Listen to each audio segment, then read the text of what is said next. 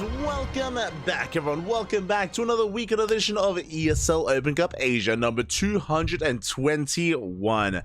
I'm of course your Slay VIP, and I apologize for missing this tournament last week, but we have recovered for the most part. We have returned and we are ready for some new StarCraft action here. We're ready with a new patch, with a new map pool, and even with some returning fresh faces. Oh boy, I'm ready. I'm excited because spawning in the top right hand corner of Ghost River LE, we have the blue Protoss player representing himself, currently teamless, deserving to be on a team. It is Nightmare. And spawning in the top left-hand corner, we have as opponent, we have the returning ex-military Zerg player. There have been some, or as some people are suggesting or even stating in the chat, he has been streaming recently, he has been laddering recently, he has returned. It's the sexy boy himself, currently teamless, the red Zerg player. It is Rogue. Here we go again. Rogue has been missing in action for a year, for quite some time, but has recently finished up his military service, and it looks like he may be dipping his toes back into StarCraft. I say dipping back in because we have seen players attempt to return from the military. We've seen some succeed, we have seen others fail. Of course, in recent memory, TY did attempt to come back and had some middling success, but TY did already announce his retirement from StarCraft 2. So again, TY was unable to really bounce back the way he wanted to. We've seen some success stories like Hero and Classic and Gumiho. We've seen other players struggle and really take a little bit longer to really get into their stride. Stats comes to mind, where Stats has been back for a year and has been at the bottom of the pack. To be honest, has been at the bottom of the pack for the past year, but has recently really come into his own, and Stats is finally coming back into form after a year of attempting to. And now we have Rogue dipping his toes back in, because you're never really gone, and it's great to see him back here. Hopefully the first of many ESL Open Cups for Rogue. For now, it is his first time back since 2022. For those that are curious, it has been quite some time, and for the time being, it is going to be a standard opener, hatch gas pool. We are forced to take the unnatural natural. Again, this was already a part of the meta when Rogue was still active. Again, Rogue, he only did go to the military in 2022, so this was very much so the meta back then. Back in 2022, I think that was just after the Void Ray nerf, or just as the Void Rays were coming out of fashion, as Hero was returning to the game, and as the advent of Blink Stalkers were really kind of shaping the meta in ZVP after the dark times that were had with the Void Ray openers. That was like 2020, 2021. Those were dark times. But now though, adepts have arrived, and this is going to be quite a challenge and quite a test here for Rogue, because Nightmare is a very solid player here. Even though Nightmare is in the shadow of all these other Korean Protosses like Classic and like Hero, specifically Classic and Hero, I would say that Nightmare is pretty comparable to Creator. I do think that Nightmare is arguably top 3 Protoss in Korea, maybe top 4, again kind of like vying for that spot with Creator, as they both have their strengths and weaknesses. And yeah, Nightmare is going to be coming in as the favorite player, is what I will say. I mean, yes, Rogue is a world champion, true, and that is an accomplishment that Nightmare never did achieve, but in current meta, in current StarCraft, I would rate Nightmare a little bit higher, as all the adepts are going to be forced to be recalled back home. We are going to be going for the Stargate opener here as a result. It's going to be Stargate opener into Oracles, into a third base. But this is where I can talk a little bit about the map itself. We're loading into Ghost River, short rushes by ground, very short rushes by ground. Again, it's basically one screen here. One screen connecting the natural to the natural base, so not long at all. The Lings have already arrived. They do force a cancel here on the pylon. We were even able to kill both adepts. Very nice damage dealt here by Rogue, as he does get some value. He does trade efficiently. He doesn't delay the third, but he does disrupt it in some way. As Nightmare, he's going to be able to get his third up and running, and now he is free to move out with his Oracles. Oracles are moving out. Lings are still just trying to find a way in, maybe picking up a probe wherever they can. Ooh, even threatening the natural, they go straight for the Adept. And the Adept is going to be falling. Yeah, Adept goes down. Again, very nice pick off. As we can see, the Lings, sure, they're not killing workers, they're not killing drones or probes even, but an attempt here or there can be worth it, definitely here. As Nightmare is moving out, but only with 4 adepts. This is typically a 5 or even 6 adept push, so it has significantly less firepower here. Threatens a shade. Behind this, Rogue just going to be joining on up, going for an Evo chamber. This looks pretty standard, to be honest. This looks like +1 melee into a Ling Roach heavy composition. This looks pretty standard. From the side of Rogue, going to be able to pick off a couple of drones here. Up 2, 3, 4, 5 workers going to be going down. Oh my god. Did I say 5? I should say 9 and 10, 11 here, as it did have oracles coming in from behind. And we're pulling Rogue apart. And again, this is a bit of a skill check that Nightmare is incorporating. The Adept and Oracle Harass is very commonplace in this meta. We've seen many players use this to their advantage. We've seen many players try and fail as well, as players like Solar, Dark, Several, Rainer, they've all gotten so good at defending against it. But here, 11 drone kills, 13 in total. That's not insignificant. That's a pretty big amount of damage here, and Rogue is going to be struggling. He does have to redrone. So Rogue is resaturating, does try to pick up a Stalker, but alas, to no avail as, oh, very nice positioning. Oh, Nightmare. Huh? God. God, I'm dying a little bit. I'm still sick, I'm still under the weather. Unfortunately, I'm still not at 100%, but I'm getting there. I'm at like 90%, maybe 95%. I'm almost fully recovered. I'll do my best. But yeah, that was really nice moves that Nightmare. He was able to lock down those Lings, able to shut most of them down.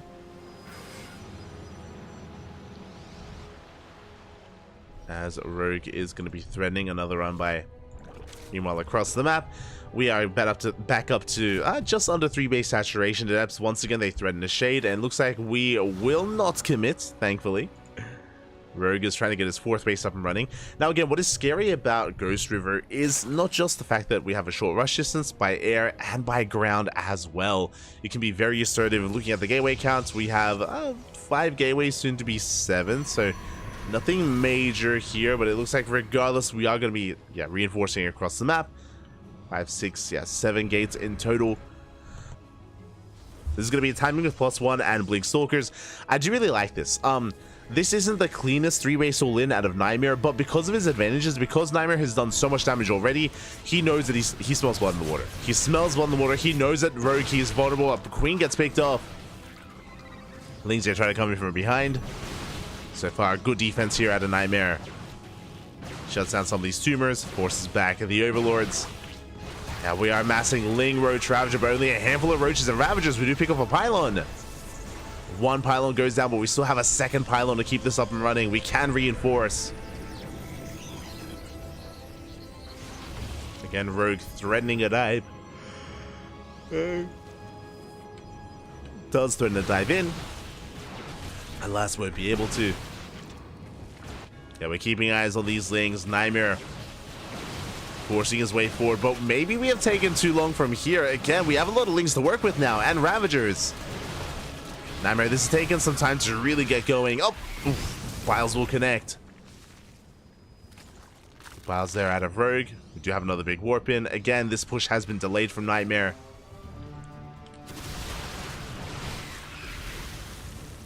Has been delayed. Rogue, he's got eyes on the would be 4th base. We see the Nightmare, he's trying to expand, and Rogue is here to stop him. Nightmare, he's in quite a bit of trouble here. Again, the longer it goes on, the better it is for Rogue, but Lings are going down. Files are barely avoided. Banelings, they do waddle in. Good reaction, though, out of Nightmare. He does warp in defensively back at home. Only 4 probes go down. And we should be able to keep on pushing.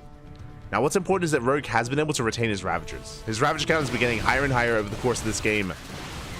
1 Ravager gets picked off. Lings once again going for a counterattack. Yeah, it looks like we want to deny the 4th, and we will deny it. And this isn't looking too bad for Rogue, not gonna lie. Denies the 4th base once again. Lings, they do slip in. No shield battery, no overcharge. Yeah, Nightmare, he has to force the issue. He has to commit. Good. Oh my god, the Biles! I was gonna say a good stasis trap here on the right-hand side, but the Biles, they do connect. Despite that, we're getting on top of the Ravagers. We're getting on top of the Roaches. Where are the Lings? They're not here. They're not enough. And it looks like Nightmare, he's barely breaking through. Boys are being pulled. We're getting 9 drone kills. Looks like 17 probes went down across the map. And Rogue, he's barely holding on. Again, this was a really shaky 3-base all-in out of Nightmare. And as we saw, he didn't want it to be an all-in. But because of that, it's like he didn't really have, again, the cleanest execution. Didn't have the gateways. He was delayed when it came to his reinforcements, when it came to his push. This is still a very close game. It's getting messy, Fab. It's getting messy. Once again, another Ling run by. This time, Oracles were kept back at home. Oracles are back home to defend. Likewise, Nightmare moving out.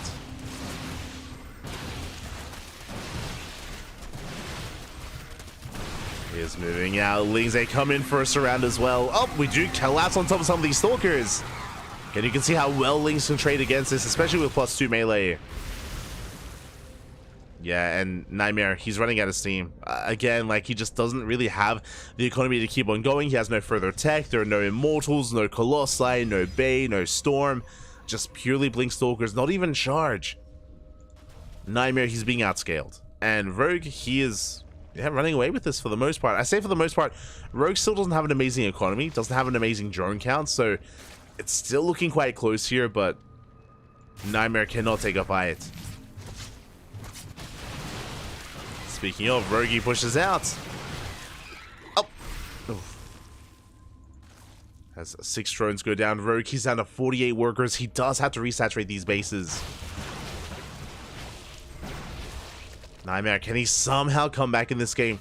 Now, finally, we have a 4th base. Wait. Now we finally have a 4th base on the way, Charge on the way, Robo for eventually, I'm sure, Disruptor or Colossus production. Bailey's rolling in. Up. 4 probes across the map. But again, Nightmare, he's finally transitioned again. This is all like, what, 5 minutes late? But it's finally on the way. Can Nightmare stabilize? Again, because of the low drone count from Rogue, I think maybe Nightmare can.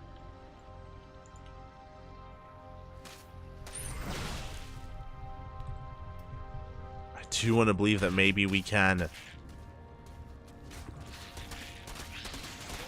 The gateway is going to be going down. Nightmare dancing with the army again. Very vulnerable Stalkers here. At the same time, coming in for some harass. Where's the Spore? Uh-oh.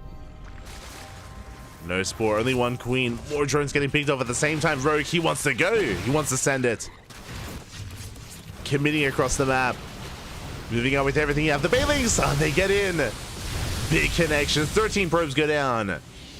That is all that Rogue needed. Cripples the economy once again. Nightmare down to 49 probes. Again, Rogue's economy isn't the healthiest, but it's looking better than Nightmare's. That's all that matters. It is looking better than Nightmare. Nightmare trying to blink back. Trying to get the hell out of here. Again, there are some really nice defensive positions here with all these ramps, with the choke points. Lings are trying to bust in as the main army is distracted. We do have a big Ling counter attack here at the 4th base. We go straight for the shield battery. Shield battery goes down. Archons are finally amassing. Again, the low drone count here is concerning, or the low economy here of Rogue is concerning, as Nightmare has a comparable economy here to the Zerg player. Despite the fact that the Zerg player has been left alone for quite some time, I would love to see a double expand. I'd love to see just take as many bases as we can, join up to 80. Rogue is maxing out, but I'm a little bit surprised that we never started a hive. We never threw down infestation, but we're still on lair tech. Oh. Yeah, Rogue, he's staying on lair tech. Can he get away with it? Ooh, that's a kill, not a cancel. And that was a kill. At the same time, a Ling run by here, but we have Archons, we have an overcharge. We should hold on. 1 Archon goes down, but a good defense here from Nightmare. He's going to be able to catch these Lings. Oh no. Bailings, they will not finish. And you can see that Nightmare, he's maxing out. He's keeping up with the supply of Rogue. And I mentioned before, the worrisome thing here for Rogue is his low base count, his low drone count, and as a result, no hive tech. Finally, infestation bits on the way, but again, we could have been working on +3 upgrades. We could have been working with Hydra, Lurker, Viper. We could have teched up into a superior army long ago, but we never did. Rogue, he never felt like he had the freedom to do so, and now Rogue is in some trouble. The pendulum swings one way and then the other. Initially, Rogue, he defended very well against a 3-base all-in, but now, as the game progresses, it's getting harder and harder here for Rogue to really close it out. Again, it took him a little bit too long to actually take advantage of his economy, to take advantage of how desperate Nightmare was. Rogue, he stayed on lair tech a little bit too long. Now we get the hive on the way. Transferring workers over. But Nightmare, he's getting to his end game. Archons, Immortals. No Storm, at least, thankfully. There is no Storm. There are no there's no Disruptor production or Colossus production. No Robotics Bay. But this Protoss army is looking terrifying.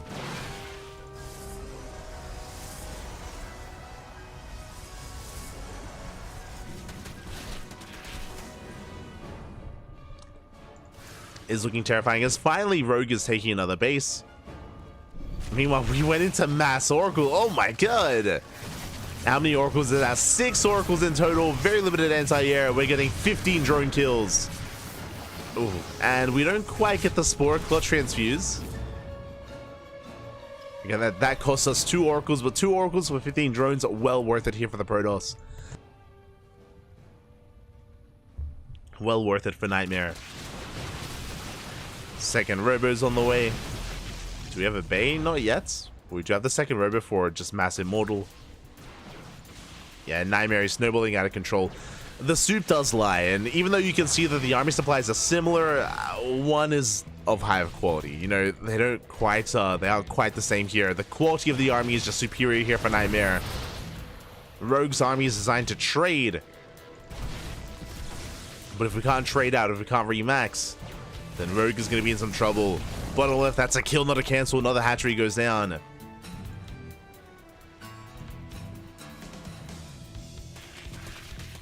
Ling Run by tries to go in. We almost get a Robo. At the same time, main army's going to be clashing. Baileys, they just crash into Stalkers and Archons. Not good connections. The Lings are coming in first round, but again, that's what the Archons are for. The Lings, they melt. GG gets called. There's nothing left here for the Zerg, and Nightmare bounces back and takes game number 1. Whew. GG. A solid, I mean, I was going to say a solid game out of Nightmare. A solid comeback out of Nightmare. What I will say is that I wasn't fond, if you remember winding it back to the start of this game, Nightmare did go for a 3-base all-in. It was a 3-base 7-gate all-in with a delay on the 6th and 7th gateway, and I was not convinced. I was like, yo, this is looking a little bit shaky. This is looking a little bit haphazard. It's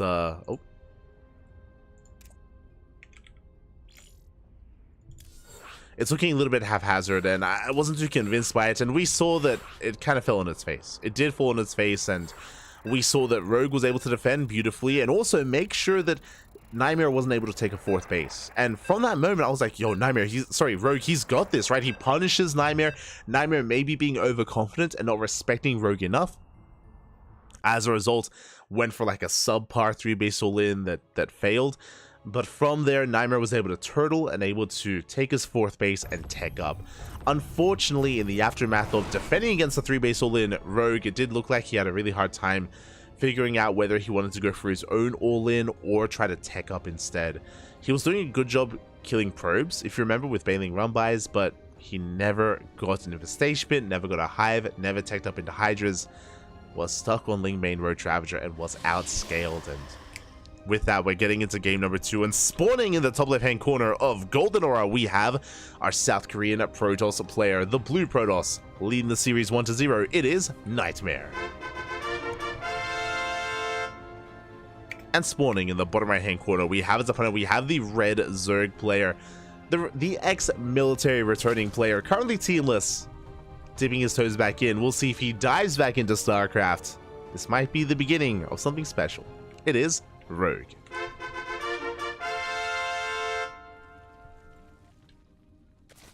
Again, Rogue having some moments of brilliance in that last game.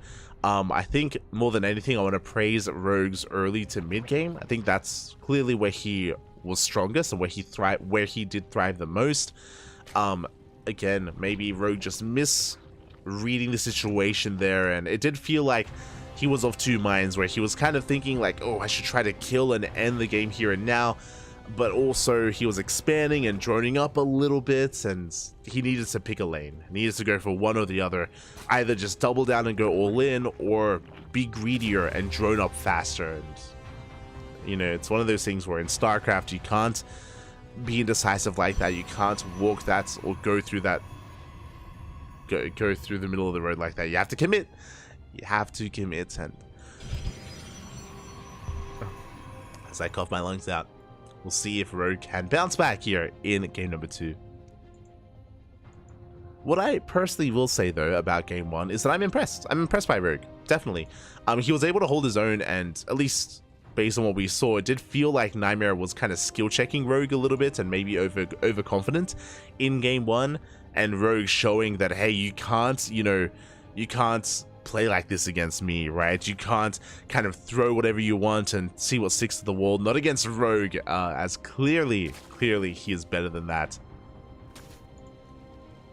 So Nightmare does have to take him seriously. You can't just try to freestyle on him, okay? No freestyling here. As Rogue is going to be taking his natural, saturating his bases. Meanwhile, back at home, Nightmare, I imagine, is going to be going for a Stargate opener into a third base, into a standard game.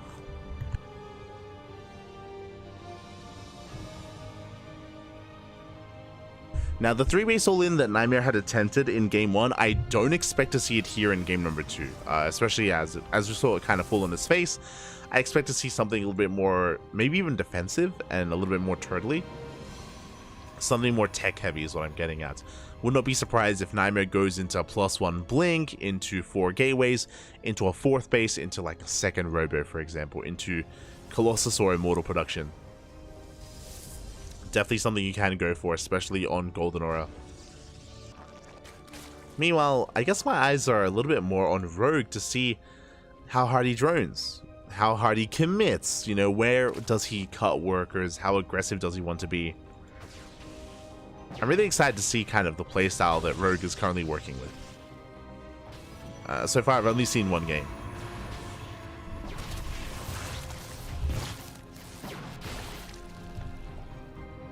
I've only seen one game as Lings are going to be forced back.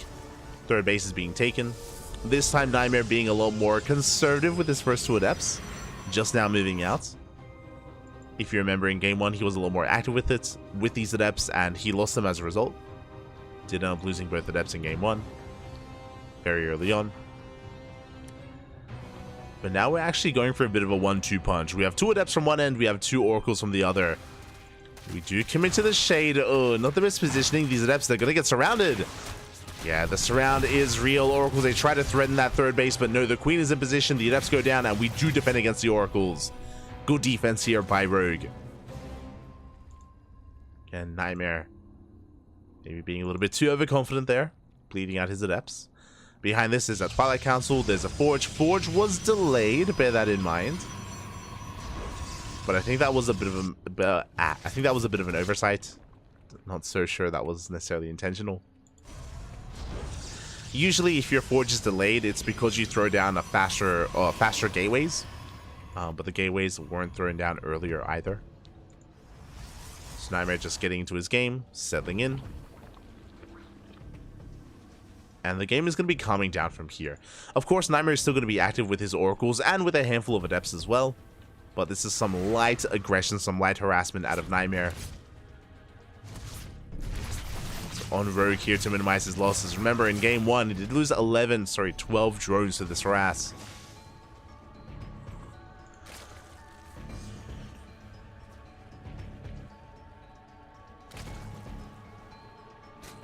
We shall see.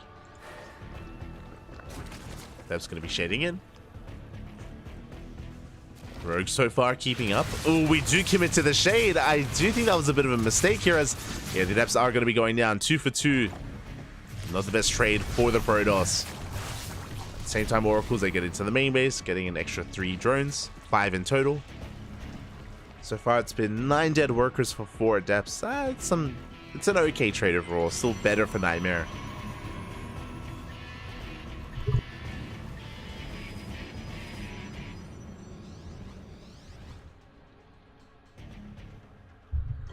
As from here, we're taking our 3rd, we're getting into our we're taking our 4th base, and this is what I assumed is to go up to 4 gateways and get into our 4th base. We did get up to 6 gateways, so we're being a little bit safer here with the higher gateway count, but into a 4th nonetheless. And we spoke about taking up, there's the bay. The bay is on the way, and we may even work towards a 2nd robo as well for Colossus production. So basically, Nightmare, he is being a little bit assertive here, but unlike the previous game, there is no proxy gateway. There's no reinforcing gateway, there's no warp-ins here. He's just moving out with his main army, he is transitioning back at home, he's not committed. And because he isn't committed, he has to be very careful with this army. Does have to babysit them. So far, clearing out a lot of creep. This is okay. Basically, Nightmare, he's just dancing on the edge of creep, just taking down tumors, containing his opponents. He's not really looking to push into a base. Like, he shouldn't be pushing into the 4th or the 3rd. Nightmare knows better. He's just skirting around the edge, keeping Rogue contained. And Nightmare, he might even come across this would-be 5th. Oracles, they do scouts. They get eyes on the 5th base at the same time. Overseer does get into the main. And we have spotted the tech. We have gotten eyes on the tech there. We get a couple of drone kills, nothing too substantial. This Rogue is going to force his back. He's bleeding out a lot of lings, though. Yeah, that was 39 lings going down in total so far. And only 1 Stalker. A very efficient trade here by Nightmare. He gets another tumor. See Rogue setting up for us around. Ooh, does catch the army. And Nightmare flying too close to the sun. Bleeds out a couple extra Stalkers. Back at home, Colossi are on the way.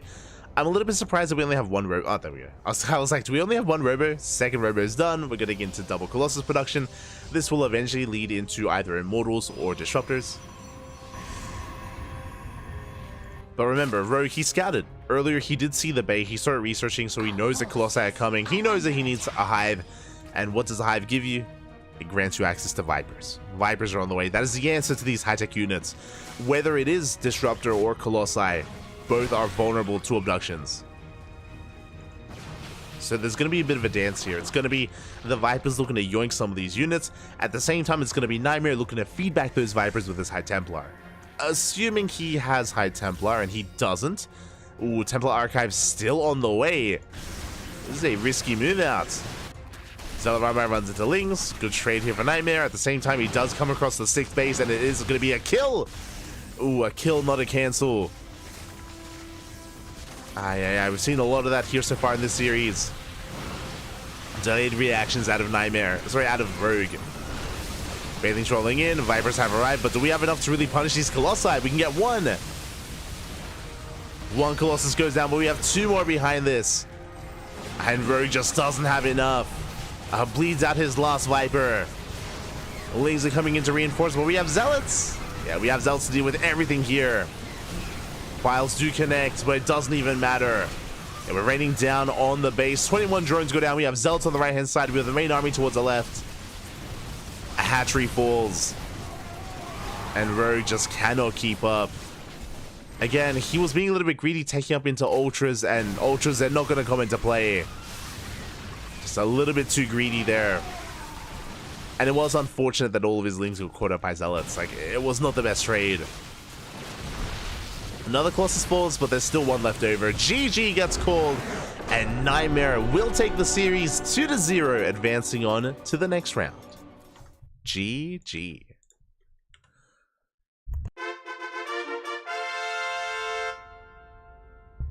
GG, well played. Nightmare, of course, coming in as the favored player, but I was more than happy to bear witness to Rogue. This is his first time returning after his military service. This is his first event back, and even though he lost here, I mean, we kind of expected Nightmare to win, and I was just really curious to see kind of the level that Rogue was at.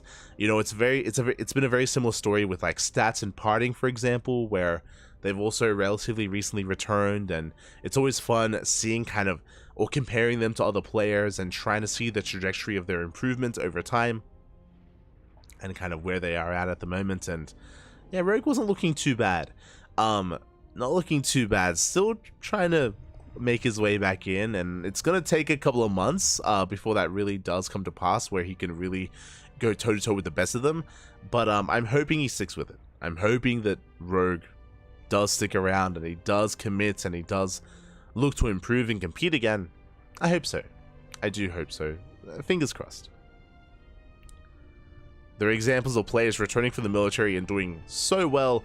There are also examples of players returning from the military and retiring in the end and not quite finding the success that they were hoping for. So we'll see which one Rogue falls into, which kind of group of players he falls into there.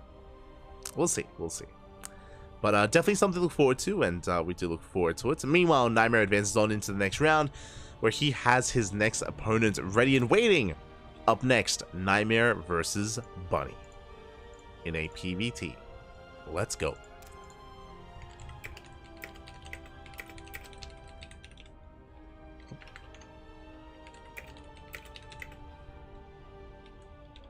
Jesus. Will cast you versus Nightmare. So I'm just messaging some players, just making sure we didn't get left behind, and we can have a look at the brackets together. Exclamation mark B. Exclamation mark B in the chat if you guys want to have a look at the bracket yourselves. From the top, we have some catching up to do. Let's just quickly refresh and see if we can find ourselves here. Okay, so we do have Honmono versus Silky. This was a series that I was considering. I was definitely keeping my eye on Honmono versus Silky. Big fan of both of them. I do wish them the best of luck. I do think that Honmono and Silky are pretty comparable in skill, and it's hard to call, but either one is going to be able to advance on into round 16, where Dark is lying in wait. Dark going to be a heavy favorite for this entire tournament. Can Dark be stopped? Oh, sorry. There we go. Can Dark be stopped? Again, Honmono and Silky are going to be facing off against each other to find out who gains the luxury of facing off against Dark. Scrolling down a little bit further, we do have Shin versus DRG. Has already concluded. Shin takes down DRG 2-0. Very, very quick result. Very nice result there out of Shin. Shin is waiting for the winner of all of these matches. We have some ZVZs that are piling up here. So potential Dark versus Shin. Honestly, that could go either way. In general, I would say that Dark is the stronger player in general, but specifically in ZVZ, that could go either way. Honestly, I could see Shin beating Dark. I could see Dark beating Shin. That's a tough one to call. Is a tough one to call there. So I wish everyone the best of luck. Scrolling down a little bit further. We have Hero versus Cyan in a PvP. Winner goes up against most likely Byun. Rex and Rebellion just finished up, and it looks like Rex takes down Rebellion 2-1. So a big win there for Rex. Congratulations for that. Meanwhile, we're getting ready for our own series, and oh god, what is the name of Bunny's team? I know he's on a new team. I need a moment though to find that. He is on, that's it, Team Falcons. Okay. Let's get that underway. Meanwhile, you can hear the beeps, and we are loading into game number 1. Game number 1 of our ZVT. Scrolling down a little bit further, again, Bunny was waiting for Rogue or Nightmare. Likewise, Oliveira is up against Coffee in a TVT. A lot of matches going on, a lot of very high caliber players. That is how things are here for ESL Open Cup Asia. We have the best of the best in Korea facing off against each other. There can only be one. And spawning in the bottom right hand corner of Oceanborn, we have our South Korean Terran player, the Red Terran, representing his new team, Team Falcons. It is Bunny.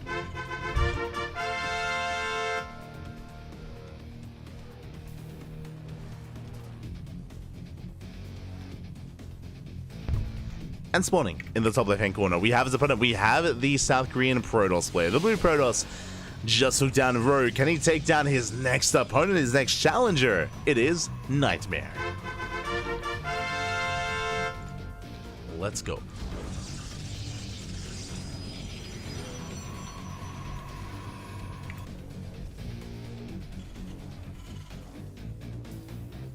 Here we go.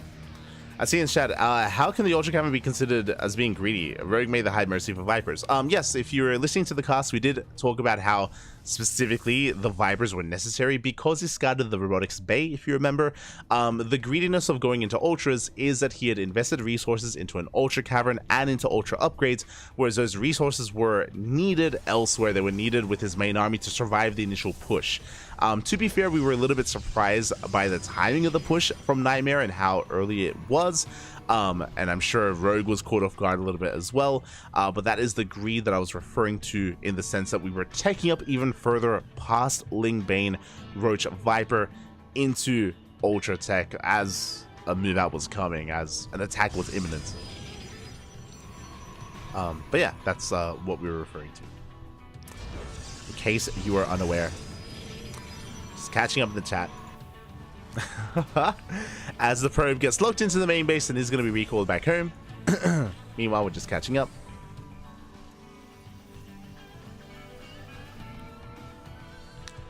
Dark Cell are going to the military, so we need a good rogue. True, as we lose one, we gain another, right? Where Dark is soon going to be going to the military, and it does kind of leave an opening for a Zerg player to rise up. I mean, you know, we still have Solar, we still have Shin. DRG has been looking very impressive as of late. Either of them could, of course, step up to take his place as the best Zerg player in Korea. To look forward to seeing how the hierarchy shapes up thereafter, as we are going to be committing here. Bunny, do we? Oh my, okay, I'm excited. Okay, so for those that are curious, this is the new patch. This is the new patch, and this is a build that was killed, essentially. But it looks like it has not died, it has not fallen, it is merely rising from the ashes in another form. Adept is going to be shut down, no scouting into the main base. For those that are curious, the armory no longer allows you to have detection required to deal with Widow Mines. Armory does not cloak Widow Mines. Instead, you need drilling claws. And I believe that's why we have a tech lab. So Bunny, he rushes into the armory like you normally would, but he also gets a tech lab on the factory, and we do have drilling claws on the way, because now drilling claws is required to actually require detection to deal with Widow Mines. So this is a new adaptation. This is a new variation of this kind of cloak rush or armory rush, and a very committed Widow Mine drop here. I'm curious, I haven't seen this yet, as the patch is less than a week old, and this is potentially a new build that can hit the meta, that can be thrown around. I'm curious how viable this is. The downside here is less Widow Mines. Usually with this build, there'd be a reactor. There'd be a reactor on the factory, which means you could pump out 4 and then 8 Widow Mines thereafter, and have just a really fast consecutive drop on the way. Likewise, of course, you're also saving resources. You're not spending as much gas here on this drilling claws, as we are taking a third base behind this. Okay, we're cooking, Bobby. We're cooking. Let's go.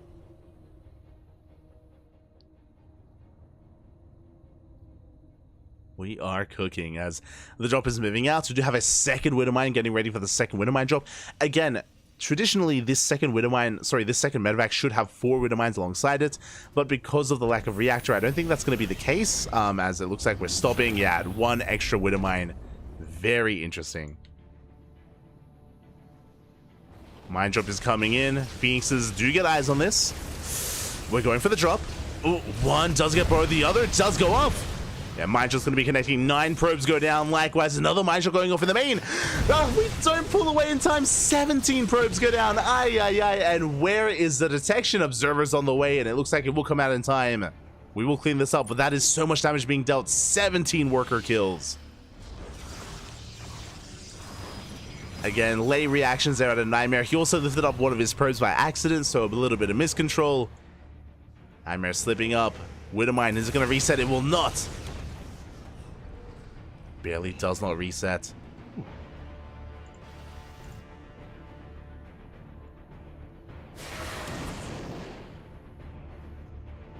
And with that, Nightmare, he's going to be able to clean this up, but we do have a secondary mine drop coming in, this time with 3 Widow Mines, not 4. Again, you know, as the build has been adjusted with the new patch. And remember, behind this Bunny, he was quite greedy, getting into a much faster third base. I believe it hasn't been seen. I believe it hasn't been spotted.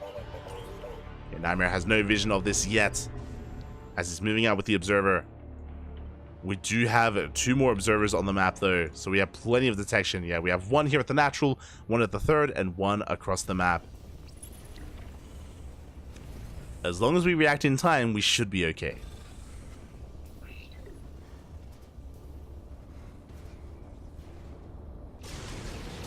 As it looks like the Phoenixes, they do manage to catch this Widow Mine. These Widow Mines even. Force them to burrow. Oh my god.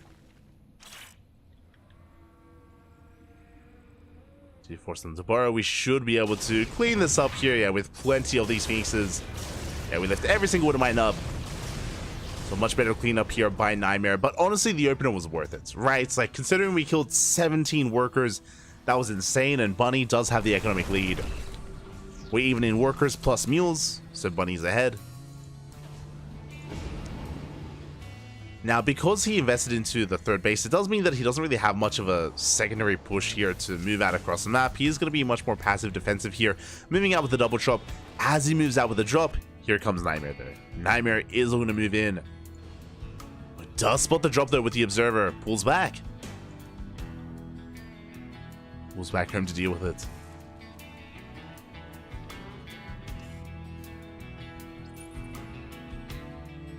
And Nightmare, he should be able to minimize his losses here. He should be able to keep up.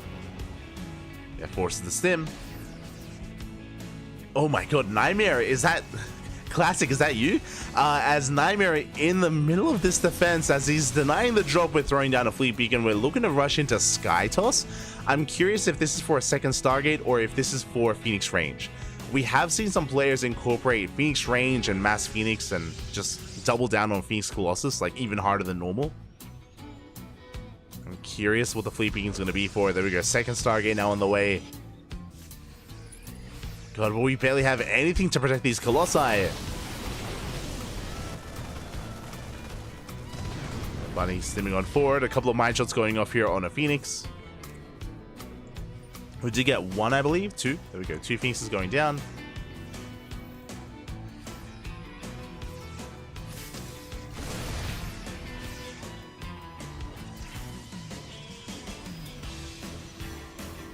Here we go. Bunny is going to be able to reinforce with a pretty massive army here as well.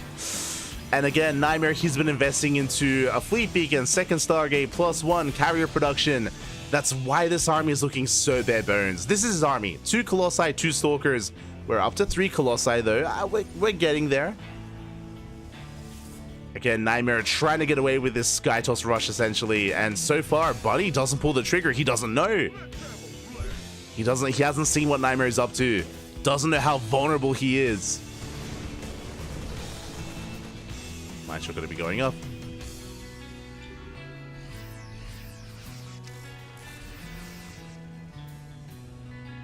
Did get eyes on that Observer. Bunny instead back at home, just focusing on expanding. It looks like Bunny doesn't actually intend to push in. He could have, don't get me wrong. He definitely could have if he had seen how little there was that Nightmare had to work with. Instead, Bunny looking to extend his economic lead, which does work out better in the long run. Little does he know though that Nightmare, he's cutting corners. He's skipping forward here in tech, rushing into Sky Toss. Even though Bunny will have the better economy, Nightmare is still going to have the better army.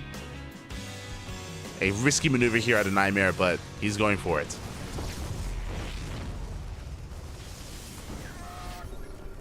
Did have to take a risk, and so far it's almost paying off.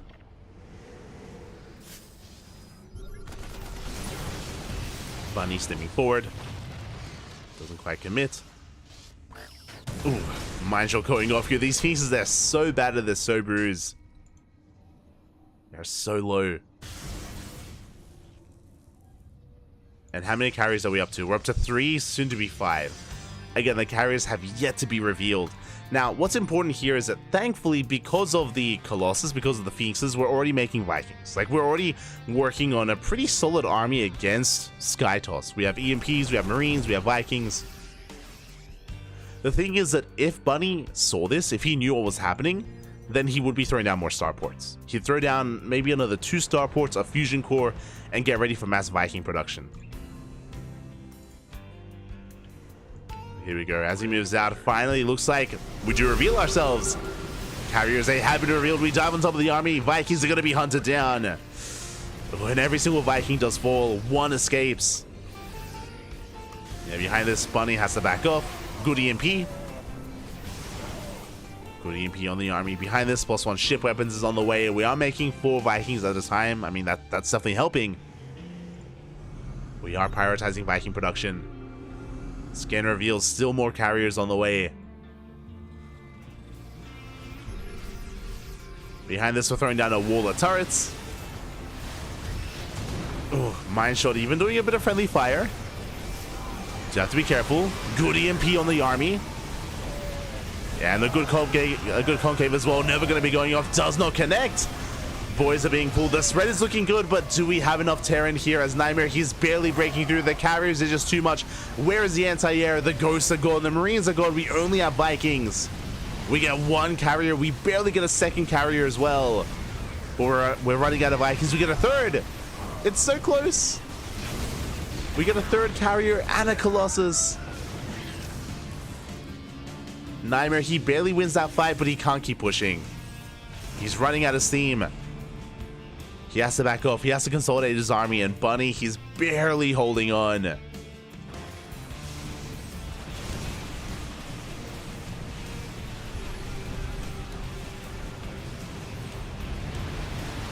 He is barely holding on. Gonna be able to collapse here on more of these Vikings. Yeah, cutting off the army. Nova goes off, zoning away Bunny. I'll zone him back.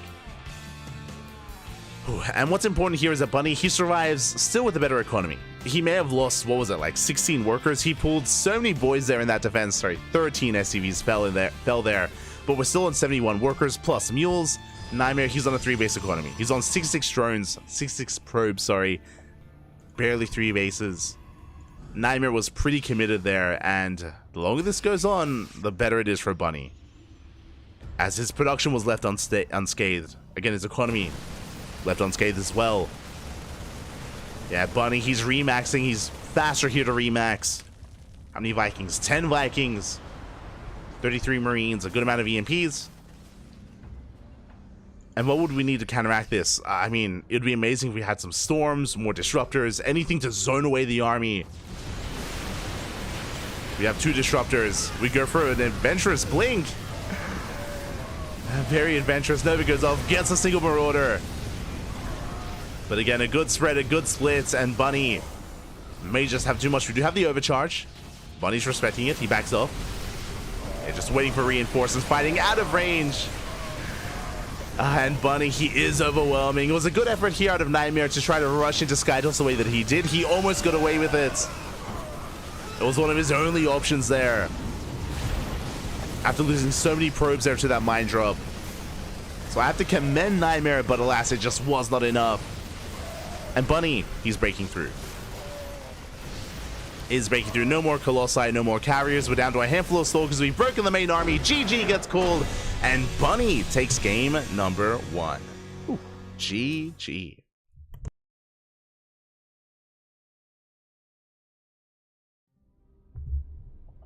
GG, well played. Oh. No. Have we crashed?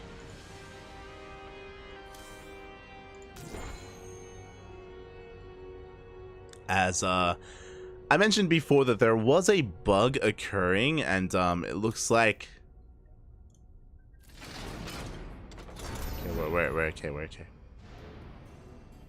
Because of that bug,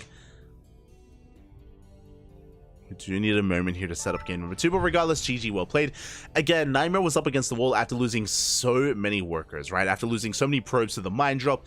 And what was his answer there? I mean, it was either to go all in, either to be hyper greedy, or be very tech greedy, or greedy in another sense, not just economically.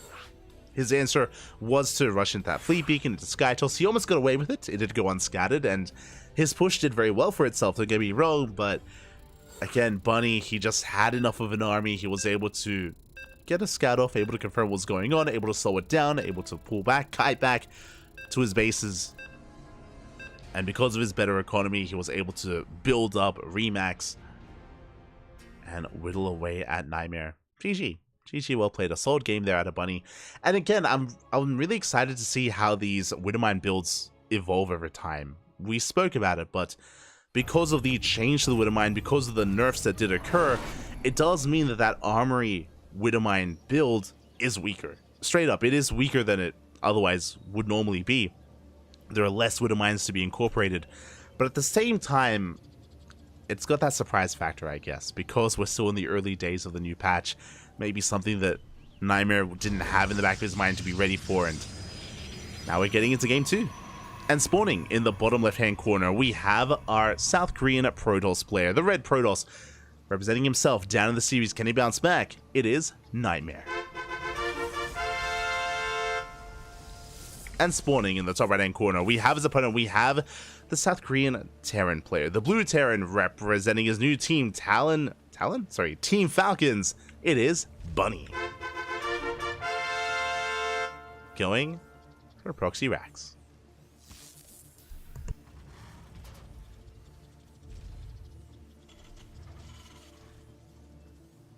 Sorry, I'm just blowing my nose. But yeah, pretty interesting here. So once again, we're going to be loading into one of the newer maps, Post-Youth. For those that are unaware or unfamiliar with the new maps, we have a free natural. The main base has a secondary base, and it is a hybrid base with gold minerals. It is insane here that we have a map like this in the map pool. At the same time, Nightmare, he scouts, he checks, he does come across the proxy, sends a second probe. I believe the rack should finish, just barely. The racks does complete. Ideally, the way this works, if this went unscattered, the racks finishes, and that SCV would have gone behind the mineral line, would have thrown down a bunker, would have delayed the expansion. I say the mineral line would have been over here, behind this mineral line. And this proxy Reaper would have dealt a little bit more damage.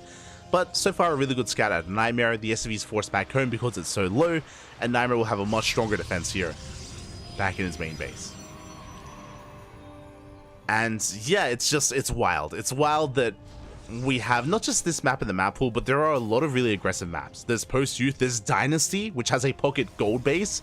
Like, there's just so many quirky and innovative maps here in the new map pool. That's, you know, a bit of a double-edged sword. It looks a lot of fun to cast, but at the same time, I do know that a lot of players have their thoughts on it just because there are no new standard maps, for those that are curious.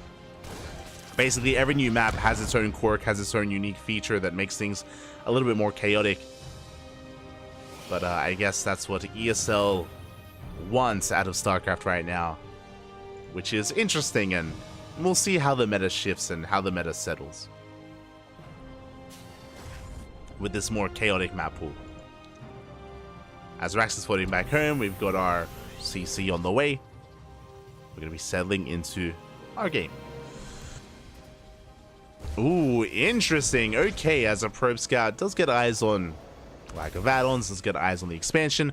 It's a robo opener. As a tech of choice, it is not a Twilight Council, it's not a Stargate, we do have a robo instead. This could lead into a couple of different directions. This is usually, or this can be a hard counter to a 3-Rax, for example, as we're going for a third CC before Starport. Okay. Very greedy. You don't often see this in this matchup in TVP, just this insanely fast third from Bunny. I mean, we had a fast third base in game number 1, if you remember, but this is insanely fast even compared to game 1. So a very greedy build here out of Bunny. Meanwhile, Nightmare again is going for a safe opener. What I was in the middle of saying was that this can be a hard counter to a 3-Rax as we can get into fast Colossus production with the fast Robotics Bay.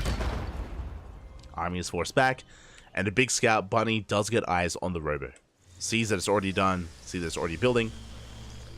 But again, this can lead into a fast bait into Colossi or Disruptors. Likewise, this can also lead into a third gateway, into a second and third gateway into a fast Warp Prism. As we can see here, again, just a really safe opener out of Nightmare, prioritizing Observers and getting into his Twilight Council.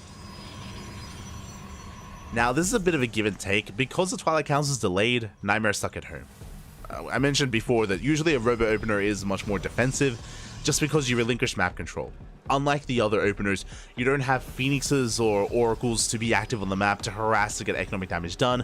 Likewise, you don't have Fast Blink Stalkers for map control either. So, because of that, Nightmare is kind of relinquishing map control, and because of that, Nightmare can't punish what he's scouting. Big scout here out of Nightmare. He does confirm the third CC, but honestly, Nightmare can't do anything about it. Nightmare, he sees the greed, and he just has to look upon it. Ooh, and our answer to it actually is going to be a Dark Shrine. Okay. So we're taking up even further with the fast Robo. We have Immortal Production, Charges on the way, not Blink, and we're sneaking into some Dark Templar. This is an interesting choice. As you can imagine, DTs are very hit and miss in this matchup, just because we do have access to detection with scans. The other scary thing here is because of the fast third orbital, I mean, that's extra scans. As we can see here, we have plenty of energy for scans, so it is risky to go for Dark Templar. Not impossible to work with, you know, if Bunny's macro is too good, if he mules too hard, then he won't have scans available. We could still get damage done. We'll see. It's all about the execution. We'll see if Nightmare can make this pay off. Behind this, Bunny just building up towards his bio-tank army. Again, shouldn't be committed too heavily to tanks, only making a handful. Without Blink Stalkers, there's not much reason to commit too hard. As we can see, we're going for an add-on swap, and this should be for Widowmine production. As we no longer have that tech lab on the factory.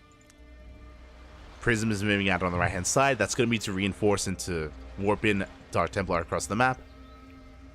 Observer does have eyes on the main army. Research complete. He's aware of that at least. No turrets, bear that in mind. Again, Bunny, he hasn't seen much of anything. He has not scanned the main base. Bunny is in the dark. DTs are waddling in. And how many scans are we going to have available? None in the main. Ooh, no scans yet. We need a little bit more time here for a scan available at the third base. Likewise, DTs, they do get into the main. Turrets are still on the way.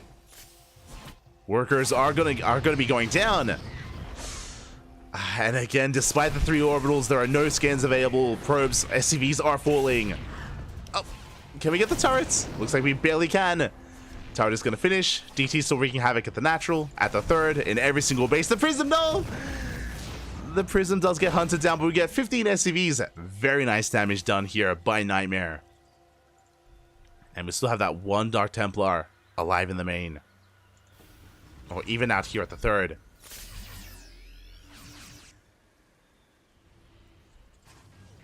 As the army moves out, the DCs, they come back in.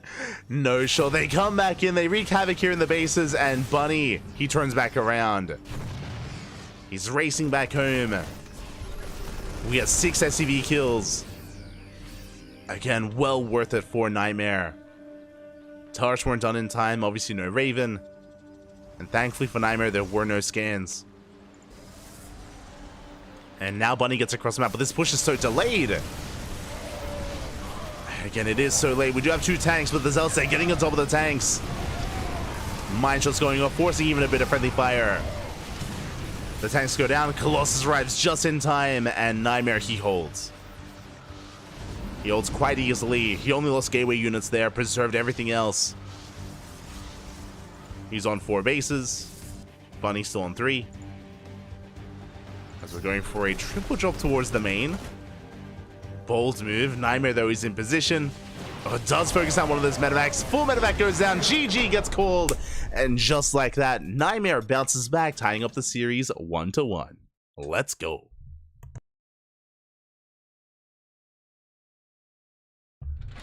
GG. Okay. Bunny. Boppy. Or even Nightmare. As it looks like we do have Again, a couple of lobby bugs occurring here, but regardless, GG, well played. Nightmare, he gambled a little bit there with his Dark Shrine response to the fast third base, but as we saw, the stars aligned, right? There were no scans available. As a result, the Dark Templar, they killed, what was it, 15, 16 SCVs. They were able to come back in, get more damage done, and of course, they scouted, they confirmed the move out, they even forced the army to come back home, delaying the push, and made sure that Nightmare was so well prepared for it back at home. GG. And again, because of the robo opener of Nightmare, he had already built up Immortals, he had already worked towards the Colossi, he had everything he needed to defend. Bunny kind of playing to the beat of Nightmare's drum there, and now we find ourselves in the ace match. We find ourselves getting into game number 3. Let's go.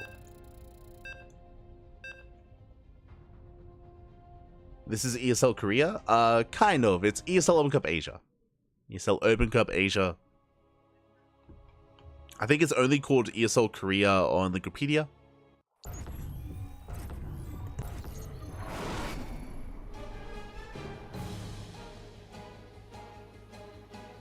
But you can find it under that name on Wikipedia if that's what you prefer. But here we go. We're getting into game number 3. We're getting into the ace match, and how will this story end? How will the story unfold? As spawning in the bottom right hand corner of Site Delta, we have our South Korean Protoss player bouncing back in game number 2. Can he go even further? Can he take the series? It is Nightmare.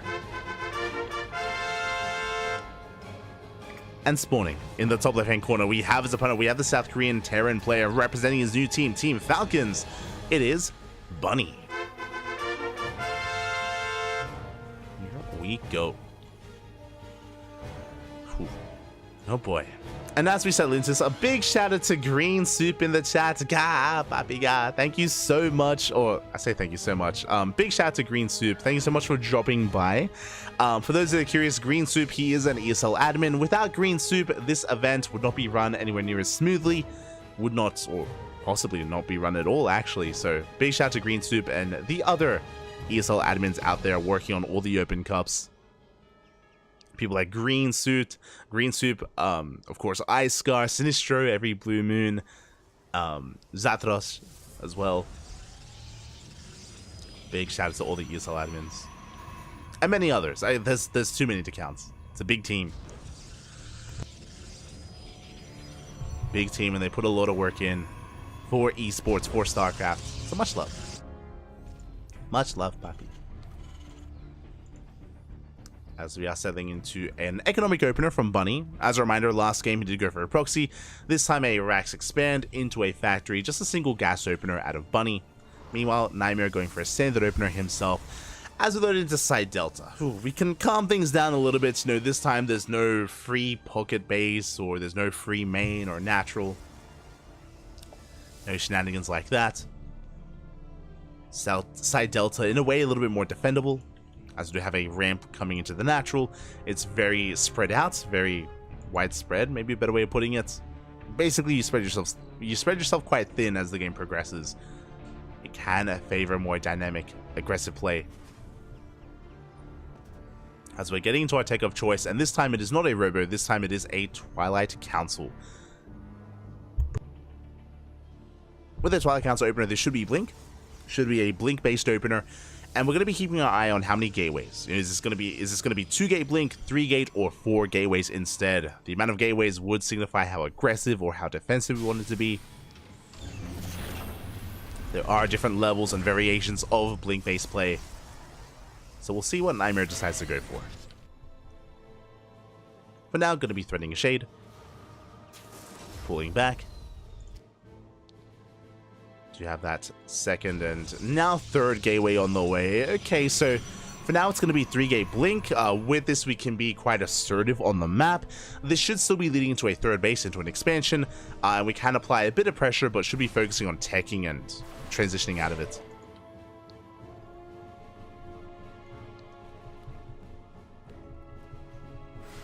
As Nightmare's not going for the most economic variation of this.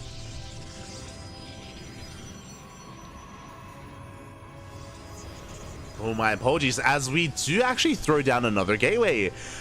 And here we go. That is going to be a fourth gateway from Nightmare. Max Packs, is that you? Bit of a Max Pack specialist. It's a build that he's been known for just because of his execution of it and how successful he's been. Again, I was talking about 3-gate blink. Scratch all of that because we have 4 gateways instead. With 4-gate blink, we can be very aggressive, very assertive. This is not an all-in, bear that in mind. The third base is going to be delayed, though. It's going to be delayed a little bit longer, and we do have to commit. We do have to get damage done. It's going to be on Bunny to scout, to respond, to react, and to get a read on what exactly is happening as he's going for his own mine drop. Now, this mine drop isn't really designed to get damage done. It's designed to scout. It's designed to, wreak a little bit of havoc, maybe get some probe kills, more importantly, get a read on the tech, and we do get eyes on the Twilight Council. The boys are a bit of a late reaction. Oh, God. The mine shot is going to go off. 4 probes go down. That could have been so much worse. The main base was looking very chaotic. What's important, though, Bunny, he saw the Twilight Council, saw an extra gateway. Should be aware of at least 3. As, of course, he knows that there's a Reaper Cliff gateway and most likely a gateway at the Natural. Prism is moving out. Nightmare is setting up for his counterattack. And back at home, what do we have? A bunker on the low ground. We do not have a tank, by the way. Bunny, he's exposed. He's going for a reactor. Uh-oh. He's skipping the tech lab. He's going into Marauder production instead. Bold move here out of Bunny. Very bold move, relying on Marauders instead of tanks. As I say that, Nightmare, instead of expanding, that is going to be 2 extra gateways and a Templar Archives. Stalkers, they get across the map. Basically, instead of warping in, we're throwing down tech and additional gateways, so no extra warp-ins across the map. 1 Stalker goes down. Getting 3 SCVs, that's an okay amount of damage. But again, you can see Nightmare just rushing into Storm of all things. Has a mine shot. Oh, not quite going to be going off. Trying to zone back the army. Another 4 SCVs go down. I'll say that, sorry. 4 SCVs in total go down. Nightmare is going to back off Bunny. He has defended quite well. But again, a big reason for that is because Nightmare did not commit. He did not commit across the map. Job is coming in. Storm is not done. The High Templar. We go for the feedbacks. High Templar forced to morph into Archons. Nice pick off there out of Bunny. He gets a pylon. And he can stand his ground. No shield battery pick up. We just drop into the Natural. Storm has now finished, but we don't have a Storm available. We go for the shield battery as well. Probes are falling. This shop is getting far too much done. It's getting far too much damage done. We even focus on the Temple Archives. Oh my god, massive pick off. Unfortunately, we don't deny Storm, but regardless, no more High Templar. Yeah, only a handful of Storms remaining here. High Templar looking exposed. Mine shots going off. Nightmare, he is going to be able to hold on. But he is vulnerable. Bunny going to be reinforcing. Now going for his 3rd. And we'll see if Bunny can pull Nightmare apart. He's got a bit of a tri-pronged attack. He's got a double drop towards the north. He's got another move out towards the center. He has a medevac drop here towards the bottom right, but it's only a single medevac, only 2 Marauders. Sorry, 2 Widow Mines.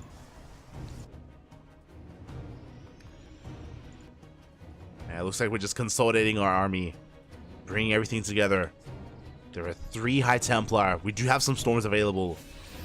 They're in the War Prism. Speaking of, there's the first Storm. There's the second. Pretty big Storm there on those Marauders, and we have 1 Storm left. Army going to be cutting back. Big mine shots there on the Zealots. Nightmare is holding. At the same time, Widow Mine Drop comes in. Oh! Ooh. Big connection. 4 probes go down. Oh my god! Bigger connection there. 11 workers go down. Ay, ay, ay. Bunny making some magic happen here with these drops as he drops into the main base. Nightmare, he's out of position, racing back home. Do we go for the Templar Archives? Once again, we get 2 High Templar. Very valuable pickups. be quite well against Zealots. Pulling back out. The draw play continues as Bunny takes his third. And even though Bunny's been stuck on 2 bases for so long, he still has a comparable, if not better, economy than that of Nightmare. 51 probes against the 52 SCVs. So again, the pressure has been on Bunny to get some economic damage done, and he's been doing it. He has been quite successful here. Going back for another drop into the main. This time we're in position. Likewise, Zealot Rambai is going to be forced back.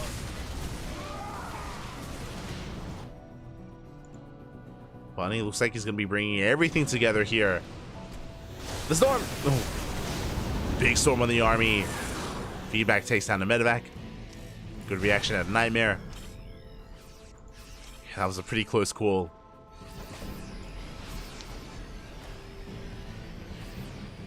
So Bunny is going to be pulling back. Okay, the very mobile army, just Fire or Marine Marauder Ghost. Incorporating a couple of Vikings. Main army is going to be clashing. Zealot Rambai comes in. Oh, Bunny is forced to pull back. Does manage to defend at the same time. Bunny gets caught with his fans down. 2 medevacs go down. 3 medevacs go down. Ay, ay, ay. As Nightmare just pulls Bunny's attention apart. Gets a good amount of damage done. Nightmare is fighting back. Behind this, thankfully, we're not just relying on storms. Colossal production has commenced. The problem here is that I would say that Bunny, he's ahead in tech. I mean, he's ahead in a lot of aspects. Because of his better economy, that leads into a better army. That means that even though we're now working on Colossi, we already have the answer. We already have Vikings amassing. It's still an uphill battle here for Nightmare. Zealot Rambai catches a ghost. Wouldn't mind's going to be able to deal with at least one Zealot Rambai. Yeah, the other does crumble.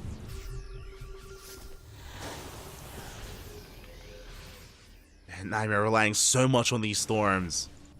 And that's the only way that Nightmare can win a fight, to be honest, is with the most perfect storms available. Without them, Bunny, he can just EMP and just mow his way through this. He can just roll Nightmare over.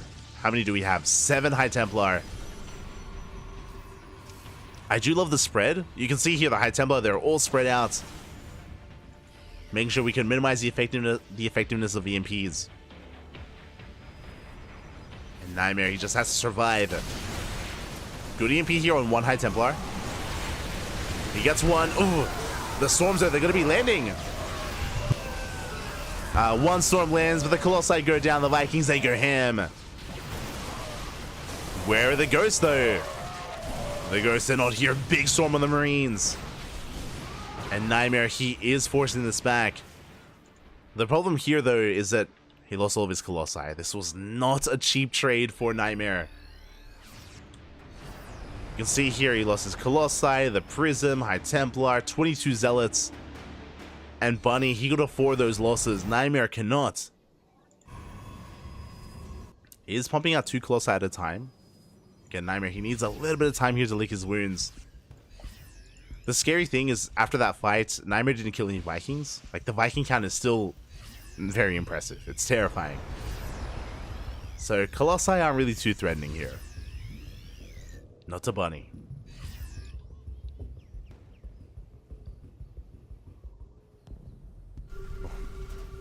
As Bunny's going to be calming things down, backing off. Of course, he has to rebuild his ghost count. Nightmare settling into his 4-base economy. Something that would be amazing here once we get a handful of Colossi as we deny the 5th is Disruptors.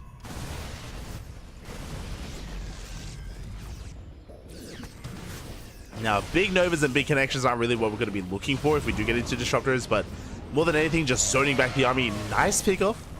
We get a full medevac.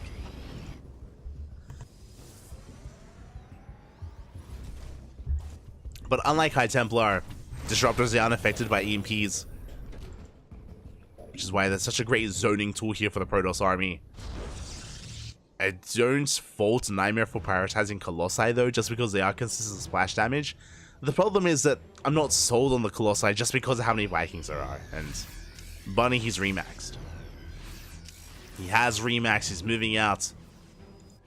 Nightmare bringing his army together. Looking at the units tab, we have 4 Colossi, 6 High Templar.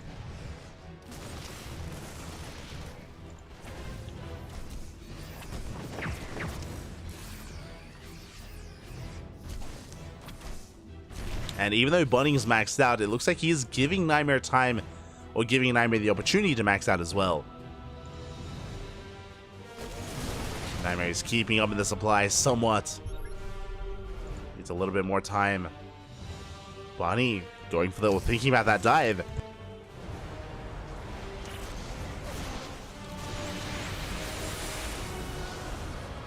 There we go, leads the charge with an EMP. Couple of ghosts get feedback. Big storm on the army. Oh my god, we just take it to the face. Get a massive storm there. Meanwhile, good EMPs from Bunny. But more storms are available. Oh my god, I spoke too soon. Once again, the EMPs do connect. At the same time, a big Zealot run by does catch out a ghost. Does catch out some SCVs. And Bunny thinks about turning back around. He doesn't know. Zealots pushing towards the natural, wreaking havoc in a lot of bases. A lot of bases are under fire. 9 SCVs go down, we catch more reinforcements. We deny any kind of mining here at the 3rd, and Bunny still doesn't gain any ground. And because he's taking so long, more High Templar, more storms. More High Templar and storms are coming in. Little Mine gets baited out. The Zealots are finally going to get cleaned up, not without killing even more SCVs.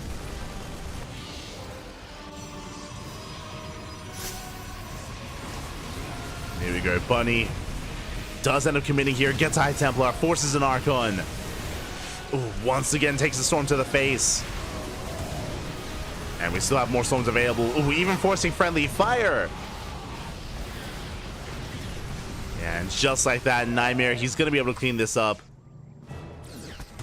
Cleans up all the Widow Mines, forces Bunny back home. And behind this Bunny, look at his worker count. He's down to 47 SCVs. Again, that Zealot run by may have just won Nightmare this game. It's still so close though. Oh my god, the EMPs are insane. We blanket the entire army of Nightmare.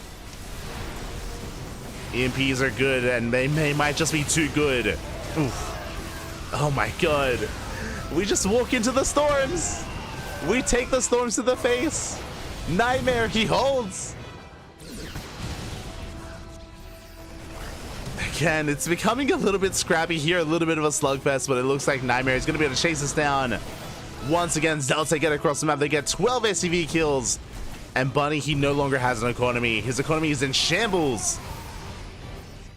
Nightmare, are we overextending? No, we're not. We have enough. And Nightmare, he has done it. This was a rough game for him. Things are looking dire, but GG gets called. Nightmare, he bounces back, and he will take the series 2-1, eliminating Bunny from ESL Open Cup Asia. GG. GG, well played. Congratulations here to Nightmare. Again, things weren't looking too hot for him.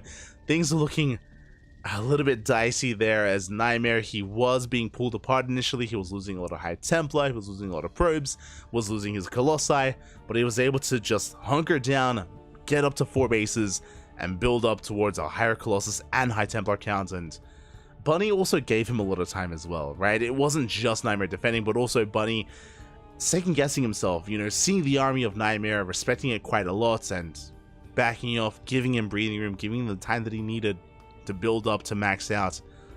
And yeah, the storms are pretty insane. Not just the storms though, as we mentioned, the Zealot counterattacks, the Zealot run-bys.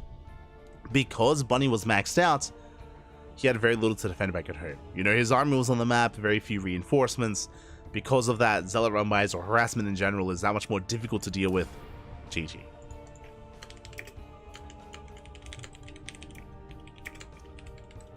GG, well played. Congratulations with that. Nightmare advances on into the next round, and we have to take a moment here to have a look at the bracket ourselves. Exclamation mark B in the chat if you want to have a look at the bracket instead. guys want to have a look at the back yourselves, and we have some updates. We have some updates here. Honmono, he took down Silky 2-1. Pretty big results.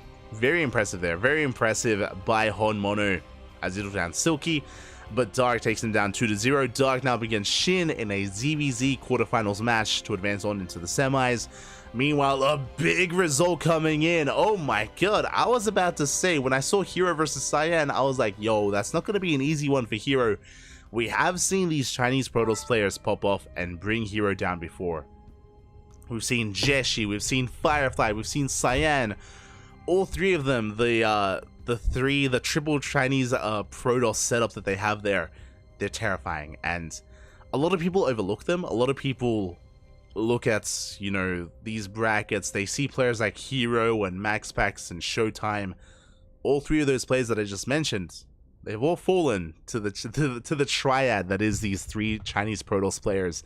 They're terrifying in their own right, and especially in the PvP matchup. And Hero has fallen victim once again. He does fall here to Cyan, so a big win there for Cyan.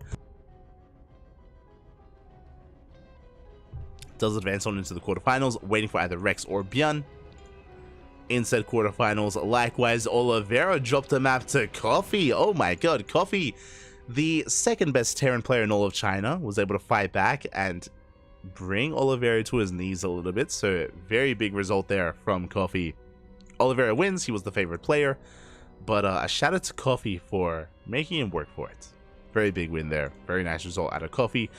And that is our next player. That is our next opponent, Nightmare. His opponents, they do not get easier. He takes down one Terran, but another rises to take his place. Bunny falls, but now Oliveira, he comes out as our new challenger. Let's go. Nightmare versus Oliveira is going to be coming up next. We just need a moment to set things up. Scrolling down a little bit further, we have Creator taking down Firefly 2-1. Again, a very hard series to call. There's a lot of hype around Firefly. We are big Firefly fans here on the channel. And that did go to the ace match. Creator comes out on top. There's the other Protoss. It's, again, Cyan, Firefly, and Jeshi. The three of them, they're tyrants. They can cause some big upsets in these weekly tournaments. We can see that Jeshi this time falls without taking a map. Cure does take the 2-0. And Cure is up against Creator in the lower quarterfinals. So it looks like, for the most part, all the quarterfinals matches are underway. They are underway. And we're going to be following Nightmare into Oliveira into the lower semifinals, most likely. That's going to be where we are headed. That's where we are going to be following.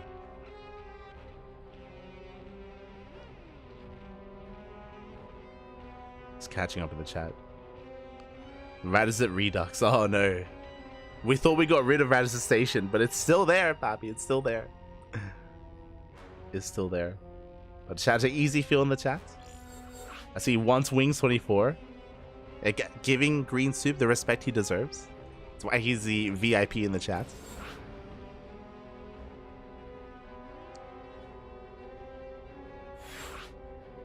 What a game from Nightmare. Yeah, really impressive. Really impressive comeback there at a Nightmare. As we are getting ready for our next series. For our next match. Again, going to be another Terran versus Protoss. A matchup that Nightmare is known for. I've spoken about this before, but Nightmare, he has some killer PvP and PvT. We've seen Nightmare even take down the best Terran players in the world. It's his PvZ that he struggles in the most, whether it's Solar, Shin, DRG, Dark. The Korean Zerg players usually have Nightmare's number, but I don't know if you saw the brackets. I didn't see a Zerg player, not in this half of the bracket, so Nightmare, he's poised to make a deep run.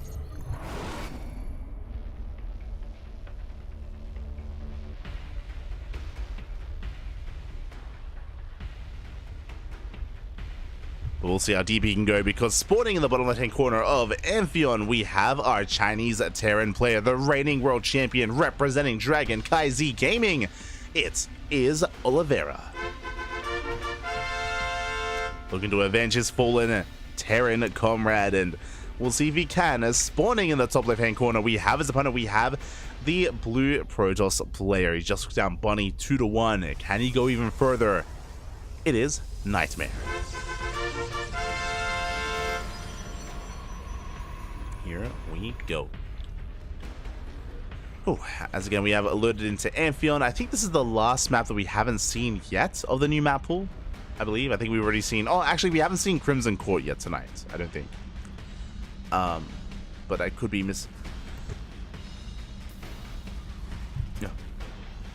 misremembering. As we're loading into Amphion, for those that are curious, Amphion is a really interesting map. Short rush distance by air, by the way, here on the left-hand side. And we do have a mineral wall that we can mine through. If we mine through these minerals, we gain access to the triangular third base, and also to a hybrid base. A hybrid base here in the center of the map as well. We have seen players expand very aggressively towards their opponents, and even take these bases as their own. So definitely something to keep in mind. Otherwise, you can just expand in a linear fashion towards the right-hand side instead. But we do have another mineral wall. I believe we have another hybrid base here, but only 2 gold mineral patches as opposed to, oh no, yeah, the 2 gold patches here as well. So not the most impactful hybrid bases. Just a little bit of a bonus available there if you do take it. As we are settling into our TVP. Likewise, you can see here that it's quite difficult to scout. It's very reminiscent of Radisson Station, where, as you can see, this Reaper cliff can be walled off, which means the Reaper can only advance on here on the right-hand side. There is a cliff face here next to the ramp, thankfully, so we can gain access to the natural. But again, it's all from one direction, and it is a little bit harder to bypass the units of the Protoss. We'll see if we can.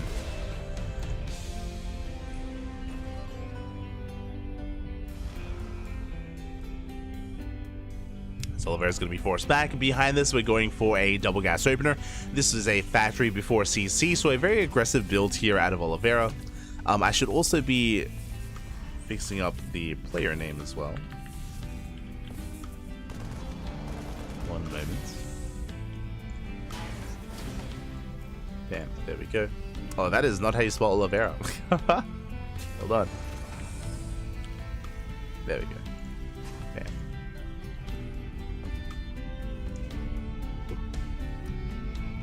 As Oliveira, with this faster factory, is going to be going into a faster cyclone. We have that medevac on the way for some drop play as well. We'll see what kind of damage Oliveira can accomplish. As behind this, we have Nightmare going for a Stargate opener, which makes sense. Again, Amphion can be quite defendable, as we mentioned. You know, we do have a ramp here leading to the natural base, which we can hold on to. Likewise, we can even expand here to the triangular third, which is a safer base to expand to as well.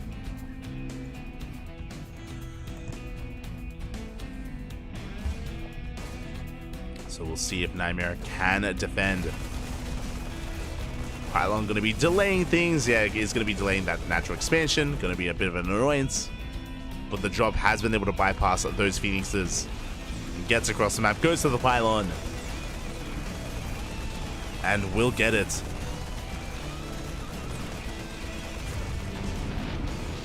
Pylon is going to be going down. And this Oliveira going to be pulling back. Not quite committing. And Nightmare doing Protoss things here. Opening up Phoenix, yes, but following it up with a Robo. This looks like the beginnings of Phoenix Colossus. There are Phoenix Charge builds. There are Phoenix Charge compositions, that is true. But it looks like Nightmare isn't quite going in that direction. As Phoenixes are going to be picking up a couple of SCVs across the map, but as the Phoenixes move out, here comes the main army, and Nightmare is out of position, is racing back home. It's turning back around. Looks like we don't quite get an Adept. Pulling back towards that main. The Bay is on the way. Bit of a supply block. Immortal was delayed. A big delay on the Immortal. And you can see Oliveira inching ever closer. Getting closer. Trying to get on top of that Robo. Trying to deny that Immortal. Big tank shots going off. I love the positioning here of the Widowmine to protect that tank. Speaking of Nightmare catching reinforcements, oh, that is going to be a free tank for Nightmare. Very nice pick up. At the same time, the Immortal has arrived. And more Marines going to be going down. Oh, that Robo getting very low. It is getting low. We dive on top of the army. Mine shot goes off. Oh, Phoenixes, they cannot commit. And Oliveira, he's pushing in. Again, that Immortal's still so very low. The Robo as well. Oliveira, he's so close to breaking Nightmare. Tank is lifted and Nightmare, he barely forces us back. Oh my god, he will hold, he will defend. Nightmare, he will barely clean this up. And behind this, third CC is on the way. It's almost done. Nightmare, he was contained to 2 bases, by the way. This should not be happening. We have a situation with the Terran player. He's going to be up in bases compared to the Protoss. Oliveira, he may not have broken his opponent, but did do enough damage and can now snowball out of control and get ahead in the economy. Oh boy.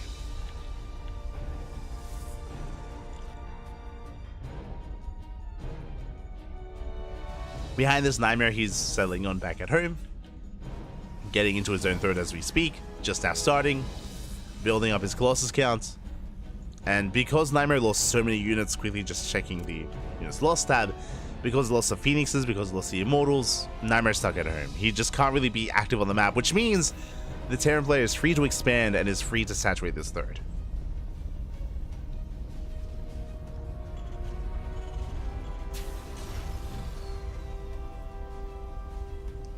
With this, Oliveira should be in a good position. Yeah, tanks are repositioning, rotating over. Behind this, we have Stim, +1 on the way, building up towards our bio-based army.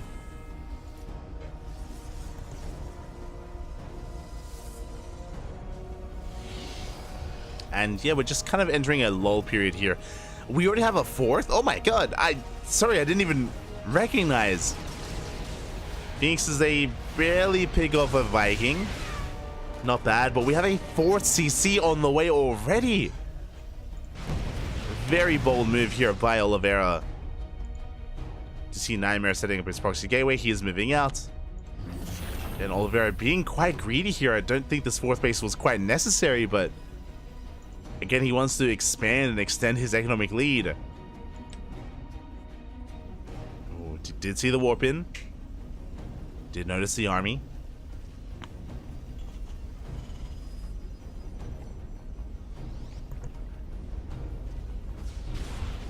Colossi in position, reinforcements are on the way. Oliveira being forced further back here. Again, did invest into that base. No fight coming into play. Looks like tank is going to go down. Not a bad pickup, but we're bleeding out every single Phoenix. Another tank with the high ground goes down. But Oliveira, he has enough to hold on, and he doesn't even have to take this expansion. Yeah, he takes the center base instead.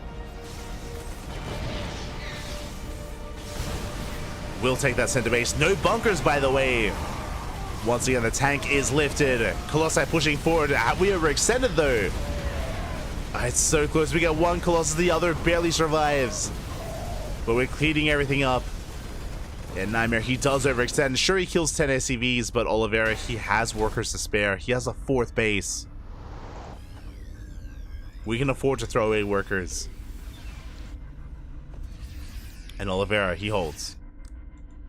A Colossus does survive, but Nightmare, he was pretty committed. Again, there's no 4th base. Just now starting, by the way, for Nightmare. No further tech. There's no +2. There's no Temple Archives. It's just now on the way. Clearly here, Nightmare was not intending for this game to go on any further. That push was designed to kill, and it didn't. It didn't kill, it didn't do enough.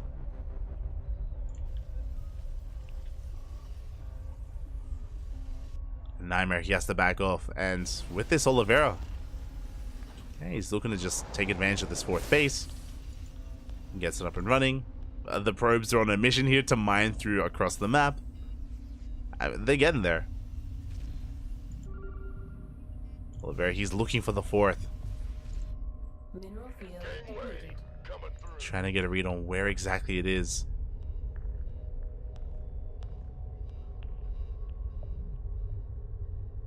Speaking of 2-2 upgrades, now on the way here for both players. Disruptors in production, second robo as well for double disruptor production here for Nightmare.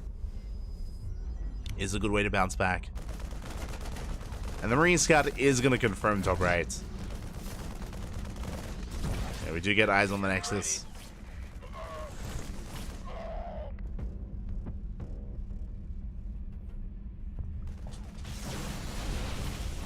Do get eyes on the expansion. Nightmare is going to be pushing. Again, he's moving out with one Colossus, with one Disruptor.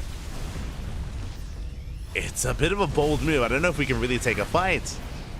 Not against Ghosts. And Ghosts have arrived.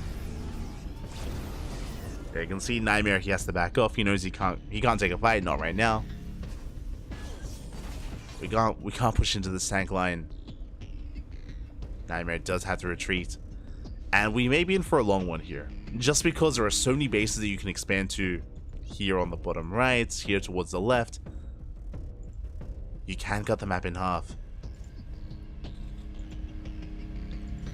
And there are a lot of points of elevation that you can use to your advantage. What I will say is that once these rocks get knocked down in the center of the map, the attack path becomes a little more straightforward. And it would be a little more difficult here for a player to defend against a push from that center path. So we'll see how our players do maneuver.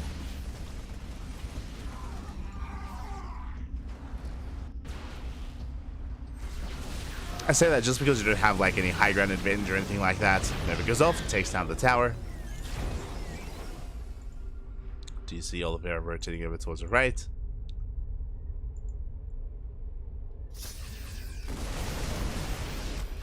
Wilfrey gets picked off. We still have that mineral wall working. It might be worth just muling. Oh, as the Zealot Rabbi comes in, we get 8 SCVs. Pretty good damage.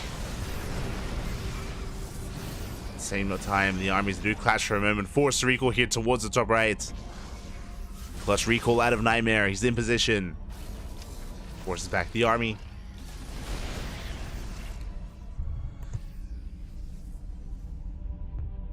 Again, we can't quite threaten that center base. Purification Nova is going to be going off, forcing back the army. The Novas, they connect with the tanks. We get one, and we're barely getting the second. Good EMPs, though, from Oliveira. Does hold this position. The tanks, they barely survive, and we can keep pushing. I'm a little bit in shock that we have not shut down this proxy yet, but regardless, Oliveira, he is breaking through. That's a lot of disruptors. Good EMPs. EMPs on the Army Novas, they connect with the tanks. Marauders, they sim on forward, but it looks like Oliveira just doesn't have enough. Take gets the Colossus though. But he is cleaned up. Again, only 2 units survive. We have to pull back. Oliveira still rallying everything across the map. Did get 8 probes. Sending out a Winter Mine. Barely out of range of that Nexus. And this mineral wall means that we just cannot quite commit. Yeah, we can't push in. Gonna have to back off. Finally, looks like this proxy has been found.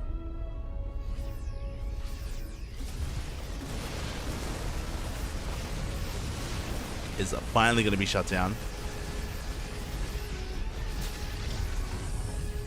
As Oliveira, he is on the brink of maxing. Meanwhile, Nightmare behind this did threaten the fleet beacon, is working towards a second Stargate and a carrier transition.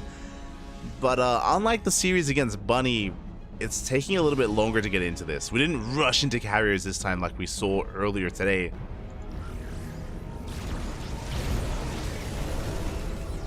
It is going to take a little bit longer for those carriers to really impact this, fight. Impact this game. So Oliveira, he's being very aggressive. He sees disruptors are on cooldown. Carriers have been revealed. There he goes off. Ooh. Big connection. Do you connect with the Widow Mines? So far, Nightmare is holding. This is where I would love for Oliveira to be more mobile and go for drop play. To go for some split pushes. Like, honestly, these bases are pretty spread out, and Nightmare is having a hard time, likewise, spreading out his army. There we go. Triple drop towards the left-hand side. There is a spotter pylon. There are pylons in position, and they do spot the drop.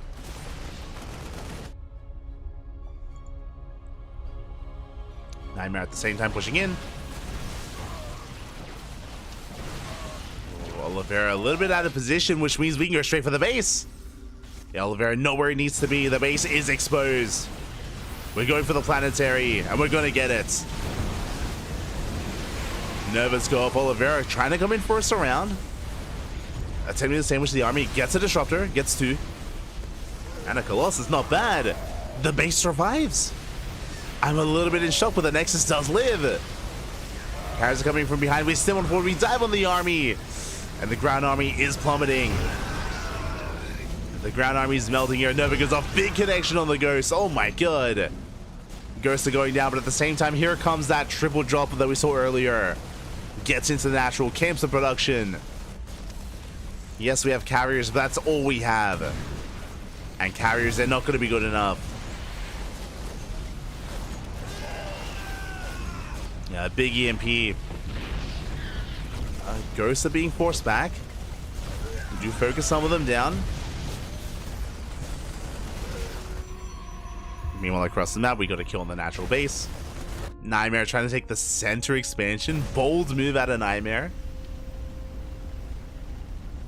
Not sure if he'll be able to get away with it, but a bold move nonetheless.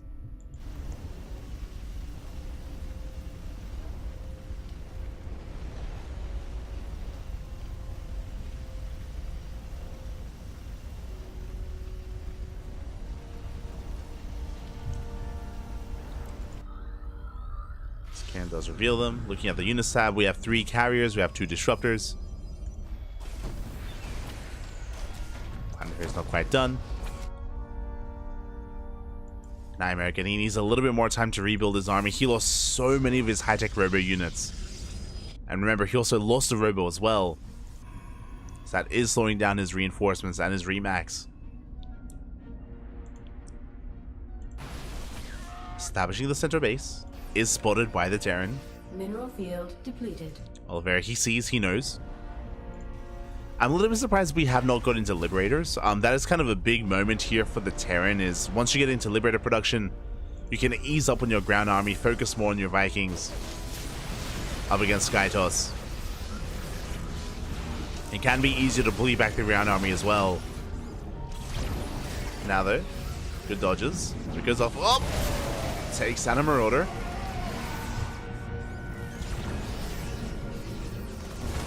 Get some Marauder, but alas, we break through anyway. The base is going to be going down at the same time. A big Zealot counterattack. I assumed it was Zealots, my apologies. It's a big carrier counterattack. Okay. The base does fall. The carriers have been spotted, and we want those carriers, by the way. We have to recall. Oh. Carriers there racing back home. Scan reveals the base. Oliveira, where are we headed? What is our plan? Okay, we're going for a drop. We're going to be setting a drop in that direction. The ground army of Nightmare not quite in position. We do have those carriers, but remember, this drop does have the Vikings alongside them. The main army is going to be clashing. Ghosts are going down. Big Novas connect. But we're chasing down the disruptors. These are still expensive losses for Nightmare. And Nightmare doesn't have a bank. He's been bleeding out too much.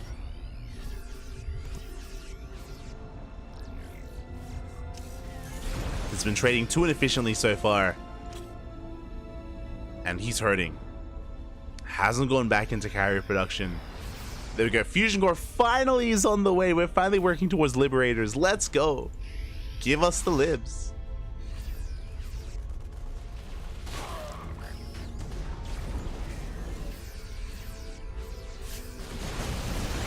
Liberators on the way. Big EMPs here on the carriers. And massive EMPs, and they're being hunted down one after the other. Novas! Ooh, D's and connections. D's and connections from the Novas. Meanwhile, every single carrier has gone down. There's no more Sky Toss. Only a ground-based army. Not a bad Nova. But again, we are breaking through without disruptors, without Colossi. Where is the backbone here for Nightmare? It's non-existent. Has nothing left, only a handful of Stalkers, a handful of disruptors. And Nightmare, his base has been broken. The army as well. The base is going to be going down. And there's just nothing left here for Nightmare. Nothing that he can do. Again, he's just been trading a little bit too poorly throughout this game. Whether it's bleeding out Colossi, disruptors, carriers. And likewise, Oliveira was able to get into a solid economy.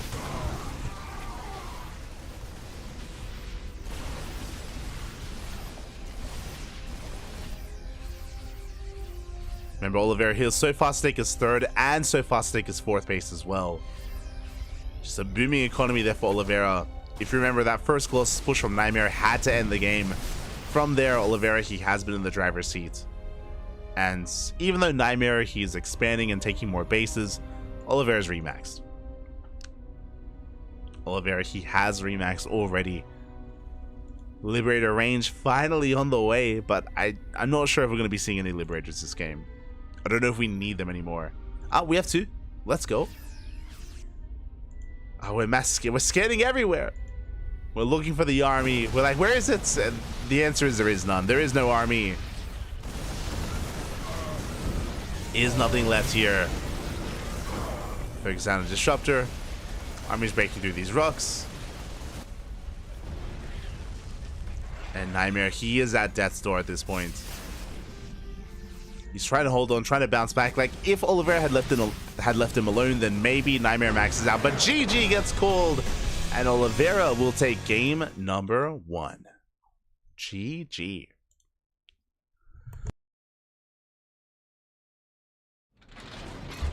GG, well played. Whew. Again, we had a bit of a back and forth there, but overall, it did feel like Oliveira was quite greedy early on. He got away with said greed. Nightmare just barely wasn't able to punish that, and yeah, as a result, he was on the back foot, was having a hard time keeping up with the army, with the trades from the Terran. GG. GG, well played. Oliveira, with that, needs one more Automas to advance on into the next round. Nightmare has to fight back here and now to force that ace match. The pressure is on. The pressure is on, and I'm curious, do we have any other updates? It looks like we do. Bjorn has taken down Rex 2-0, so all of the round of 16 has concluded, and even some of the quarterfinals are wrapping up as well, as we have confirmation Dark takes down Shin 2-0. Congratulations here to Shin, to Dark, as he brings Shin down. My condolences to Shin as he has fallen, and that is our one and only Zerg player for the tournament in the semifinals in Dark. Again, Shin, DRG, and Dark, they all took down each other. Only one Zerg player could advance on. So Dark is waiting the upper semis. He's waiting for either Cyan or Bjorn. Likewise, the winner of this series goes up against either Creator or Kior.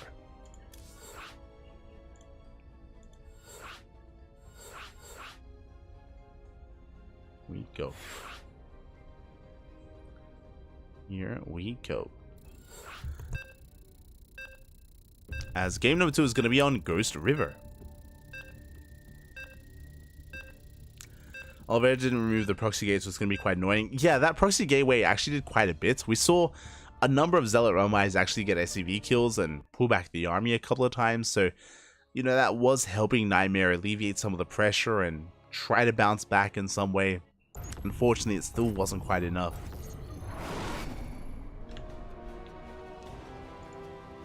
And here we go, we're getting into game number 2, and spawning in the top right hand corner of Ghost River, we do have our Chinese Terran player, the red Terran representing CranKy Gaming. It is Oliveira.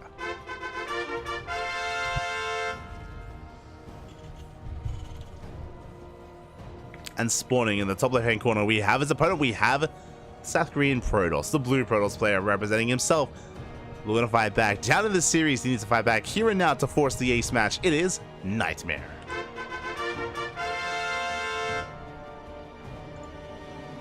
Here we go.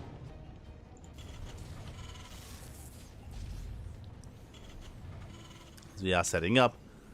Meanwhile, a big shout out to Lunacy in the chat. Oh, papi. Oh my god. ¿Qué tal? ¿Cómo estás? Bienvenidos, Lunacy. Bienvenidos. Fellow Korean Protoss player. And I believe Lunacy was in the bracket.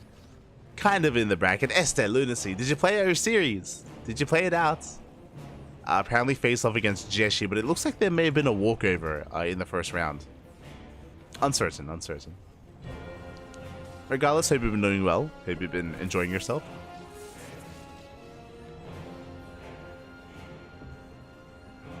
If you have been enjoying yourself here, as we do have another economic opener out of Oliveira. Again, only a single gas has been taken, so it is a Rax expand.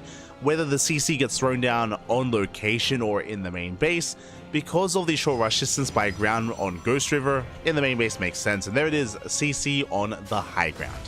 Talking a little bit about the map, Ghost River, I believe, has the shortest rushes, or is the shortest rush distance map in the entire map pool currently. I mean, Zealot first makes sense. If Oliveira had thrown down his CC on the low ground, this Zealot would be punishing it, would punish that command center. Thankfully, it's on the high ground, so the CC is safe. Yeah, Zealot is looking to dip in. Again, from natural to natural, it's one screen. Basically, it's one screen away from natural to natural, so yeah, things can get very aggressive and very intense early on here. So the Zealot first makes sense, but really good read out of Oliveira, really good metagaming out of our Red Terran. Meanwhile, even though the rush distance by ground is very short, what I will say is that we do have a very narrow ramp here at the entrance towards the natural, so you can defend with the bare minimum. Likewise, we also have a mineral wall that we can mine through here towards the north, but we don't often see that mined out. Can be quite difficult to actually take control of that area. Meanwhile, bunkers on the way. The Stalker has arrived. We have a second Stalker in production as well. It has arrived here. Oh my god. Nightmare getting damage done. Gets an SCV. Gets a Marine. Not bad. Getting 2 Marines and an SCV. Getting a depot as well. Oof. So it may not have cancelled the command center, but it's getting damage done nonetheless.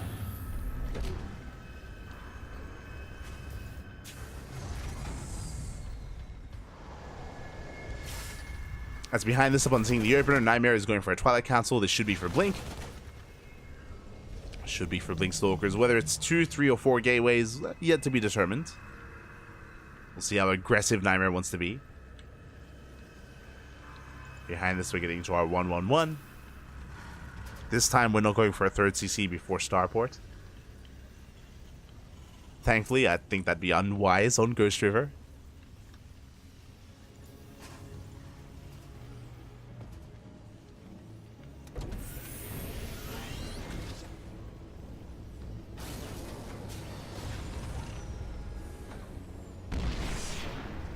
So we go, that natural base is finally being taken. Finally, we have our tank in position. Likewise, Nightmare setting up back at home. Getting into what looks to be a 2-gate Blink opener. Blink is on the way, only 2 gateways. Sorry, my apologies. 3 gateways here from Nightmare. But he's setting up for an expansion, so it looks like 3-gate Blink into a third.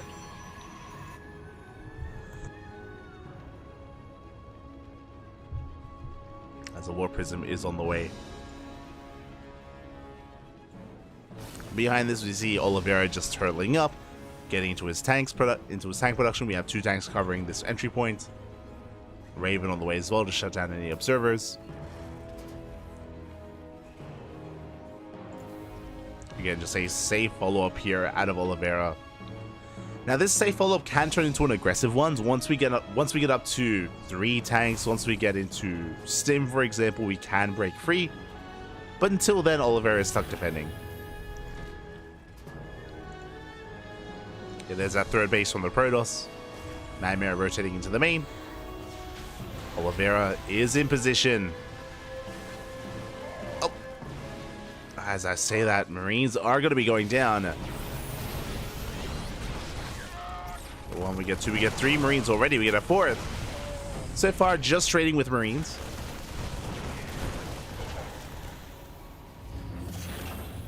Before being forced out, Nightmare not losing any of his Stalkers. So a very efficient trade overall. Nothing major, but I mean, look at the trades here. Nightmare has not lost a single unit. He's gotten one SCV, 8 Marines, and a depot. Even blinking into the natural as well, being so annoying.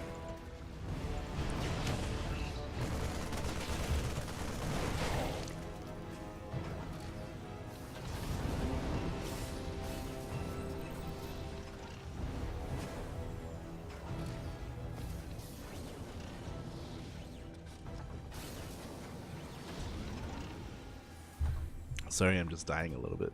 Oh. Okay, we're good.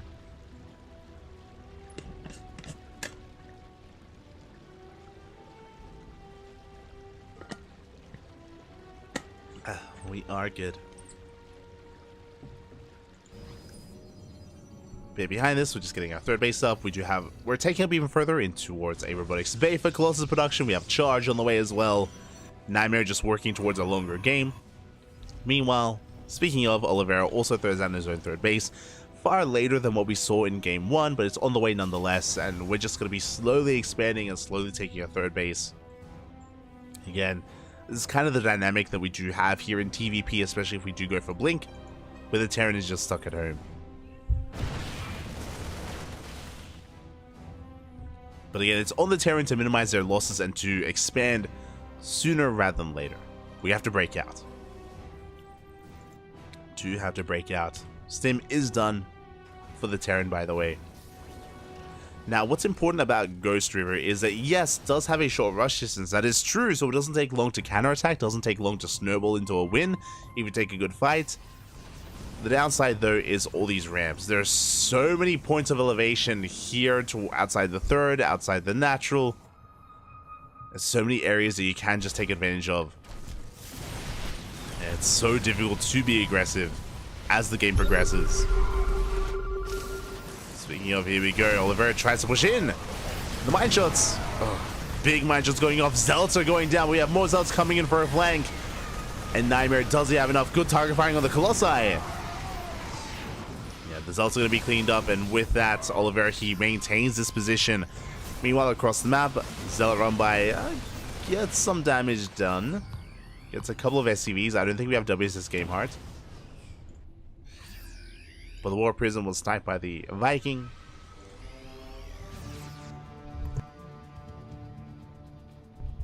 It's dealt with.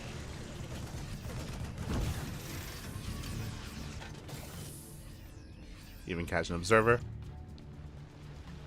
Zealot Rambai continues, heading towards the would-be third. As Oliveira is actually making his way towards the natural. Interesting position here behind the rocks. We would be within range of the gas guys if they were taken. It looks like Extend the Lance is going to be able to finish. The Marines fighting out of range of the tanks.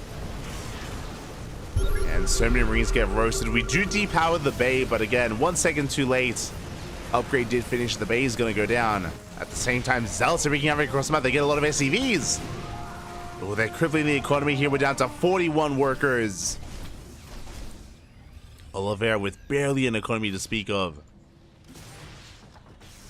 And do we catch the army? Up.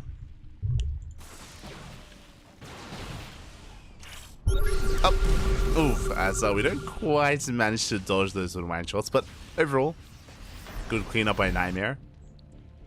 Shuts down the Widow Mines, gets a fourth base. Again, Nightmare, he's up 20 workers. Zealot Rambites have been insane. As I mentioned before, we don't have W's game heart, so in total it has been 17 SCV kills. And we're going in once again, another Zealot Rambite. Doesn't look like a lot of Zealots, and it's not, but they can pack quite a bunch. As Oliveira moves out, so Zealots are moving in once again, crippling the economy, getting more SCV kills. Denying more mining time, and Oliveira, we have to commit. It's all or nothing for Oliveira. Anti-armor is still going to be going off. The overcharge barely keeping the Colossi alive. Oh my god. Yeah, the overcharge putting in a lot of work. And with the help of this overcharge, the Colossi, they refuse to go down. GG gets called. Nightmare completely shuts down the army. And we have an ace match. GG, we're going to game number 3. Let's go.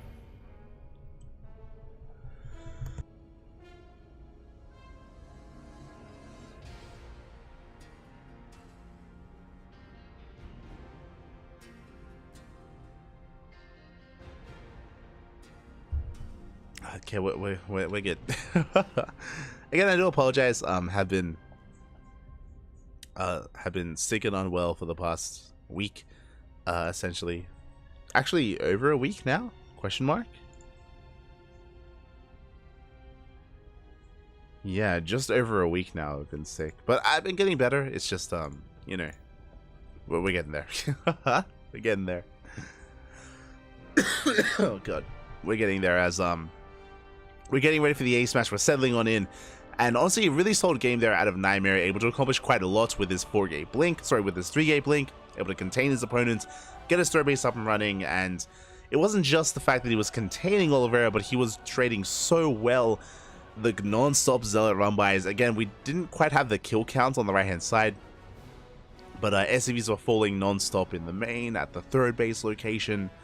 Essentially forcing Oliveira all in. Like, he was forced all in, and unfortunately, he wasn't quite able to break his opponent. There was some close fights, don't get me wrong, but it was all or nothing with Oliveira, and time was working on Nightmare's side. GG. And now we are getting into game number 3.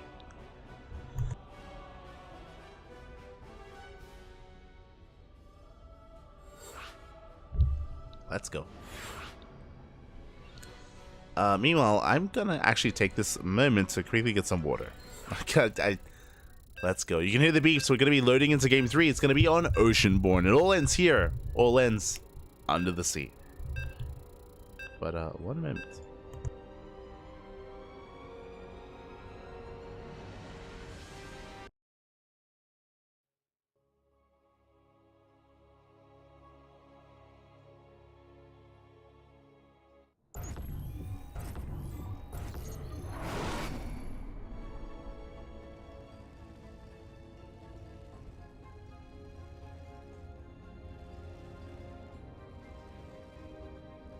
Okay, we're going to be back, and spawning in the bottom right-hand corner of Oceanborn, we have our Chinese Terran player, the Red Terran representing CranKy Gaming, being forced into the ace match. Can he bounce back here in game 3? It is Oliveira.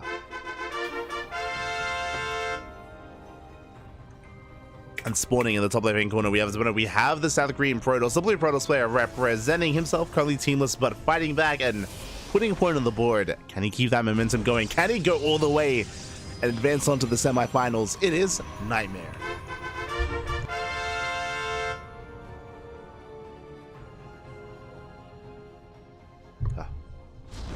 Here we go.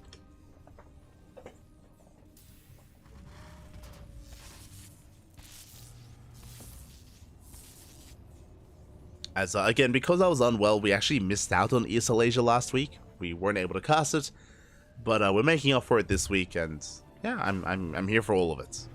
I'm here to bear witness. Don't want to miss our new champion, our new would-be champion this week. Not this time.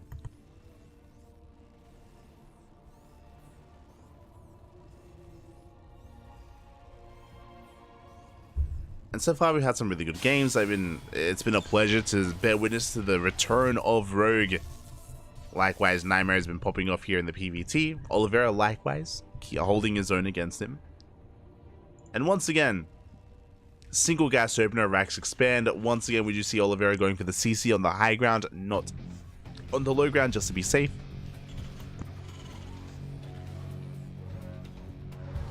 Just to be safe. Honestly, a pretty similar build to what we saw in the last game, in game number 2. We'll see how we deviate.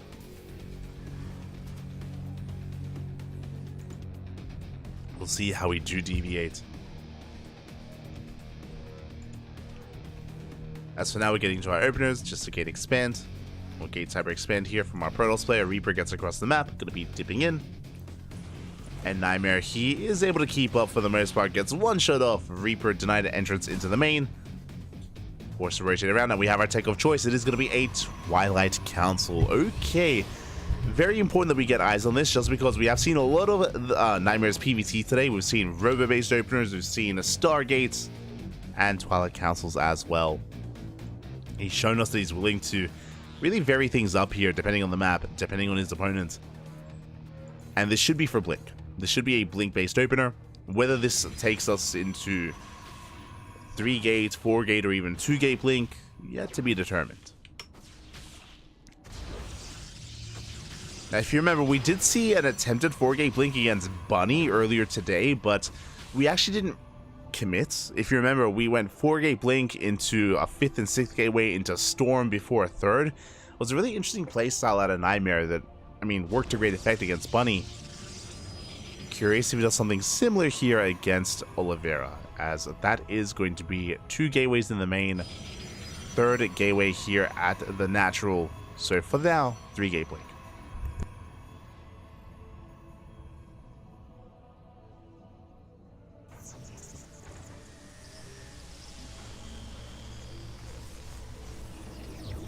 But now it is going to be 3 gateways, so quite aggressive, quite assertive. With 3 gateways, you can move out, you can gain map control, and you can contain your opponent. Can it contain?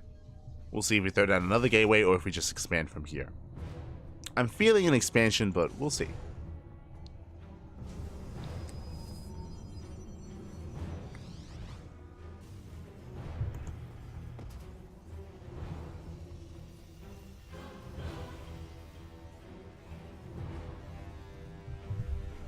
Meanwhile, behind this, we're going to be setting up here for a bit of a 2-1-1.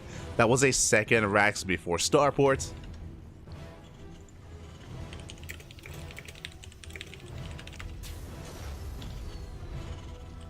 Oh, caps. Just responding in the chats. But yes, we did cast Rogue earlier today. Did play in the first round. Meanwhile, we have our answer. Okay, so it's going to be 3-gate Blink, and we're going straight into a Bay before the 3rd base. So a very safe response here out of Nightmare. I say safe just because usually you would actually hold off and go for a faster 3rd base into that Bay thereafter. Meanwhile, we're quite committed. We're moving out already. I'm a little bit shocked we're not pulling the boys, but Oliveira does move out with his first 2 tanks. Stim is done. Stim is done. Nightmare, just get eyes on this in the center of the map. He's going to try and slow this down. Remember, it was a second Rax before that. Starport does lead into this 2-base push. And he's going for the 3rd base, and he's going to look for a cancel. And he should be able to cancel. We dive on top of the tank. Bold and crazy move out of Nightmare. Oh my god. Does get both tanks. Was that worth it though? He lost far too much. How much was that? 6 Stalkers go down. We go for the stim. We go for the cancel. Oh, that was a kill. Worst case scenario, 400 minerals down the drain. Not like this. 6 Stalkers and a Nexus. From here, we can just turn around, go back home. 3rd base is on the way. Oliveira, I'm sure, very happy with that damage. Ay, ay, ay. And Nightmare, he is hurting. It was a desperation move to dive on top of those tanks the way that he did. In the end, wasn't worth it. Wasn't able to save the base. Scan doesn't quite get a kill in the Observer. Does manage to escape. And how do we bounce back here? DTs. Dark Templar on the way for Nightmare. It's a bold move, but it is a way to bounce back here. The Invisible Man. I mean, they can accomplish a lot. Observer does spot the army. Nightmare trying to get in position, but we lost so many Stalkers earlier. How many Stalkers do we have? We have 6. But some of them are here in the main base. They're pinned back from the drop.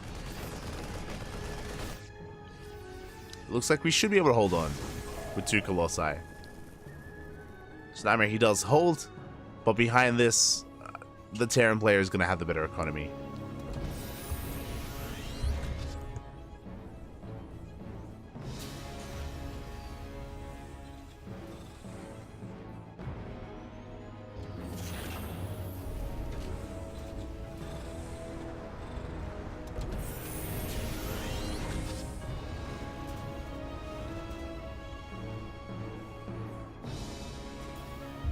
Ugh. And speaking of the better economy, third base is now being taken with an orbital. Nightmare just now getting into his own third. Again, traditionally, a Protoss player would need to be up a base compared to the Terran to be even. Just because of how mules work, just because of how mules are incorporated. DTs are moving out, and they need to get damage done. They need to get some SCV kills. Turrets, not quite ready. There's one here at the third. Yeah, one at the third. DT goes down. No turret here at the natural, though. SCVs are falling. But we have the scan. We do have scans available, and this was okay. We got a handful of SCVs, but that's not enough.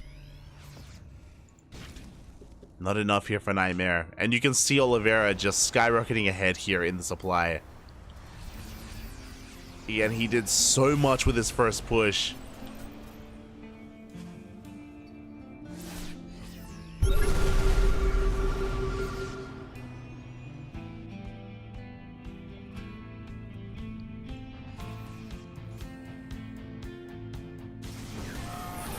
And we do see Nightmare. He does have guys on the army. He does slow it down with a force field. Ooh, Oliveira trying to force his way up the ramp regardless. Never goes off. Good connections. A very nice trade there from Nightmare. Good force fields, good novas. This is maybe the first step, the beginning of a comeback. But Oliveira, he's still in the driver's seat. He's still ahead. We need more of that. We need some more good trades here out of Nightmare. As he is moving out. Same time, Oliveira backing off. Is going to be regrouping. No ghosts yet, as the Ghost Academy just now started. So no EMPs. We might just decide to wait for ghosts before we push. That is good. That is going to give Nightmare a lot of time, though. Is going to give him a lot of time. Oh, good. Don't apologize. I'm usually a lot better at muting in time. Yeah.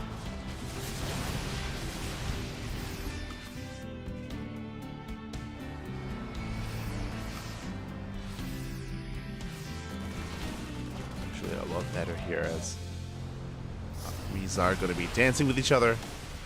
Of course, back. Finally, the Observer is spotted. Is shut down. Nightmare taking a fifth. Taking a fifth base.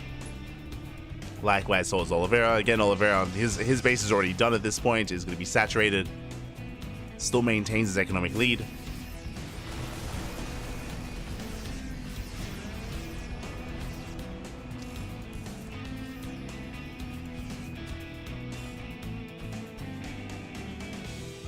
Still, it does maintain that lead as the army was spotted earlier. Nightmare getting in position. Now, honestly, Nightmare, he can win a fight. He can take a fight here with some good novas. How many disruptors do we have? 7. Gee, that's a lot of disruptors. You have 7 novas available. Zelrame gets caught out. Army's pushing in. Ooh, Oliveira, he pulls back a little bit too far. He pulled a lot of his army back. Nova goes off, gets a ghost and a marauder. Again, decent novas overall. Grazing the army. No big connections, but good nonetheless. It's a very nice control there from Nightmare. Doesn't get the base, but trades with the army and backs up. Does back off. Rotating back around.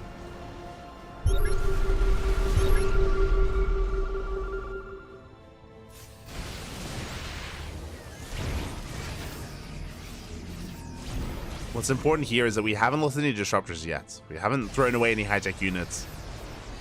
Which means from here would be a good opportunity for Nightmare to work towards Skytoss. And there it is. Fleet beacons on the... Sorry. Second Stargate's on the way. I imagine a fleet beacon thereafter. Army's going to be clashing. Ghosts are looking exposed. Oh, cells are forced back there as the armies, they do bounce off each other. Nightmare not able to commit. Likewise, Oliveira, he does hold on. Reinforcements are on the way. I was wondering, where were the Colossi? Now they're coming in. Oh, we catch a ghost. We get a second ghost as well. We're down to 6.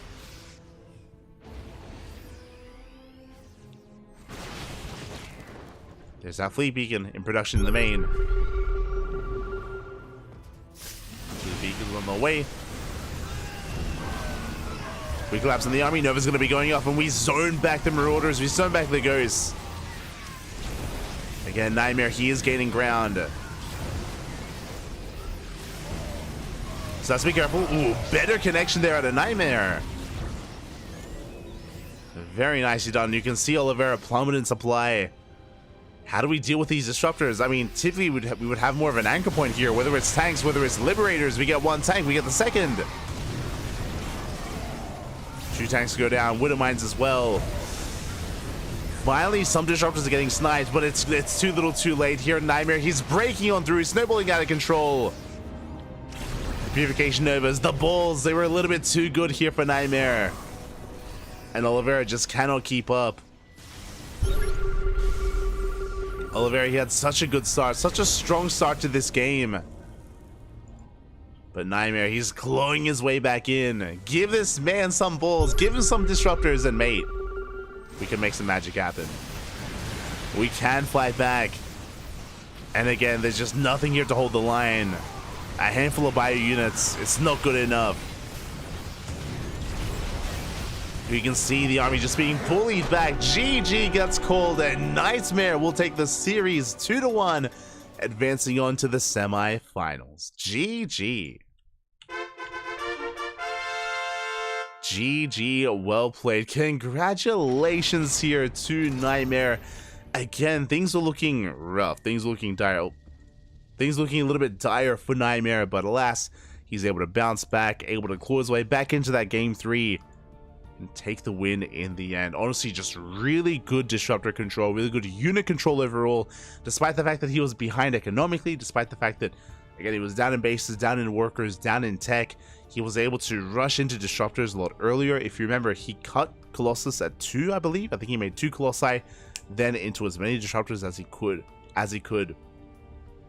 Was able to get into them, and again, was able to be quite patient, and very intentional with his disruptor control. GG. GG, well played. We have seen many lesser Protoss players be a little bit trigger happy and a little bit too adventurous with their disruptors. But yeah, just really very nice controlled play there out of Nightmare. Very well tempered. And with that, GG, well played. Nightmare advances on. And the question becomes, do we have an opponent? Do we have someone else ready and waiting for us? Ready and waiting for Nightmare? Exclamation mark B in the chat if you guys want to have a look yourselves. Let me just quickly refresh and see if we can catch up from the top here. We spoke about it earlier, but Dark took down Shin 2-0. Dark waiting in the upper semifinals for either Cyan or Bjorn, a Protoss or a Terran. Again, there was a big upset, and Cyan brought Hero down in the ace match of a PvP, so a big win there for Cyan. Already doing so well for himself. Can he go even further? I want to believe. Again, I'm sending some support there for Cyan because Bjorn, of course, is going to be coming in as the favored player. We'll see if we can cause another upset or if Bjorn will advance on instead. Meanwhile, scrolling down, we have some more updates.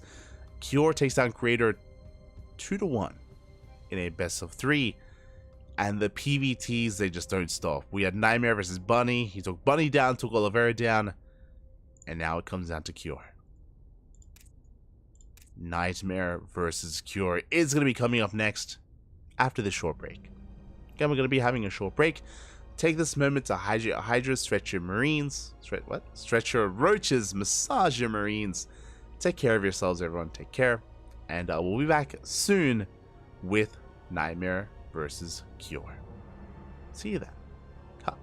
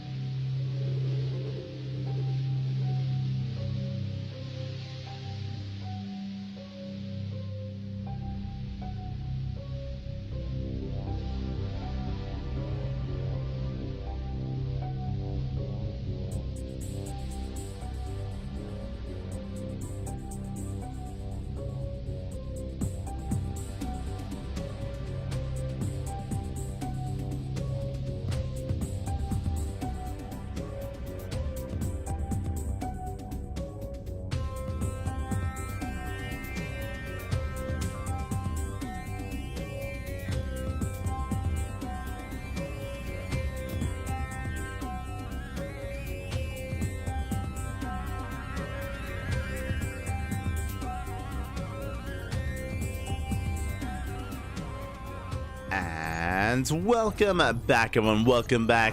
Hope you enjoyed that lovely Brood War OST as we have returned with the semifinals of ESL Open Cup Asia number 221.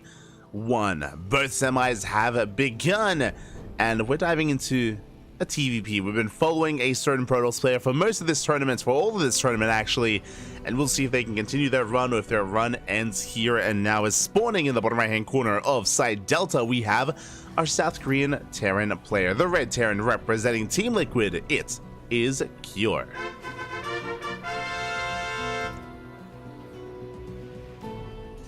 And spawning in the top left-hand corner, we have the South Korean Protoss player, the blue Protoss, representing himself teamless but deserving to be on a team. It is Nightmare.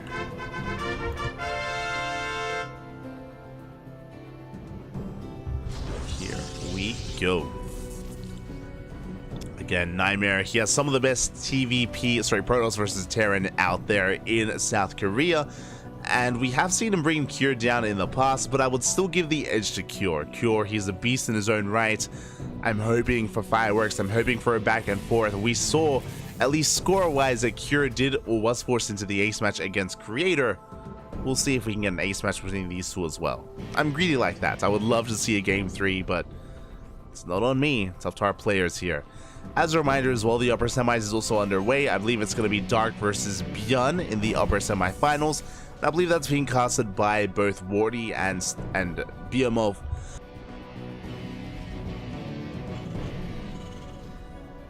I believe it's being casted by 2 other English casters, so they go check over there. Meanwhile, we have exclusivity on the lower semifinals, so we got you covered here. I believe it's ourselves and the Chinese caster covering the lower semifinals. So we got you covered, at least on that respect. As we're settling into our game, again, it is an economic opener out of Cure, single gas opener into the CC on the low ground. You can afford to be greedy like this or a little bit more economic focused on a map like Side Delta, just because the ramp leading into the natural, it is a little more defendable in general, so no need to go for a safety CC in the main base or anything of that nature. Just a straight up Rax expand from Cure. As he is trying to hunt down that scouting probe, will not come across it as Nightmare has raced back home. Cure will be feeling a little bit safer and secure. Meanwhile, Nightmare going for a Robo Opener. Okay, so Robo Opener can lead into a couple of different things. It can lead into fast Colossus. It can lead into a fast Disruptor. Fast Warp Prism with a Gateway Aggression, or it could just be a very safe opener here out of Nightmare to go for a faster Observer into Immortal Production. We'll see what Nightmare does with this Robo Opener, but again, usually it is a little bit more defendable, it is less aggressive, less in the face of your opponent. Just because you don't have Blink, you don't have Phoenixes, you don't have Oracles, you're stuck at home. As we are building up. Yeah, there we go, Robo into our Twilight Council. Looks like this is going to be leading into, yeah, just initially Observers, into an earlier Immortal, into delayed Blink or even delayed Charge. I believe the last time we saw this build, Nightmare went for Blink. It was against Bunny, if I recall correctly.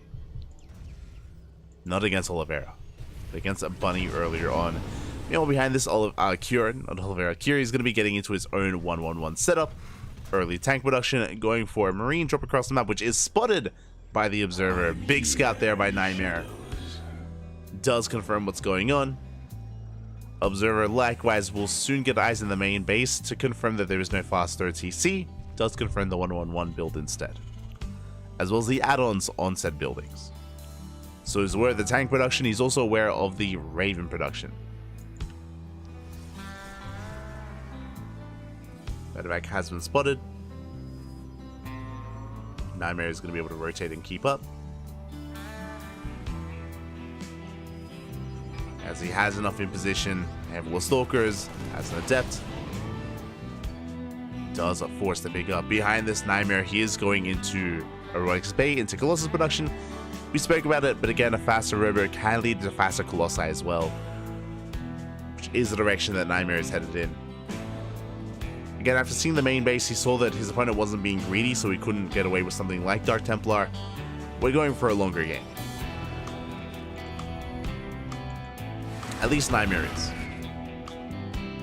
Nightmare's going for a longer game. Cure, meanwhile, has his 3-1-1 setup. Working towards an eBay, working towards upgrades. No major push yet, as we're still waiting for these upgrades to kick in. Stim, +1, combat shields.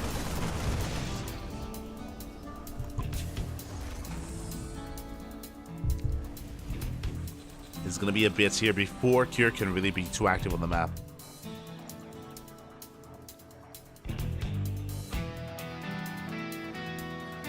And we'll see if Nightmare can keep tabs on him and scout any kind of move out as well. Nightmare working on his third. Drop into the main base is denied. Extended wellness is on the way. We have our first Colossus working on our second. And the higher the Colossus count becomes, the safer and safer we are. As Curie still trying to find a way in, dropping in towards the natural actually. And does get in. The boys are going to be pulled. It looks like we don't get a probe kill. Flush defense out of Nightmare. Oh! Was we do blink in, and we do not focus on the medevac, just barely does survive, but it's going to be pinned here in the main base. So difficult to escape. As Cure is not going for a 2-base all-in to have the third CC on the way. So yeah, the game is just going to be settling from here.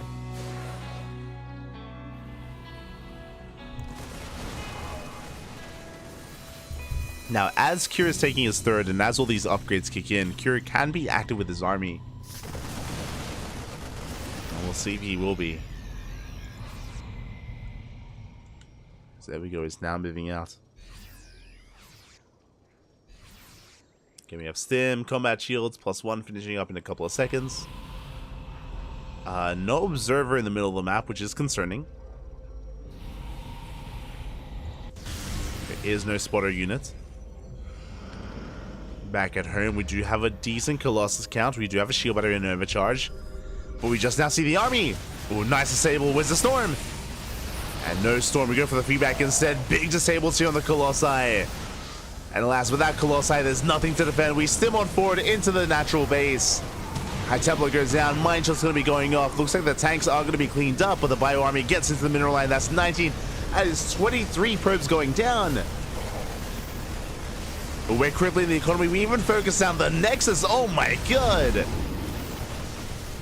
The amount of DPS, the amount of firepower in that drop was insane. And we're not done. We're headed for the third. Drop into the main base is going to be denied. And the drop of the third likewise gets shut down as well. Good cleanup. But the damage is a bit much. Again, the natural base has fallen. 25 probe kills. What else did we lose? 2 High Templar, the War Prism. That will delay reinforcements. That does delay the counterattack. But we have to. It delays reinforcements, but Nightmare, he knows he has to push.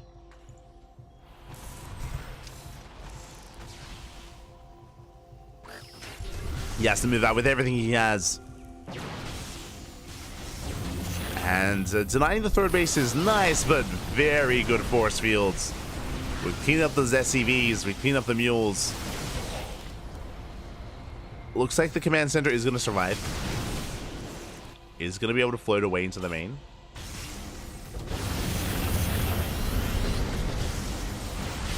But again, this was some nice damage dealt here by Nightmare. Baits out the mine shots. Gets the depot. Oof. Does manage to get a depot. Going for a second depot as well. He's trying to. But honestly, Nightmare's playing with fire right now. He's playing with fire. Job comes in, gets 4 probe kills. We dive on the army. Prism goes down. The force fields are holding, but we have to get the hell out of here. We go for the recall.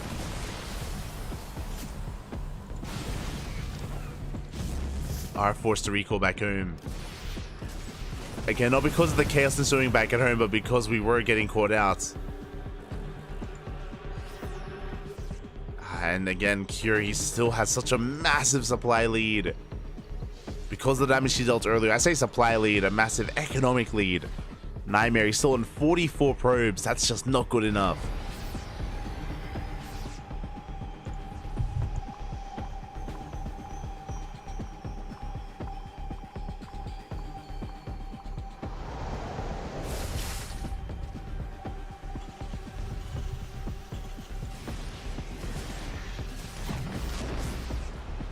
Is that just not good enough as we try to go for some Zealot run-bys, but Curious keeping up. A good positioning out of Nightmare. Taking the best fight he could hope for.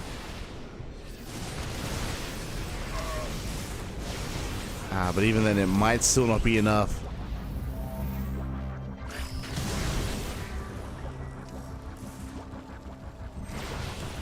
Have a Zealot run by here hitting the third base, but it's only a handful of Zealots. Army blinking on forward. Into a defensive line.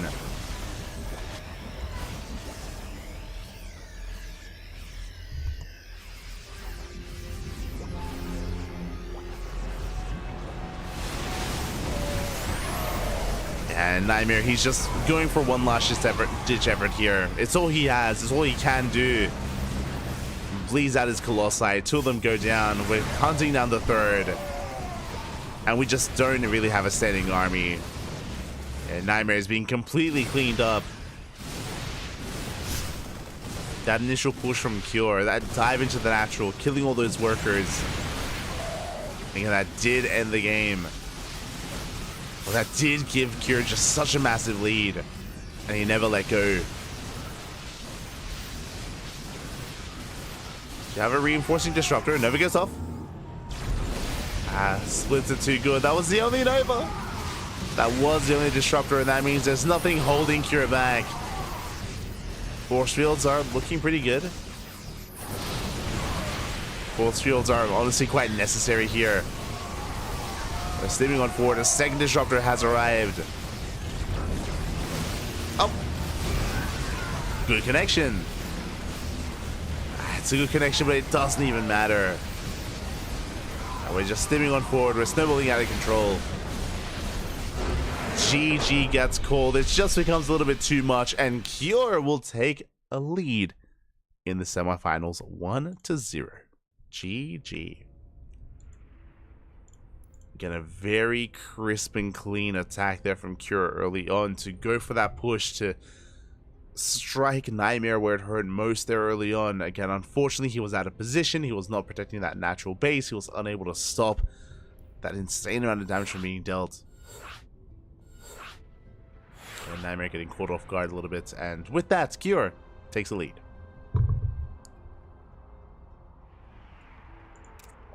Does take a lead. Now we're getting ready for game number 2.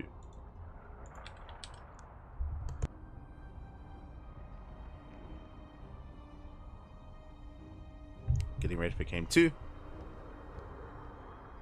is going to be on Ghost River. Oh my, we've seen quite a bit of Ghost River so far.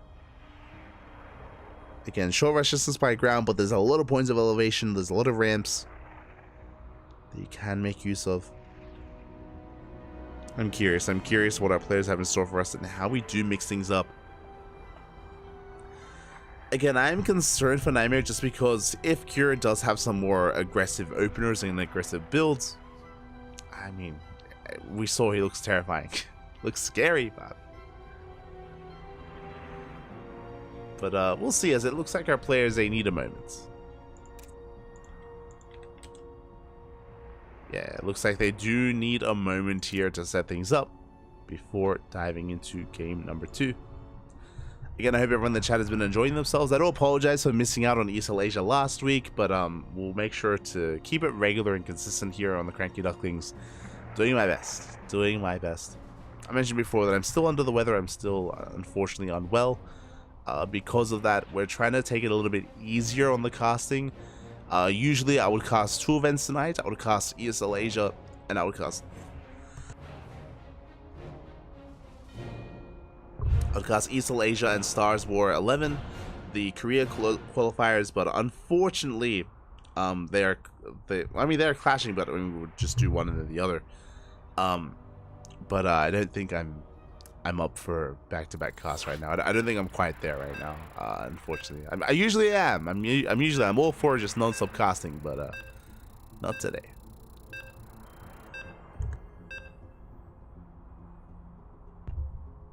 Not today, as we're getting into game number 2. Let's go.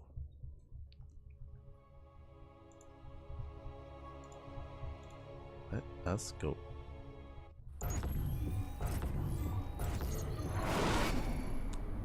And spawning in the top right hand corner of Ghost River, we have our South Korean Terran player representing Team Liquid, leading the series 1-0. Onomas, one more is all he needs to advance on into the grand finals. It is Cure. And spawning in the top left hand corner, we have his opponent. We have the South Korean Protoss, the blue Protoss player, sending himself down to the series, looking to bounce back. Here and now he needs, so he has to force that ace match. It is Nightmare. I want to believe that we can keep the dream alive. Do you want to believe?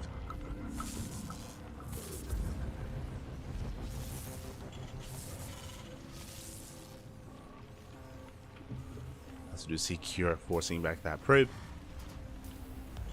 Ooh, as Cure, he's mixing it up. Okay, so in the last game, it was a Rax Expand Economic Opener. This time on Ghost River, Double Gas. Double Gas Opener instead. This is going to lead into a faster factory, into a delayed CC. There are some one-base all-in variations that you can go for from here, which we have seen players like Gumiho do in the past, but I don't believe that Cure is that kind of player. I don't think he's one to one-base all-in, so it should just be a Rax into factory, into expansion.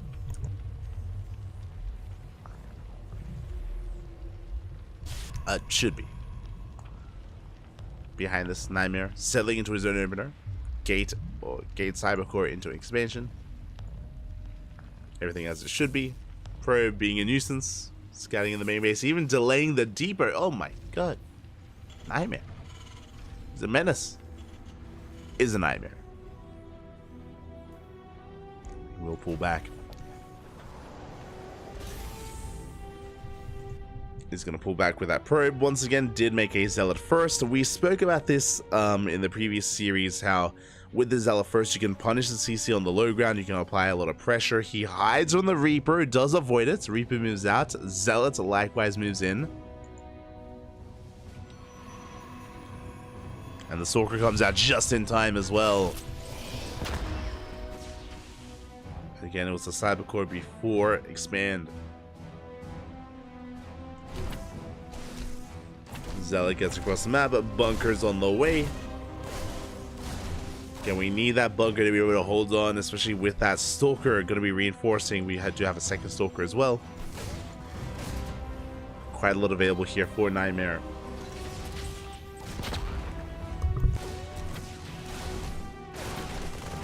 And can he delay the bunker? It looks like, oh, he will. Gets a kill. Gets one SCV. Going for another at the same time. Reaper dips in, is going to be forced out. We have our tech of choice. Going to be a Twilight Council here out of Nightmare. Bear in mind, it was a delayed Twilight Council, and this Cyclone is going to be able to punish this. Is going to be able to chase this all the way down. Oof. Stalker gets killed. An expensive loss there for Nightmare. And now he's getting into his Twilight Council. Again, because of that earlier Stalker aggression, his Twilight Council is delayed. Things are looking better here for Cure.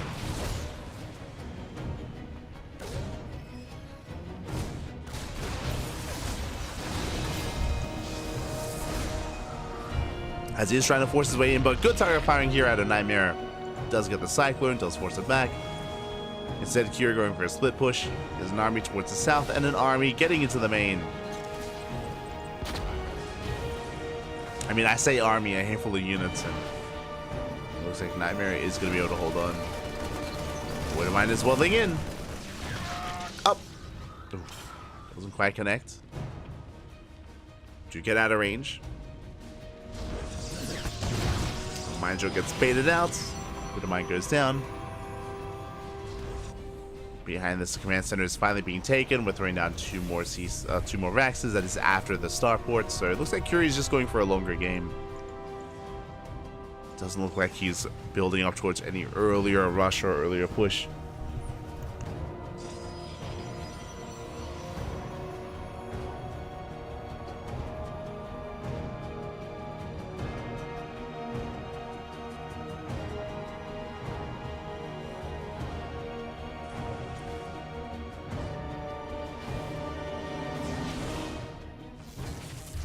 Here we go. We do jump into the main, or do dive into the main. We get to get eyes on the Twilight Council and the researching Blink. Not much else though from Cure. The base is being taken, so it's just going to be an economic opener here. Just 2-gate blink, or now 3-gate blink into the third. So again, we're just having a much more passive early game after the Stalker aggression. Working towards that mid game instead.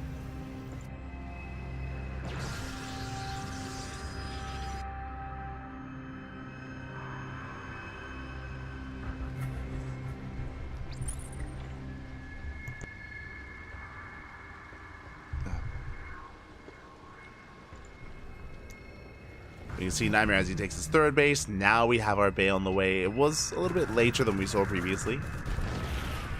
In game 1. Just get ready for Colossus production.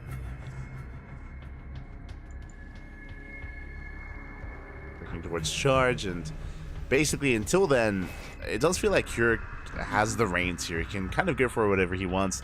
I'm waiting to see if he's throwing down a third base. That's like what I'm waiting for here for Cure.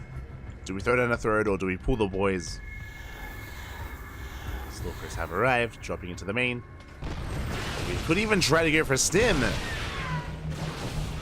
big tank volley is going to be going off. We will defend at the same time.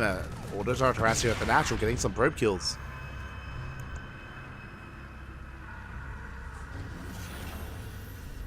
To manage to get a couple of those probes. Prism once again denied access into the natural.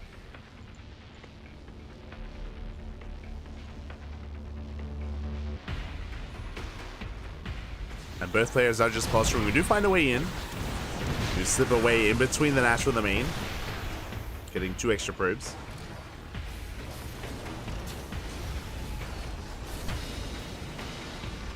But we have our answer. There it is. Third CC is on the way. So we're not pulling the boys. We are going to be expanding.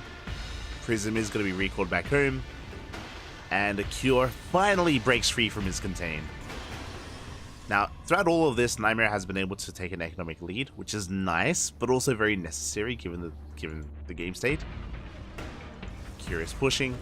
What is our army looking like? Oh, we have 1 Colossus. Oh, do we have Disable? We do not. Server is barely saved. We collapsing on the tanks. Tanks are on siege.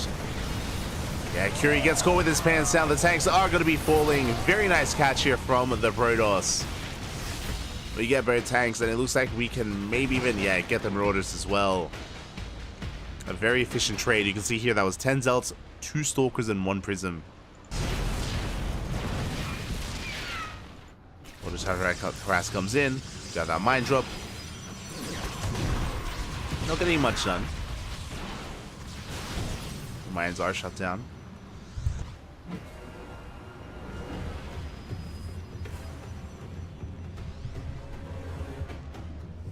As now that Nightmare has dealt with the main army, we're able to break free, and the turns have been stabled. Now Nightmare can push and threaten that third.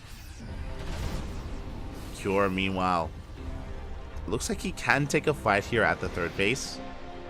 At the same time, going for a job, gets caught out. A very nice pickup.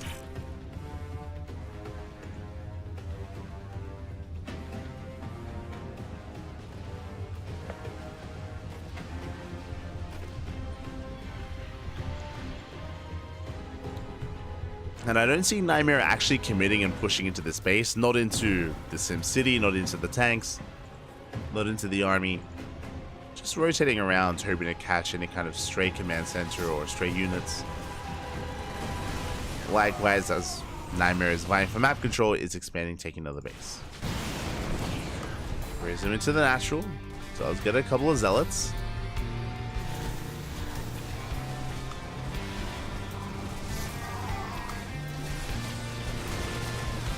So let's manage to get 5 SCVs in the main. Pretty good damage from Nightmare.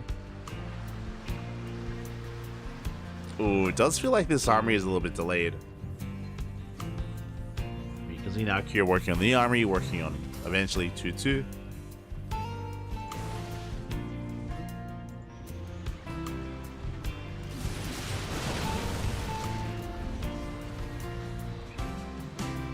Also possible here that Cure was not fully aware that the game would go on this long, so wasn't quite ready for that. Now it's finishing up.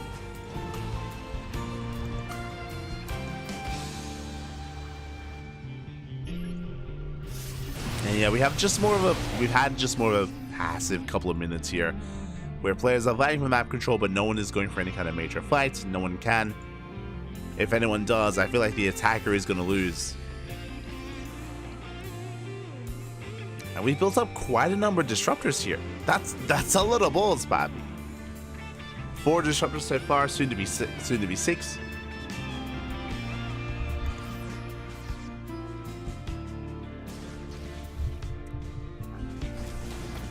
Soon to be 6 as a Zealot run by is going to be coming in from behind. Does hit the third base, does force Cure all the way back home. The disruptors, no! Never go off. Big connections. Oh, very big connections, and just like that, Nightmare, he catches Cure out of position, by the way. This is not a good fight here for Cure. He gets caught out, caught with his pants down. Novas go off, and you can see Cure plummet in supplies, forced to pull the boy. Zelta came in from behind. And 10 SCV kills. And Nightmare, he can keep pushing. We saw they give it a more passive game state. As Nightmare is able to and allowed to get into the mid game, he's able to just flex that here. Nova's going to be going off once again. This time we are paying attention. This time we are able to split. But GG gets caught. Yeah, the writing is on the wall. Just too much of a deficit. And Nightmare, he fights back, tying up the series 1-1. GG. Whew. Again, just really good trades, really good fights here for Nightmare. Able to even have a lucky moment when he caught the army in the center of the map. Again, that could have gone either way. You know, that could have been the disruptors getting caught out and every disruptor goes down, or the reverse where we catch all those tanks, we catch some, yeah, just a really strong moment there for Nightmare. And with that, we're going to the ace match.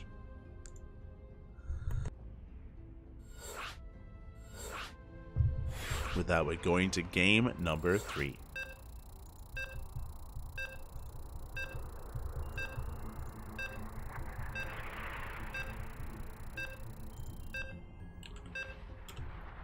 Sí, el chat. Así, Emanuel. ¿Qué tal? ¿Cómo estás? Emanuel and Marta. Take care, Light. I will take care. I will take care, Papi. Taking care. Doing my best. Hello, Light. Hello, chat. Hello, Heats. Hello. Tesla Heaty. Bienvenidos. Welcome here to the ace match of our semifinals of ESL Open Cup Asia 221. This is it. It all comes down to this final game to determine who makes it into the grand finals. We've made it to the ace. That's all that I wanted. From here, it's all down to our players. And spawning in the top left-hand corner, we have our South Korean Terran, the Red Terran, representing Team Liquid. It is Killer. And where are we headed? As spawning in the bottom right-hand corner, my eyes are on the SCV, though, representing himself, currently teamless, but clawing his way back into this as we go for a proxy racks. It is Nightmare.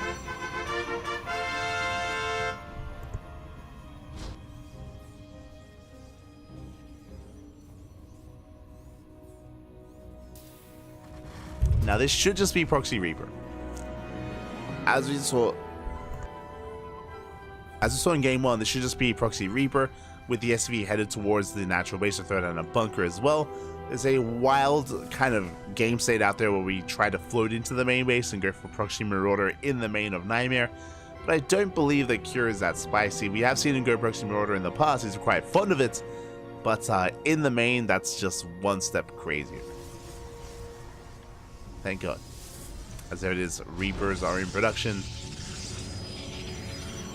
Nightmare, he does get eyes on that SCV. Was that enough of a tell, though? There we go, we do have the eBay block.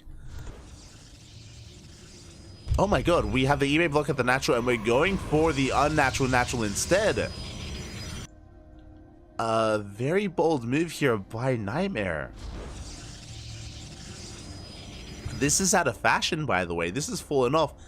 But my apologies. Okay. So, this eBay block forcing the unnatural natural has fallen out of favor these past couple of months. Protoss players have gotten so much better at just pulling the boys and denying this eBay and just going for a later expansion as one probe goes down. But a big reason why it was unviable to go for the unnatural natural to expand elsewhere was because of the Cyclone. But the Cyclone has been changed. The Cyclone has been nerfed in a lot of different ways, and because of that, Cyclone follow-ups are not as common because that this base is actually safer. I should say that this base is safer than a week ago for Nightmare on the previous patch. So very interesting.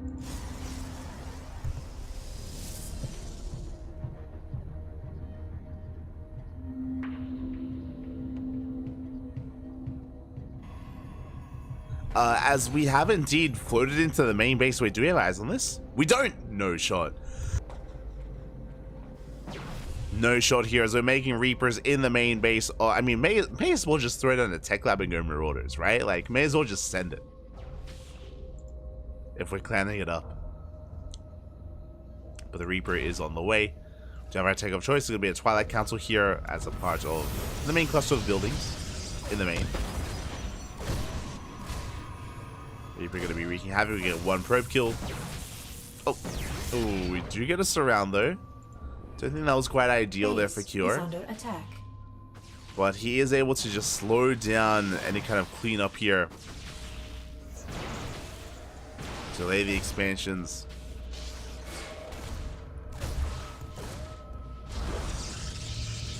Again, just make things a little bit more awkward.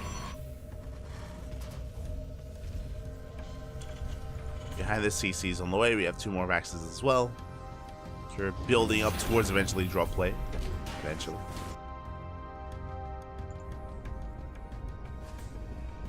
There it is. Natural is now finally being taken for Cure. It was delayed.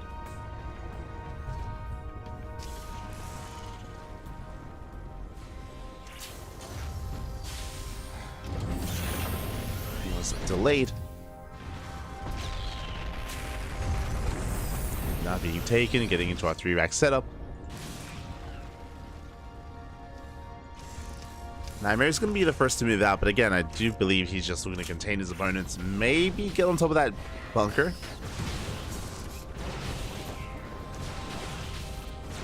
Oh, not quite going to be going up. Nightmare does pull back. Looks like he's going to be waiting for Blink to kick in before he can start engaging with the Winter Mines. You can see Cure trying to bait the army to follow him. Behind this, we have Cloak on the way for Banshees. Interesting choice here out of Cure.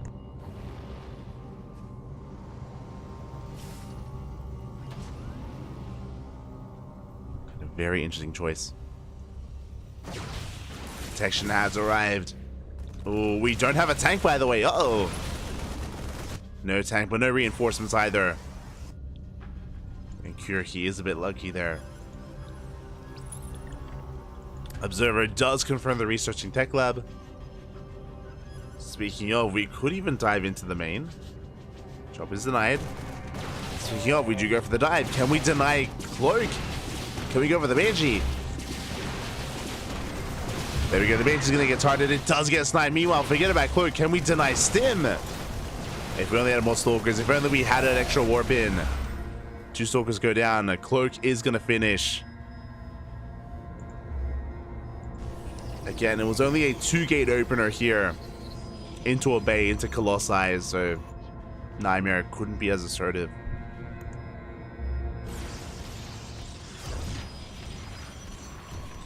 But pretty good damage done nonetheless. Getting a Banshee. Did we finish Cloak? We did. Cloak was completed. We do have 1 Banshee moving out towards the south.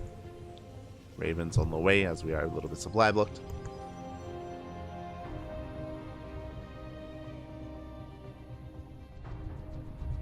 So we are moving towards the south.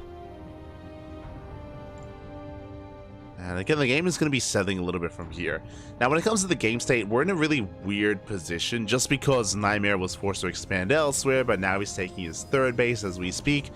Meanwhile, Cure has yet to expand. His own third is halfway done, yes, but is still stuck on 2 bases.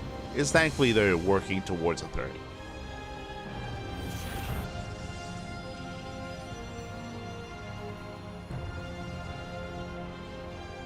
Benji slips into the main. You have that drop here towards the natural. Banshee is going to be focused down. Does survive, but is going to be pinned here in the main. Likewise, Cyclone drop is deterred as well.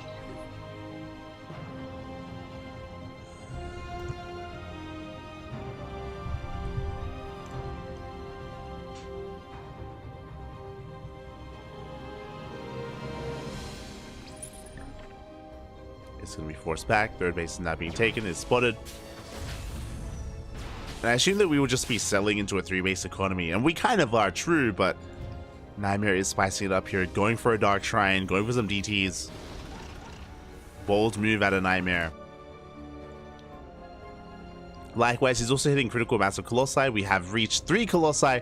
From here, this means that we can start Disruptor production. And I would love to see more Disruptors here from Nightmare because we have seen him really flex his control and achieve quite a lot with Disruptors. Before that can happen, Cure is moving out, and the armies, they do miss each other. Oh. Zealot does spot the move out. Some good vision out of Nightmare. Cure turns back around, a little bit paranoid about a Zealot counterattack. Do we have Disable? We do not. Raven does not have Interference Matrix. Army is being steered back. That is a lot of Marauders. We do have to respect it. Nightmare going to be backing off. So it looks like Nightmare is just trying to keep the attention of Cure on the main army while he does go for some DT harass. What's here at the third? No turret in the third in the main base. There is a turret here at the natural. I mean, we have a Raven. We do have a Raven with the main army as well. As we are going straight for the main, actually.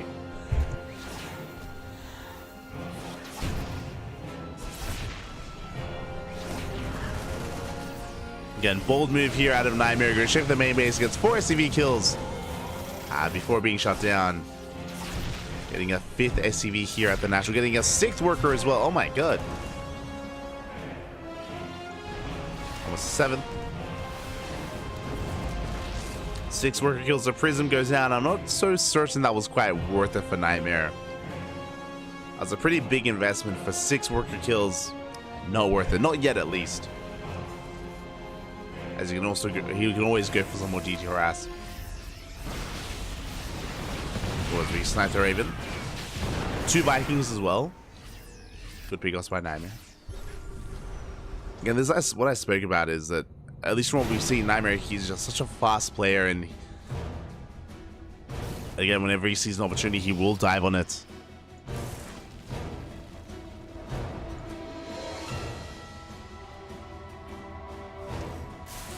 Nightmare pushing in once again.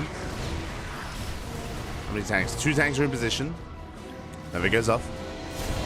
It grazes the army, but we bleed out a Disruptor. Ooh, expensive loss there for Nightmare.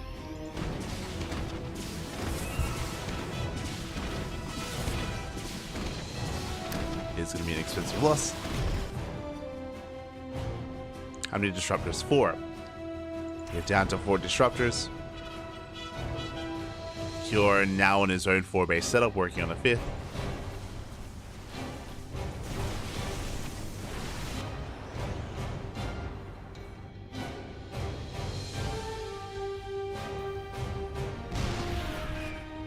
Working on a 5th base is Nightmare. I mean, both armies are maxing out. Nightmare is ready for his Zealot run by towards the left-hand side. Oh, but there are some units in position.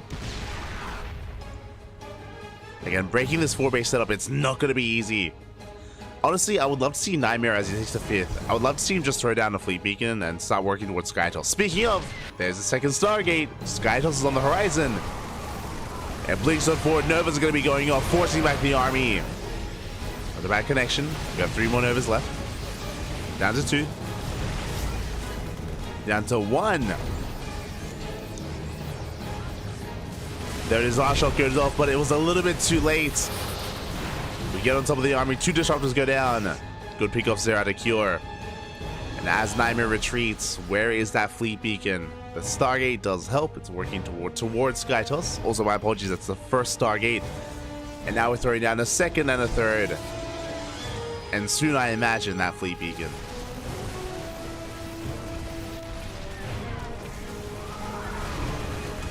So the runway comes in. A little bit wasteful. Doesn't quite get too much.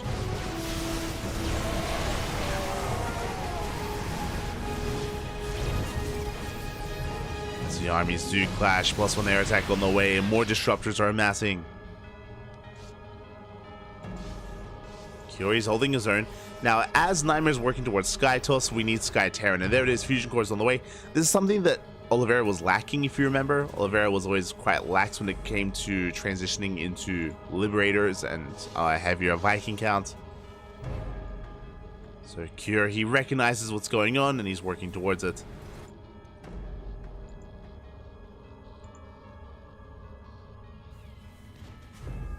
And we're in for a long one. Strap in, Bob. Strap in. We get more CCs are on the way. You can see that Nightmare really wants to deny some of these bases, and I don't blame him, right? You see a planetary on the way, you want to try and shut it down. But Nightmare has to back off. He cannot touch this. Cannot touch this army or this position. We're just pulling back. Going for a split push, okay.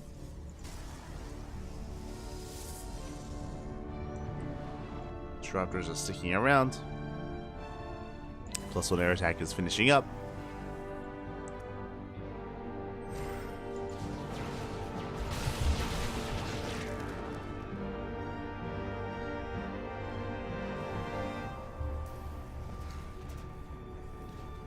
There it is. We have advanced ballistics on the way. We have cloak for ghosts, +2 ship weapons, additional starports. Oh boy. It is going to be a tough one to call. It is going to come down to the engagements and to the banks. How large our resource bank is. Yeah, let's go off. Golden base is under fire. We do see Cure rotating over towards the south, catching some of the close side. Big EMPs! Massive EMPs there from Cure. Gets one, gets a second Colossus as well. You can see Nightmare plummet a bit in supply. But he's replacing that with carriers.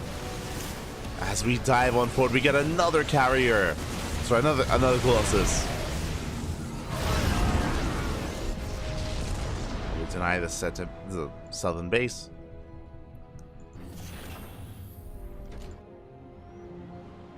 Nightmare trying to bring everything together, but again, his army composition is a little bit lackluster. It's mainly a gateway-based army with a handful of disruptors and soon to be a handful of carriers, but we need more than that.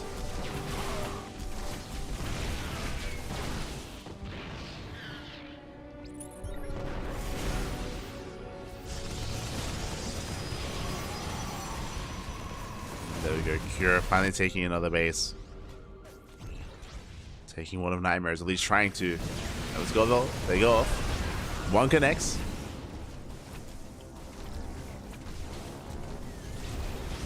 The ghosts are called out. A bit of miscontrol out of Cure. Ooh, that's 4 ghosts for free. Big pick off. And a miss rally there from Cure. Throws away a good chunk of ghosts.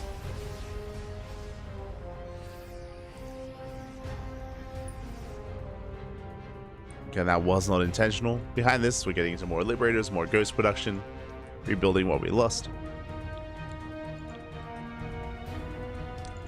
Working towards those end game upgrades. Mia still frames, has like auto tracking. We do dive on top of Liberators. We get 1, we get 2. 3 libs go down.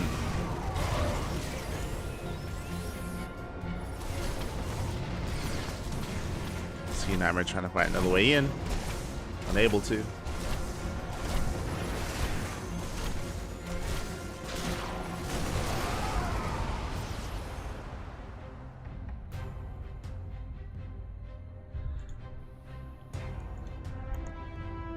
is unable to find a way in, but he does take both center bases. This is pretty huge. Okay, so Nightmare, he takes center right and center left. He is getting into Skytoss. Scan does reveal that. Now we know we already have +3 ship weapons on the way. We're already getting into mass Sky Terran with Vikings and Libs. So Cure's aware of what's going on, but he's still lacking that base count. Liberators send back the army. Nova does miss. Oof. Again, you can see the freedom has arrived and liberation zones do bleed back some of the army, but we overextend. We have to fight within the freedom. Secure overextending. Going for a drop, getting a base. Big pickoff. He gets one and he's going for the other. I was feeling concerned for Cure because we were double expanding, but Cure, he does deny both Nexi. And Nightmare, he has to counterattack. He's going for the planetary. Cure out of position. But he gets back just in time. Cure, he kills 2 bases and he saves his own. And Nightmare, he's hurting. He's in a lot of trouble. He needed at least one of those bases. And he got neither.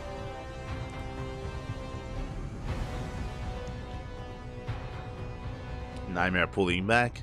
Getting more carriers out. Essentially, when you get this high amount of liberation zones and liberators, the Protoss does need tempers. Tempers are going to be necessary. Tempers are going to be necessary to lay siege upon the siege-based units of Cure.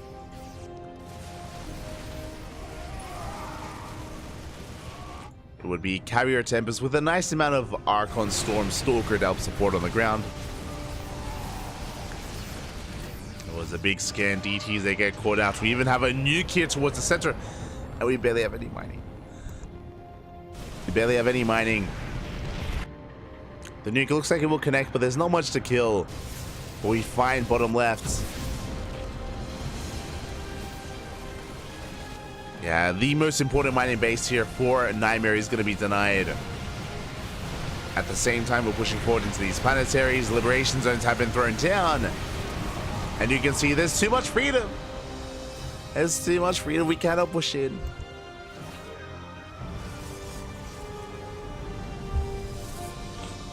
We cannot push in. Got Templar put out. Good trade here by Cure. You see Nightmare trying to force the issue here on top of that planetary. Liberators are late to siege. And Liberators are getting targeted down one after the other. Good pickoffs. The Liberator count gets reset. Army pulls back. Now what's scary though is that that wasn't a free trade. Nightmare did bleed out a lot of Stalkers and he doesn't have a bank to work with, as we mentioned earlier. He's going for the planetary. We'll get it. Planetary goes down. Zone nuke is on the way.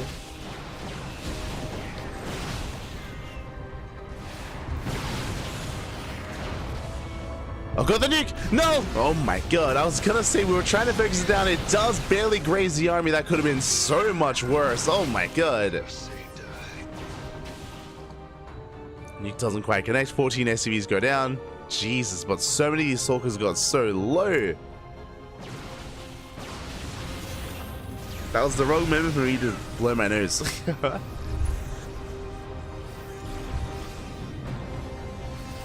As I was certain that that nuke would be denied. In a very clutch moment.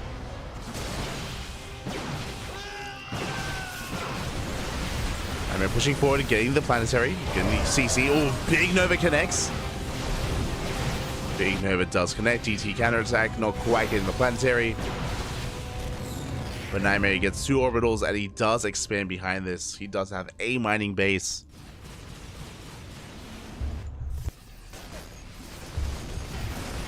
Oh, but the Disruptors, no! Disruptors, they are caught out. 1 big Nova connects on Marines more than anything. Well worth of a cure. Getting 12 Disruptors so far in total. That was like, what, a good 5, maybe 6 Disruptors. Very nice catch from a cure. Carriers are coming back. Vikings are rotating over as well.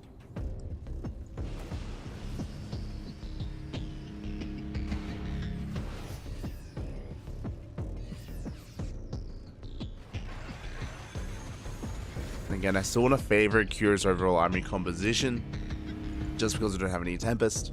But we'll see if a Nightmare can still make this work. He can do so if he's able to outposition the Terran. With a good Purification Nova, with a good Blink. We can still make this work. We can still pull this off.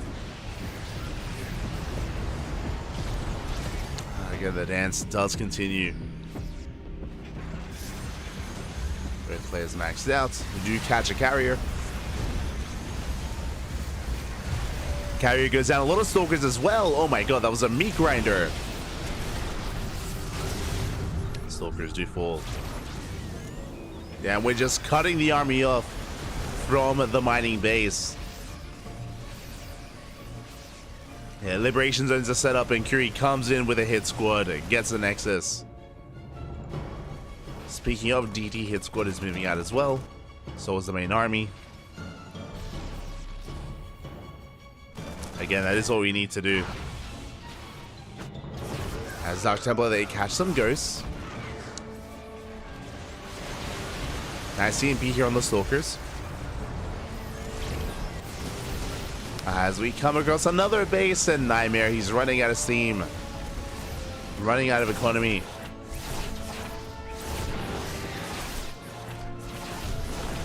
Ghosts. They're getting on top of some of the production, but they're getting cleaned up. They are getting shut down. But Nightmare, again, he's not taking this lying down. He saves his Northern Nexus just barely somehow. Likewise, no turrets, no planetary. These carriers are going ham. Vikings wouldn't chase us down as well. Oh.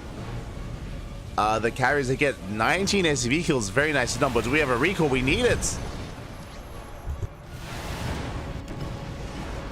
Ooh, and we recall just in time. All the carriers are saved. Nightmare, he wants that orbital. Is he too late though? Oh. I think he gets it. Yeah, a couple more volleys and the orbital is going to be going down. Does burn. Likewise, a Cure expanding in this center base. Nightmare expanding towards the south. Both players taking their own bases. But this center base from Cure is still pretty fresh. A lot of minerals to work with. I can't say the same here for Nightmare, as he's out of money in the center base himself.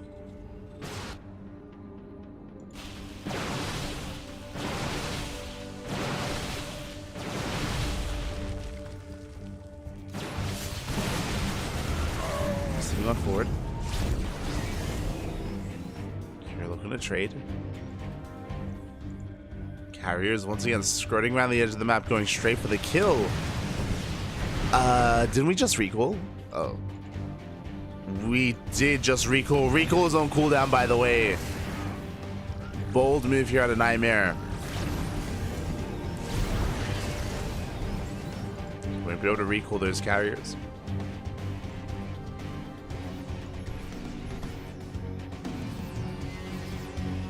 Zombies are moving out. Cure does that position. Yeah, throws down the Liberation Zones. Nightmare cannot push in. And from here, we can just go for the center base. Not the most important base, but we can go for it. Cure going to be retreating.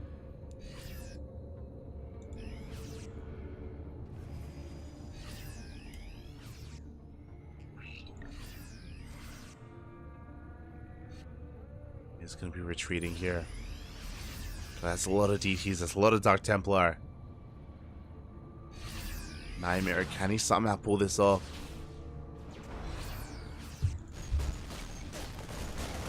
Okay, so Curie is going to be denying the most important mining base here for Nightmare.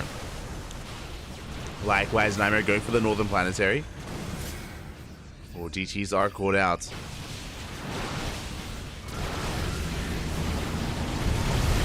Liberation Zones, they do connect. Ooh, DT's a trade with Cure's army.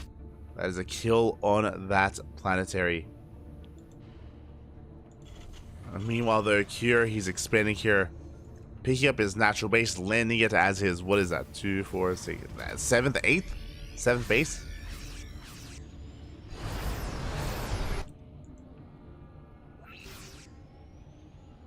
Math. Now, what is scary is that we don't really have that many carriers, so if we... Oh, never goes off. But if we invest into too many Vikings, then that will hurt us. But as we can see, thankfully, Curie is not neglecting his Marauders or Marines. And as they connect, they take down the Planetary.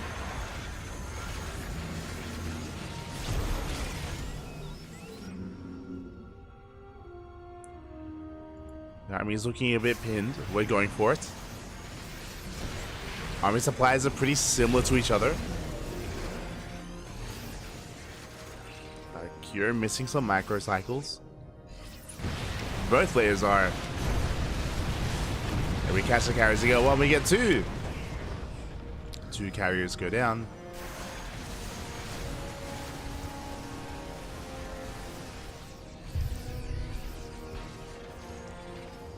And Nightmare, he's in a really awkward position here. Deep in enemy territory.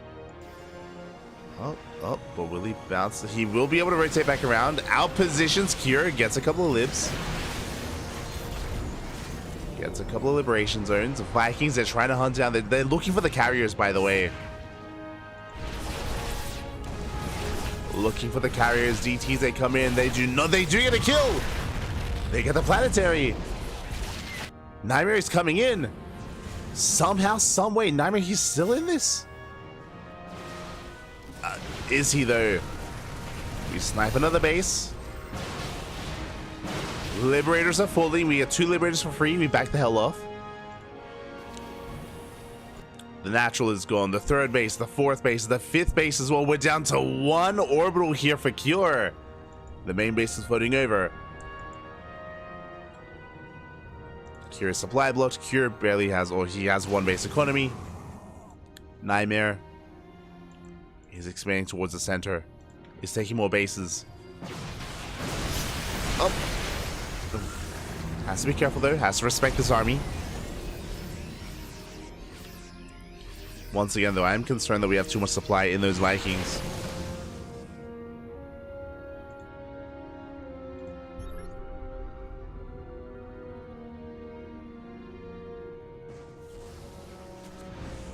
Mana. As Nightmare is going to be rotating around.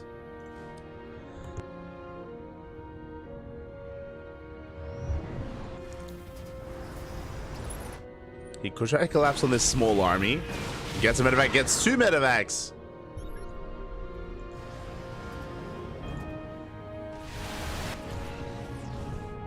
Nightmare, he's been picking Cure apart.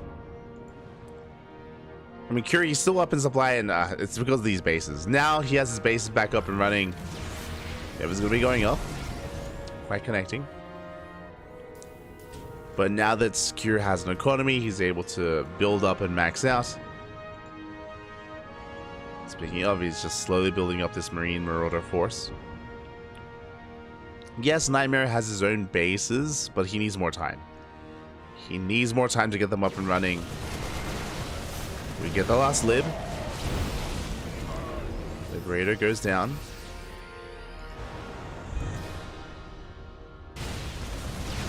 Should emphasize that was the last Liberator on the left-hand side. Meanwhile, Cure trying to collapse on this. Liberators are exposed. So are the Disruptors. Ooh, that is 3 Disruptors going down. This could just be too much. We collapse on the army. Yeah, Vikings going ham. Every carrier falls. Nightmare. He was doing a good job, like, with his guerrilla tactics, picking off 1 unit at a time, but here in the main fights, everything goes down. Every single Disruptor, every single carrier. The dream was almost alive there. As Nightmare, he has taken all these bases, but again, he needed a little bit more time to actually get them up and running. Nightmare going for a counterattack, but Cure, it does feel like he has sealed it here. He finds the last mining base of Nightmare.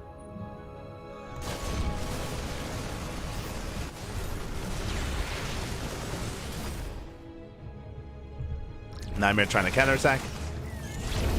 But Kyurie's paying attention. Is paying attention here, and Cure, as long as he doesn't make a big mistake, as long as he doesn't take a Nova to the face, or he can't take it, as long as he doesn't take 3 Novas to the face, he should be fine.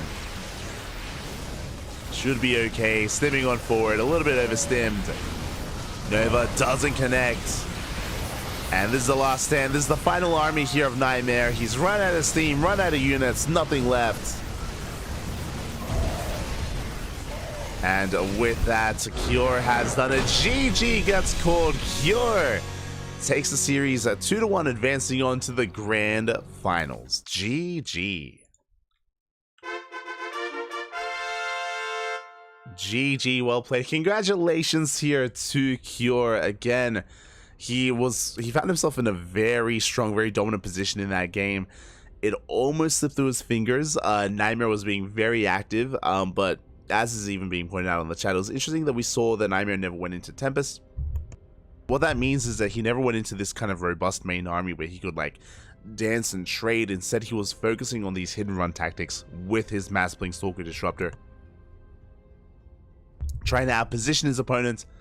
Alas, in the end, could not. Had a couple of nice moments here and there, but in the end, Cure did take it.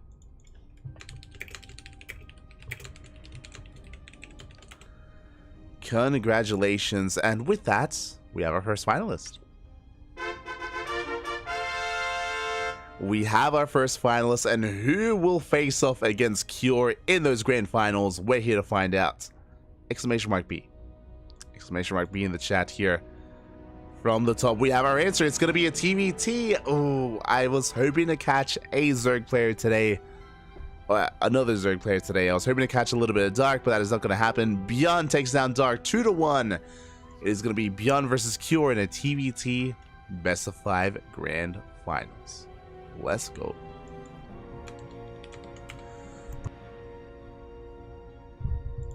Let us go.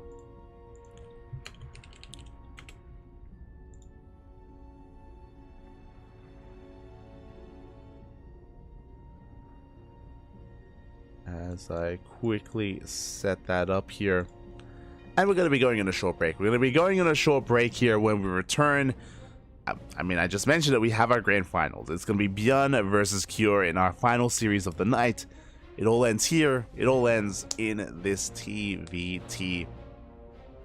One way or another, it is going to be a Terran champion this week. And I'm excited. I'm excited to see and dive into this TVT matchup and to figure out how exactly TVT has changed in the new patch. Let's go. We'll be back after the break. So.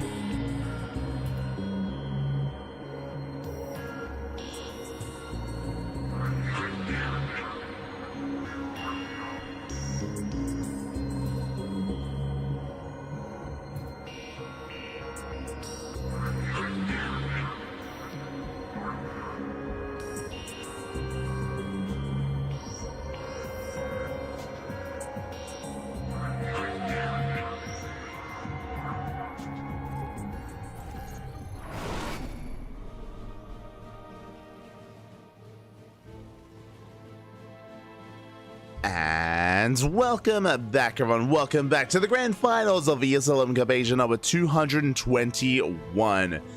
Oh boy, it's been a long broadcast here. It's been a long tournament, but we have finally made it here to the grand finals, and we are here to crown our champion, our Terran champion. But which Terran is the question? And in the chat, do you have an answer? Spawning in the bottom right hand corner, we have our South Korean Terran player, the blue Terran representing Shopify Rebellion. It is Byun. And spawning in the top left hand corner, going for a proxy 2-rags. Let's go as we pop off here in game one. We have the South Korean Terran player, the red Terran, representing Team Liquid. It is Cure.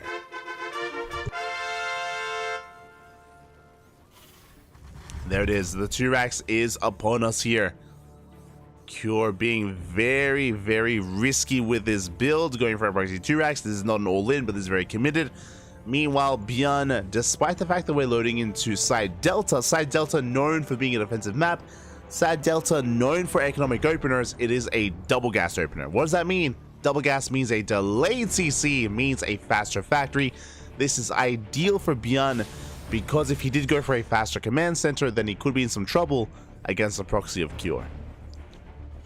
So the dice are rolled, essentially. You know, we're picking our builds, and Byun, I want to give him the edge for the time being, as there we go. The factory is in production. SV will confirm this.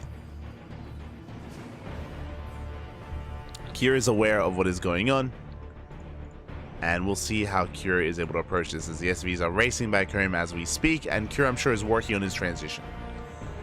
I'm sure he will soon be working on his own factory back at home.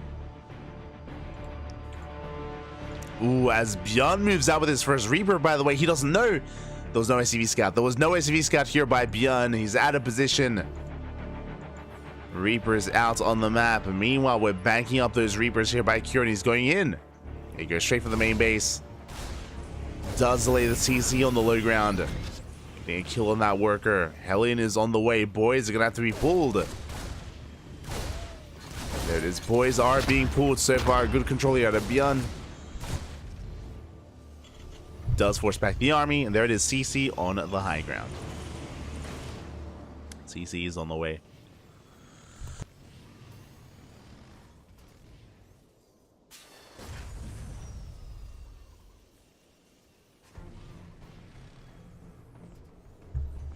CC is on the high ground here, and from here we're going to be just chilling out. We're going to be transitioning into a longer game. Cure is going to be expanding, likewise so is Byun. Cure is going to be on location because he has map control. Byun is going to be a little bit more passive, a little bit more secure here in the main instead.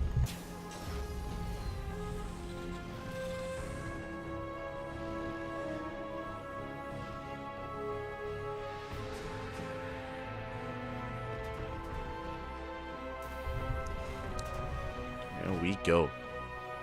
And yeah, despite the chaotic or spicy start from Cure, we're going to be easing our way into this. We have our follow-up on the way. Is going to be a medevac from Byun, setting up for a bit of a drop instead. Interesting.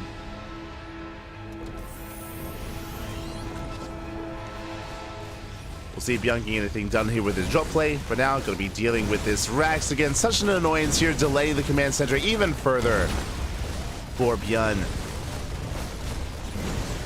This will eventually be cleaned up. Ooh, as Mass Reaper is moving out. I mean, we can see that Byun, his army is a little bit busy dealing with this Rax, which means there's an opening and we can go straight into the main mineral line. The Reapers, they try to dive in. We are in position though, we do deflect them. And we do see Byun going for his own drop. It is going to be a Hellion Reaper drop actually towards the main base of Cure. See if he can get it off. While Cure a little bit, yeah, just setting up back at home. Getting into his one-on-one, getting into his own defensive cyclones. Again, the cyclone in the new patch has been adjusted quite a bit. It's not as powerful as it once was. It's not as, again, dominant as it once was, but still good defensively here in TBT. It was in the past, it still is now. As we're able to focus this down, but some good target firing out of Byun. He gets 6 SCVs. Ooh, almost gets 7. Big volley went off towards the end. 6 workers go down, drop across map, delays the third base, also scouts the would-be third base of Bjorn as well. Kira knows. Now we have to make a choice. He sees the third base, sees that it's halfway done. Reapers, they come in from behind. Getting more SCV kills. Despite that, Bjorn still has the worker lead. Still has the slightly better economy.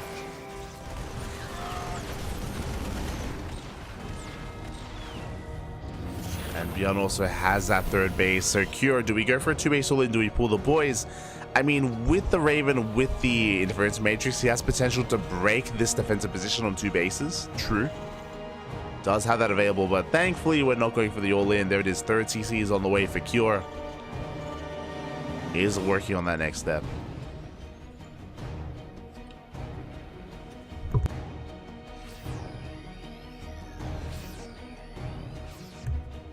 Go job is going to be threatening the main. Rallying reinforcements outside of the natural. And basically Curie just containing Bjorn, keeping him on his toes. Even though Bjorn had the faster third base, even though it's already in orbital, you can see here that Bjorn cannot expand. At least that's the hope that Cure has. He can delay the expansion for as long as he can while he gets into his own.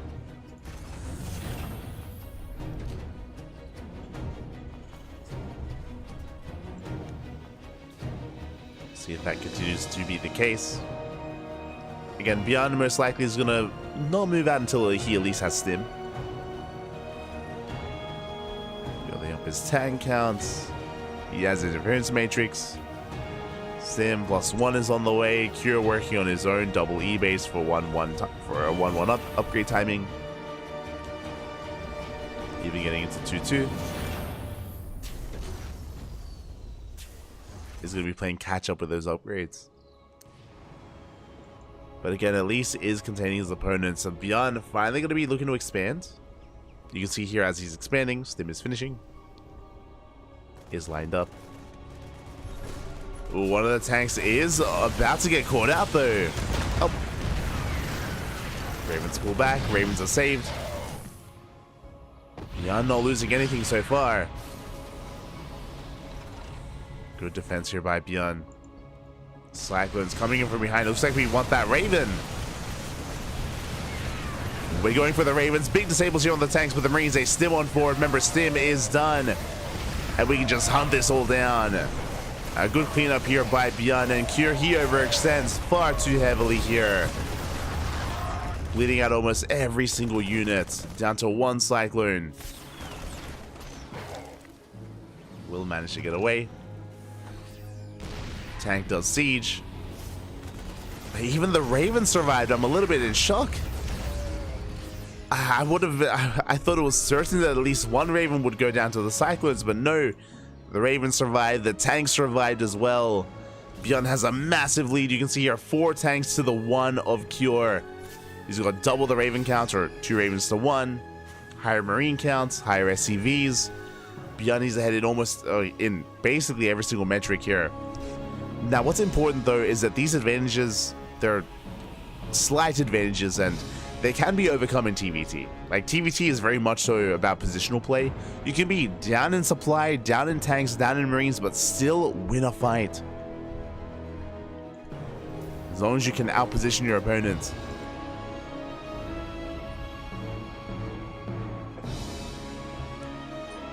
That is easier said than done. Bjorn is moving out.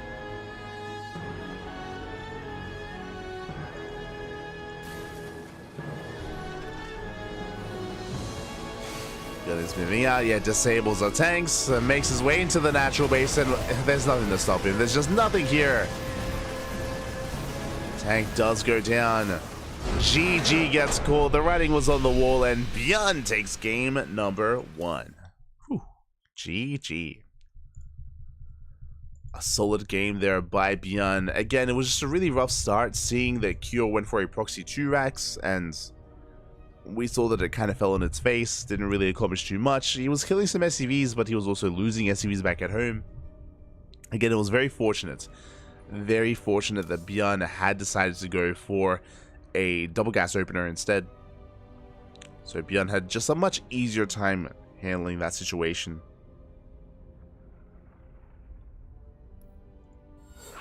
and dealing with the proxy.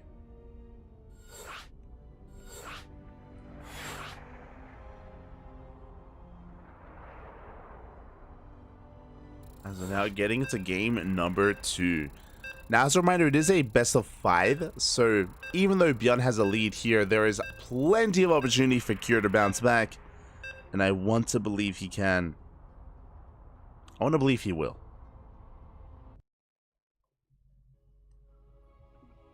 As game number 2 is going to be on Golden Aura, another one of the older maps, a map that we're a lot more used to and accustomed to. Do we go for another proxy? I wouldn't put it past our players here. As spawning in the top left-hand corner of Golden Aura, we have our South Korean Darren player representing Shopify Rebellion, leading the series 1-0. It is Bjorn.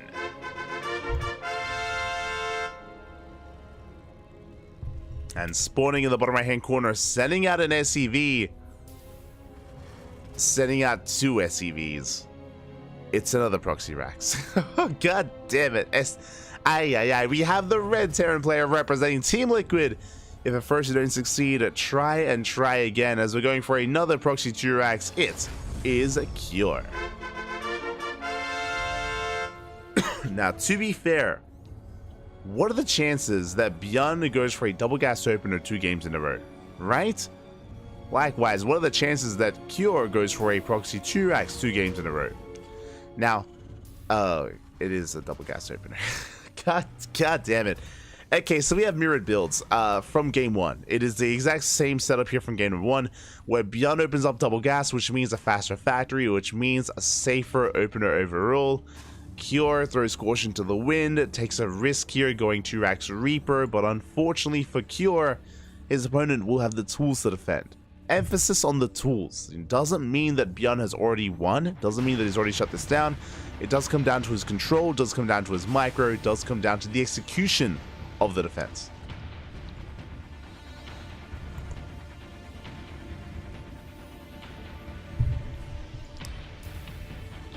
So we'll see if he can pull this off. Reapers are amassing.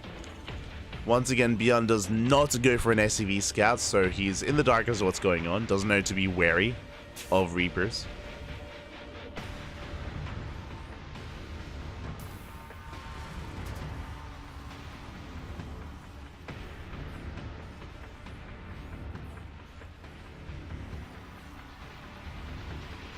Doesn't know to be wary here, as here we go, the Reapers are on the way.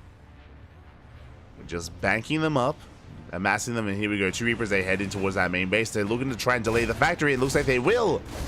Factory is going to be delayed by a couple of seconds. More boys are being pulled. He goes for the Reaper. But it looks like he will not get the Reaper. Ooh, 1 Reaper goes down to the boys. That should not have happened. Cure bleeding out of units, doesn't get Bjorn's. And just like that, Bjorn's held. Just like that, Bjorn, he finishes the factory. Hellion's on the way. He will bleed out 1 SCV here on the low ground. But Bjorn, he's weathered the storm. He's made it through the worst of it. You can see here, Bjorn with the high ground advantage, gets a couple of free shots in. And Bjorn, he can expand from here. He is expanding as he's taking his natural in his main. Cure transitioning back at home, getting to his factory. Working towards that factory instead.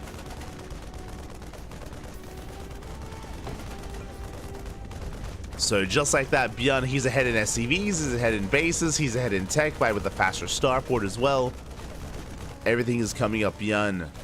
Cure, he risked it all here with a proxy Rax, but again, he gambled. Didn't gamble well. Ooh, he even gets his Reapers caught out. This is huge. In 1, 2, 3 Reapers fall. GG gets called with the death of those Reapers. There was nothing. There was 0 back at home to defend. A big oversight there by Cure. Caught with his pants down. And just like that, Bjorn takes a 2-0 lead. GG. Again, remember, Cure, he still only just had his factory finishing up back at home, which meant 0 units to defend.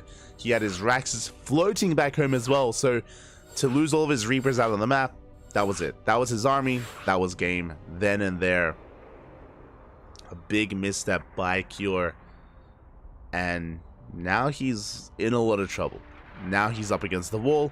Remember, it's a best of 5. That means first to 3 is going to be our champion this week. First to 3. Bjorn needs 1 more. Uno más. The question becomes, as we're loading into Crimson Court, do we go for another Proxy 2 Racks? Do we go for another double gas opener? Is it happening again? Are we stuck in a loop and never to break out? Oh boy, it's possible. It is possible. Let's go.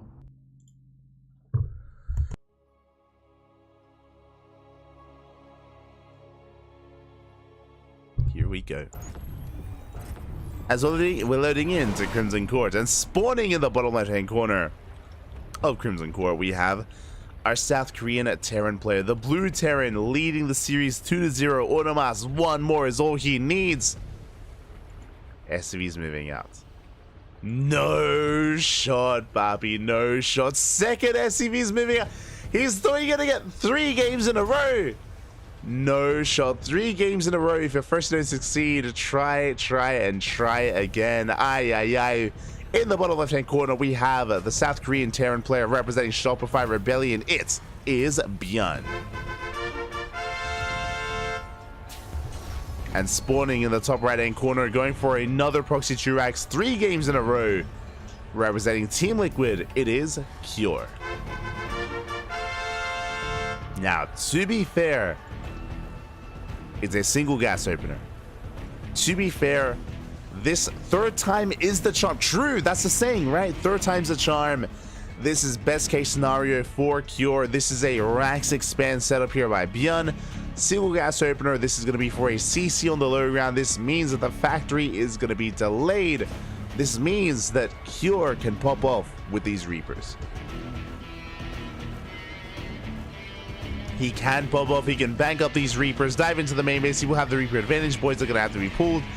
It's going to be a very messy defense here for Byun. Not impossible, but mess.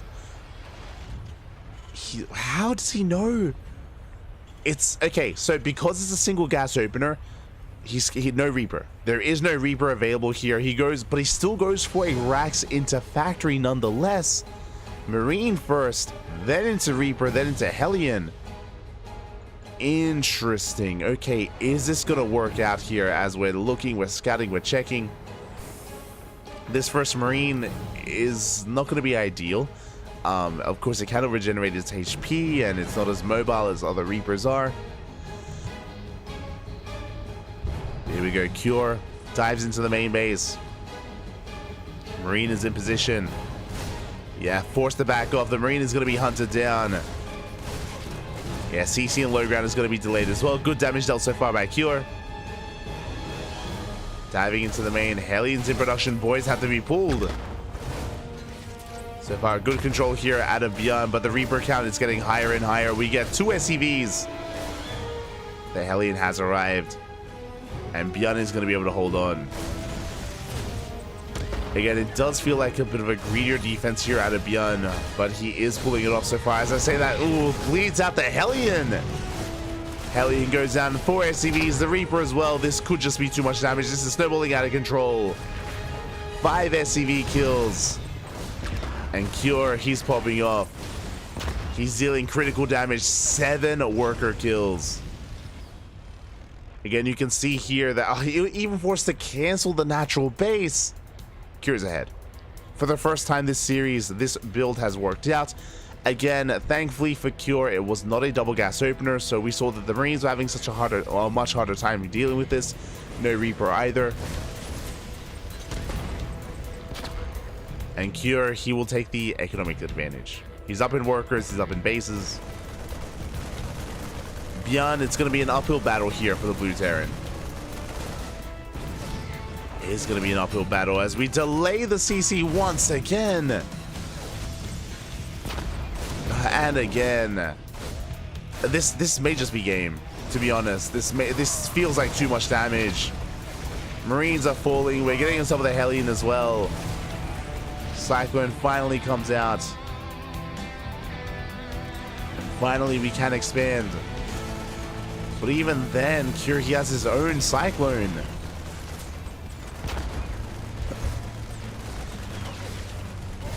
Gets his own lock on. Boys are being pulled to repair. Ooh, Cyclone falls. GG gets caught. It's just too much damage. the writing was on the wall, and Cure, he does fight back, does put a point on the board. GG. Okay.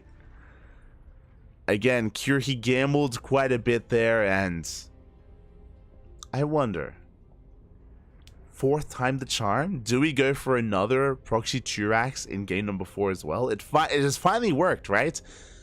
As you can see here, when it comes to proxy Turax, it is hyper dependent on your opponent's build. It is hyper dependent. If your opponent is playing safe, then they defend and they can win. If their opponent's being greedy, then we can punish them, as we saw in that last game.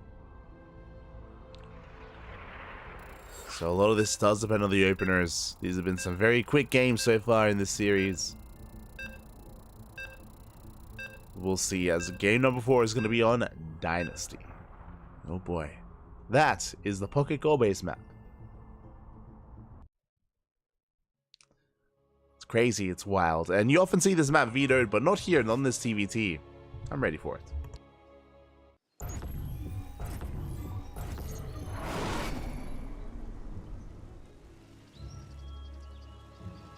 Here we go, we're getting into game number 4, and spawning in the top right hand corner of Dynasty, we have the South Korean Terran player, the blue Terran representing Shopify Rebellion, still one game away from becoming this week's champion. Can he win it all here and now? It is Bjorn.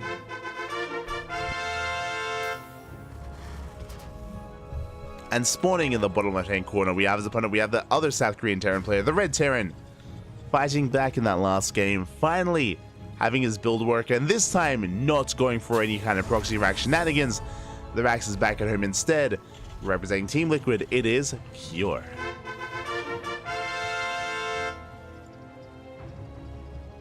No gas. Show me the CC first. I love Bjorn. He's crazy. He has balls like no other. CC first here to Bjorn. He calls Cure's bluff. Cure, he has proxy Turaxed every single game. 1, 2, and 3. And if Cure had proxy Turaxed here in game 4, it's an insta-win. This is a CC first into a Rax. It would have been an insta-win here for Cure. But Bjorn, he says, you know what? Your build finally worked. You're not going to do it again. You know, you're not going to do it again. You don't have the balls for it, mate. Not at all. And Bjorn, he gets away. He gets away with it. He calls Cure's bluff, and it pays off. Crazy. CC first. CC first is going to pay off here. From here, we're going to be able to saturate this goal base very quickly. Again, the big feature of Dynasty is pocket goal bases. It sounds crazy because it is. It's wild. And Cure is going to take it. Sorry, Bjorn is looking to take advantage of that. We'll see how he is able to. Here we go.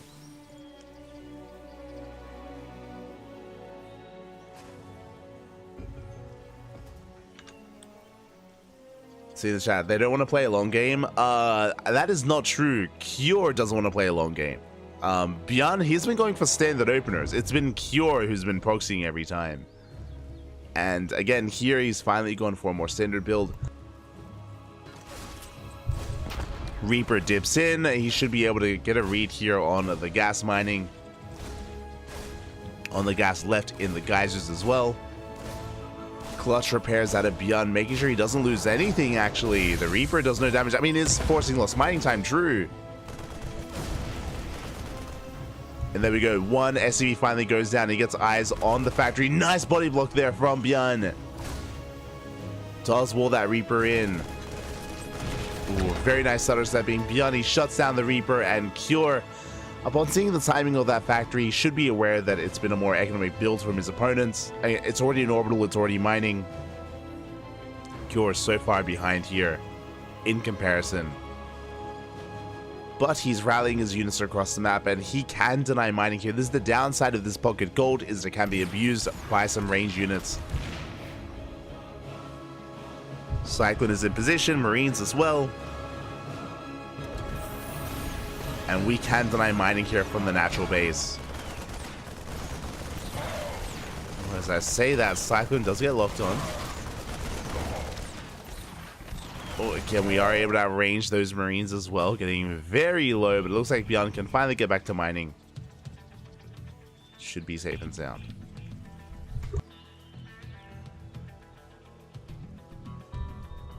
With a second Cyclone moving out. On the right hand side. Beyond selling into his 1-1-1 setup, throwing down his second racks. Soon, I'm sure, throwing down his third racks.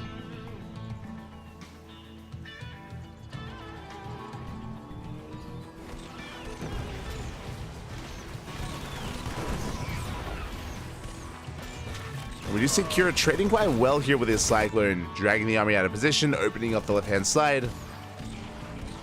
Does get another SCV. Tank a little bit late to the party.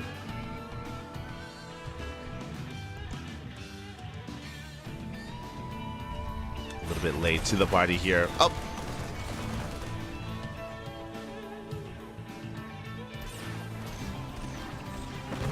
As Kiri's actually doing a surprising amount of damage with this so far. Looking at the units all stab here. 6 SCVs, 3 Marines. Pretty good damage dealt by Kira.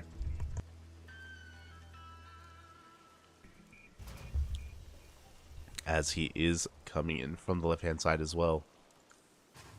Is reinforcing, more Cyclones, has a Raven. Behind this, getting into his bioproduction. Third CC's on the way. Oh, we did manage to get 7 SCVs though. Very nicely done with that Liberator. Very necessary just because this third base is so late for Bjorn. Disables the tank, and despite the repair, it's not good enough. Too much DPS, the tank falls. Tank goes down, Cyclone jump into the main. Curie's pulling Bjorn apart. Trying to at least.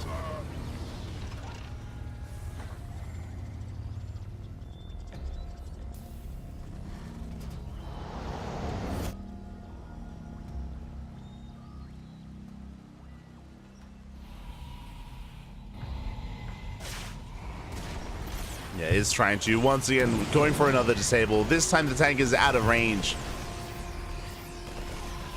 Much better positioning out of Bjorn. Cleans up the drop in the main, loses 2 SCVs. And because of the map control here for Cure, even though his base is also exposed, has been left untouched. Bjorn unable to harass. As Bjorn moves out, Curie just walks into the main. No care in the world here. Boys are being pulled. Oh, and Bjorn, he's in a world of hurt. Auto starts are thrown down. So many SCVs going to be falling. And Bjorn, he's feeling pretty all in. The third CC was delayed. Hasn't finished.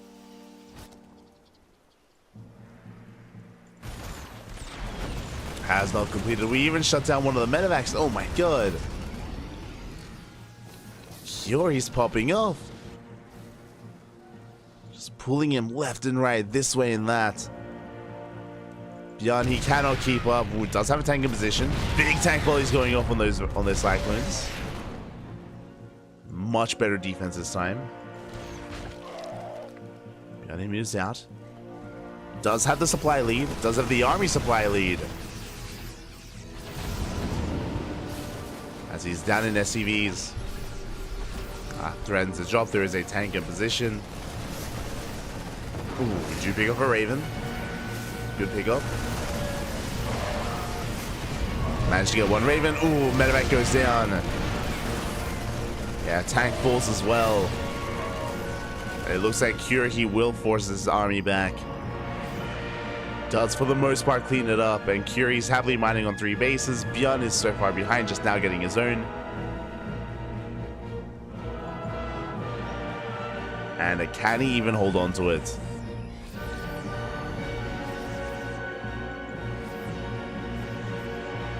Can he even save it?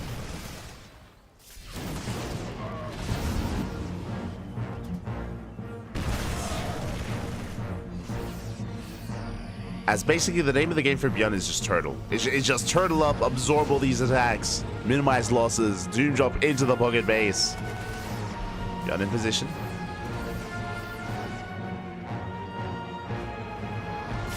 Calming things down a little bit.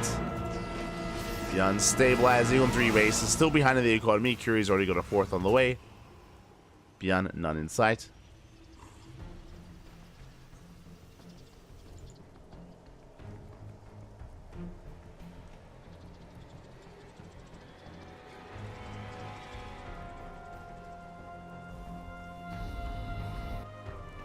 as Bjorn is finally going to be pushing. The armies are missing each other, so this could end up in a weird base trade. We could end up in a really weird scenario if Cure moves out, but no, he's coming back home. Bjorn tries to commit.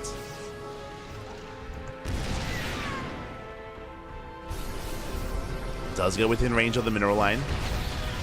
Cure setting up a surround. Ooh, Raven does fall. The Marines, though, they sim on forward, and Cure here overwhelms the army. Yeah, shuts down the tanks. Bjorn unable to hold his own.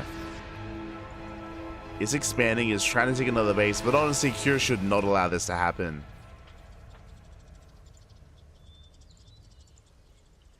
As long as Cure is able to scout this, though.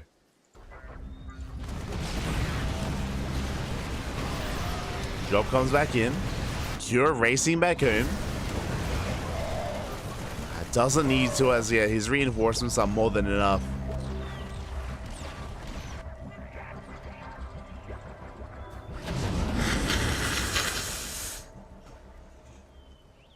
Yeah, more than enough as we do some more. The medivacs, no!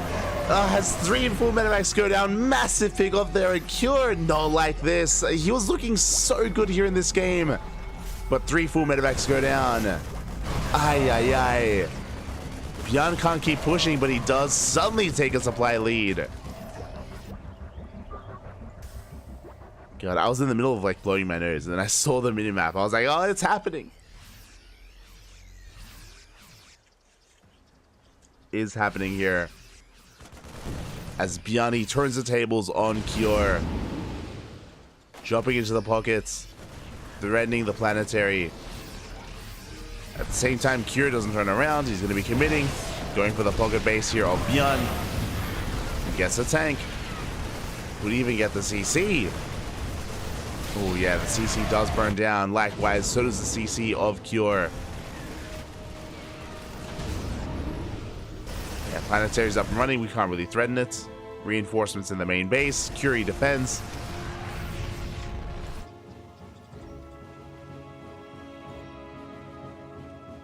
Yeah, Bjorn with only Marines can't really threaten any of these bases.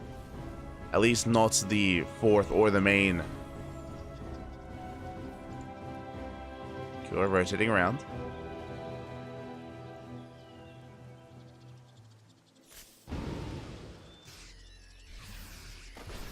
Is going to be rotating around. Bjorn likewise shocking for him. Both players heavily supply blocked. Both players trying to break free.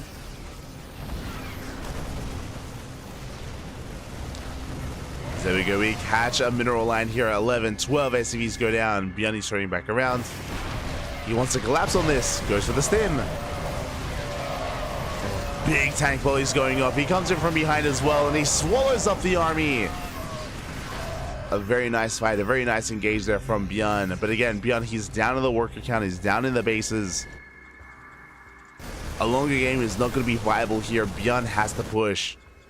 Whether it's shutting down the planetary or the new 4th. Or even the natural scan does reveal it. Again, there's the main floated over. Curie's in position at that main base, but no, we're going straight for the 4th instead. It might be a planetary, but we have tanks. Yeah, it's wide open. The tanks, they shell it down.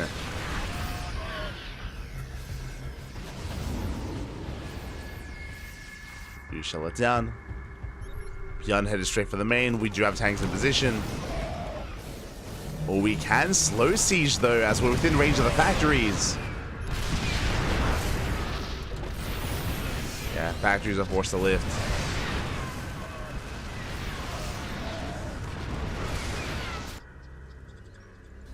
At the same time, Cure just mass expanding towards the north is going to get caught out by some Marines.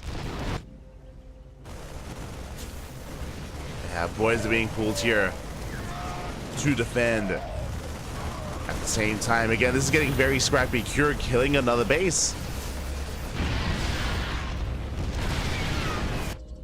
Does kill another base. Medevac's returning back home. We do have a lot of reinforcements. We are also heavily supply blocked. Bjorn, he needs some depots.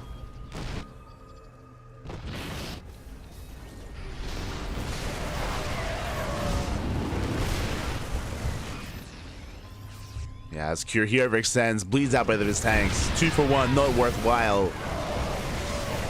Likewise, he tries to break out of his container in his main base, but it looks like Beyond he wins on both fronts. Takes out the main army out on the map, is able to break into the production line as well. And Cure, everything is just on fire at this point. He's racing back home. Meanwhile, here comes the main army of Beyond going straight for the third, and there's nothing up here. There's a planetary, there's an orbital, and they're both going to go down. Looks like Cure barely has enough to protect his main, but it doesn't matter, not anymore. Yeah, Beyond, he's going for the kill, he's going for the throw. GG gets called, congratulations! And Beyond is going to be this week's ESL Open Cup Asia champion. GG.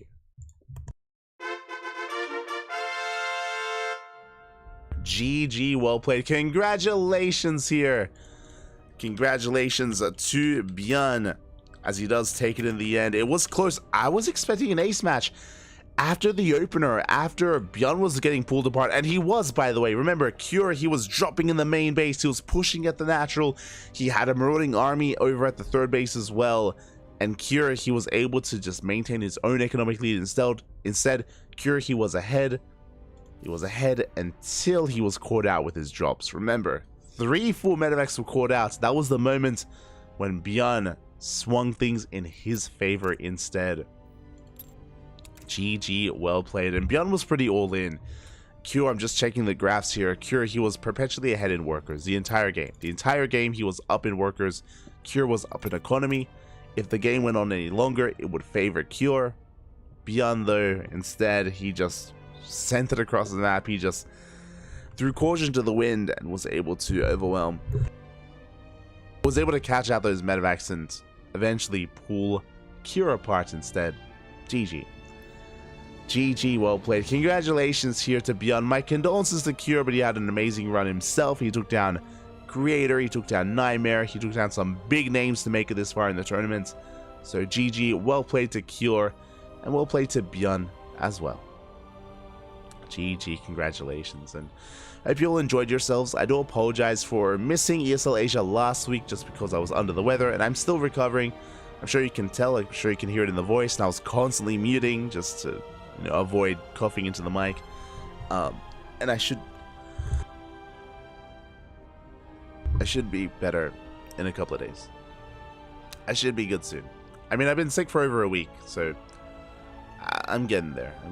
So yeah, look forward to that eventually, and until then, I'm gonna try and take it easy when it comes to casting. I know it's against my inner nature. Like, we cast on a daily basis, and we usually cast multiple times a day here on the CranKy Ducklings. But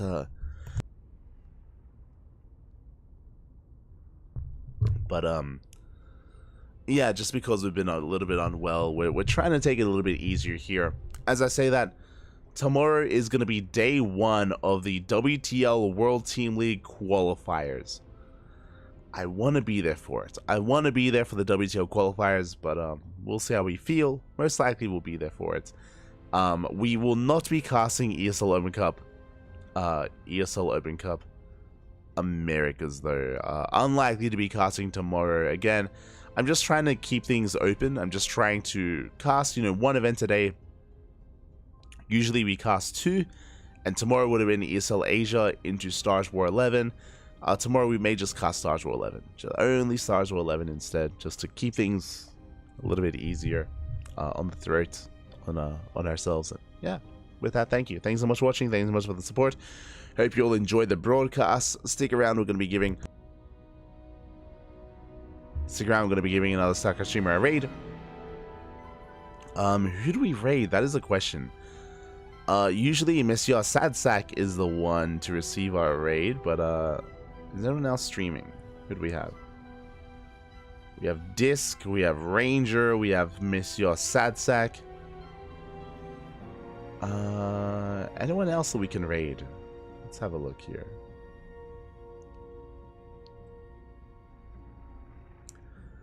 We always raid Sadsack. I kind of want to give some love to Disc. He's a nice guy. He's a nice guy. Canadian Protoss player.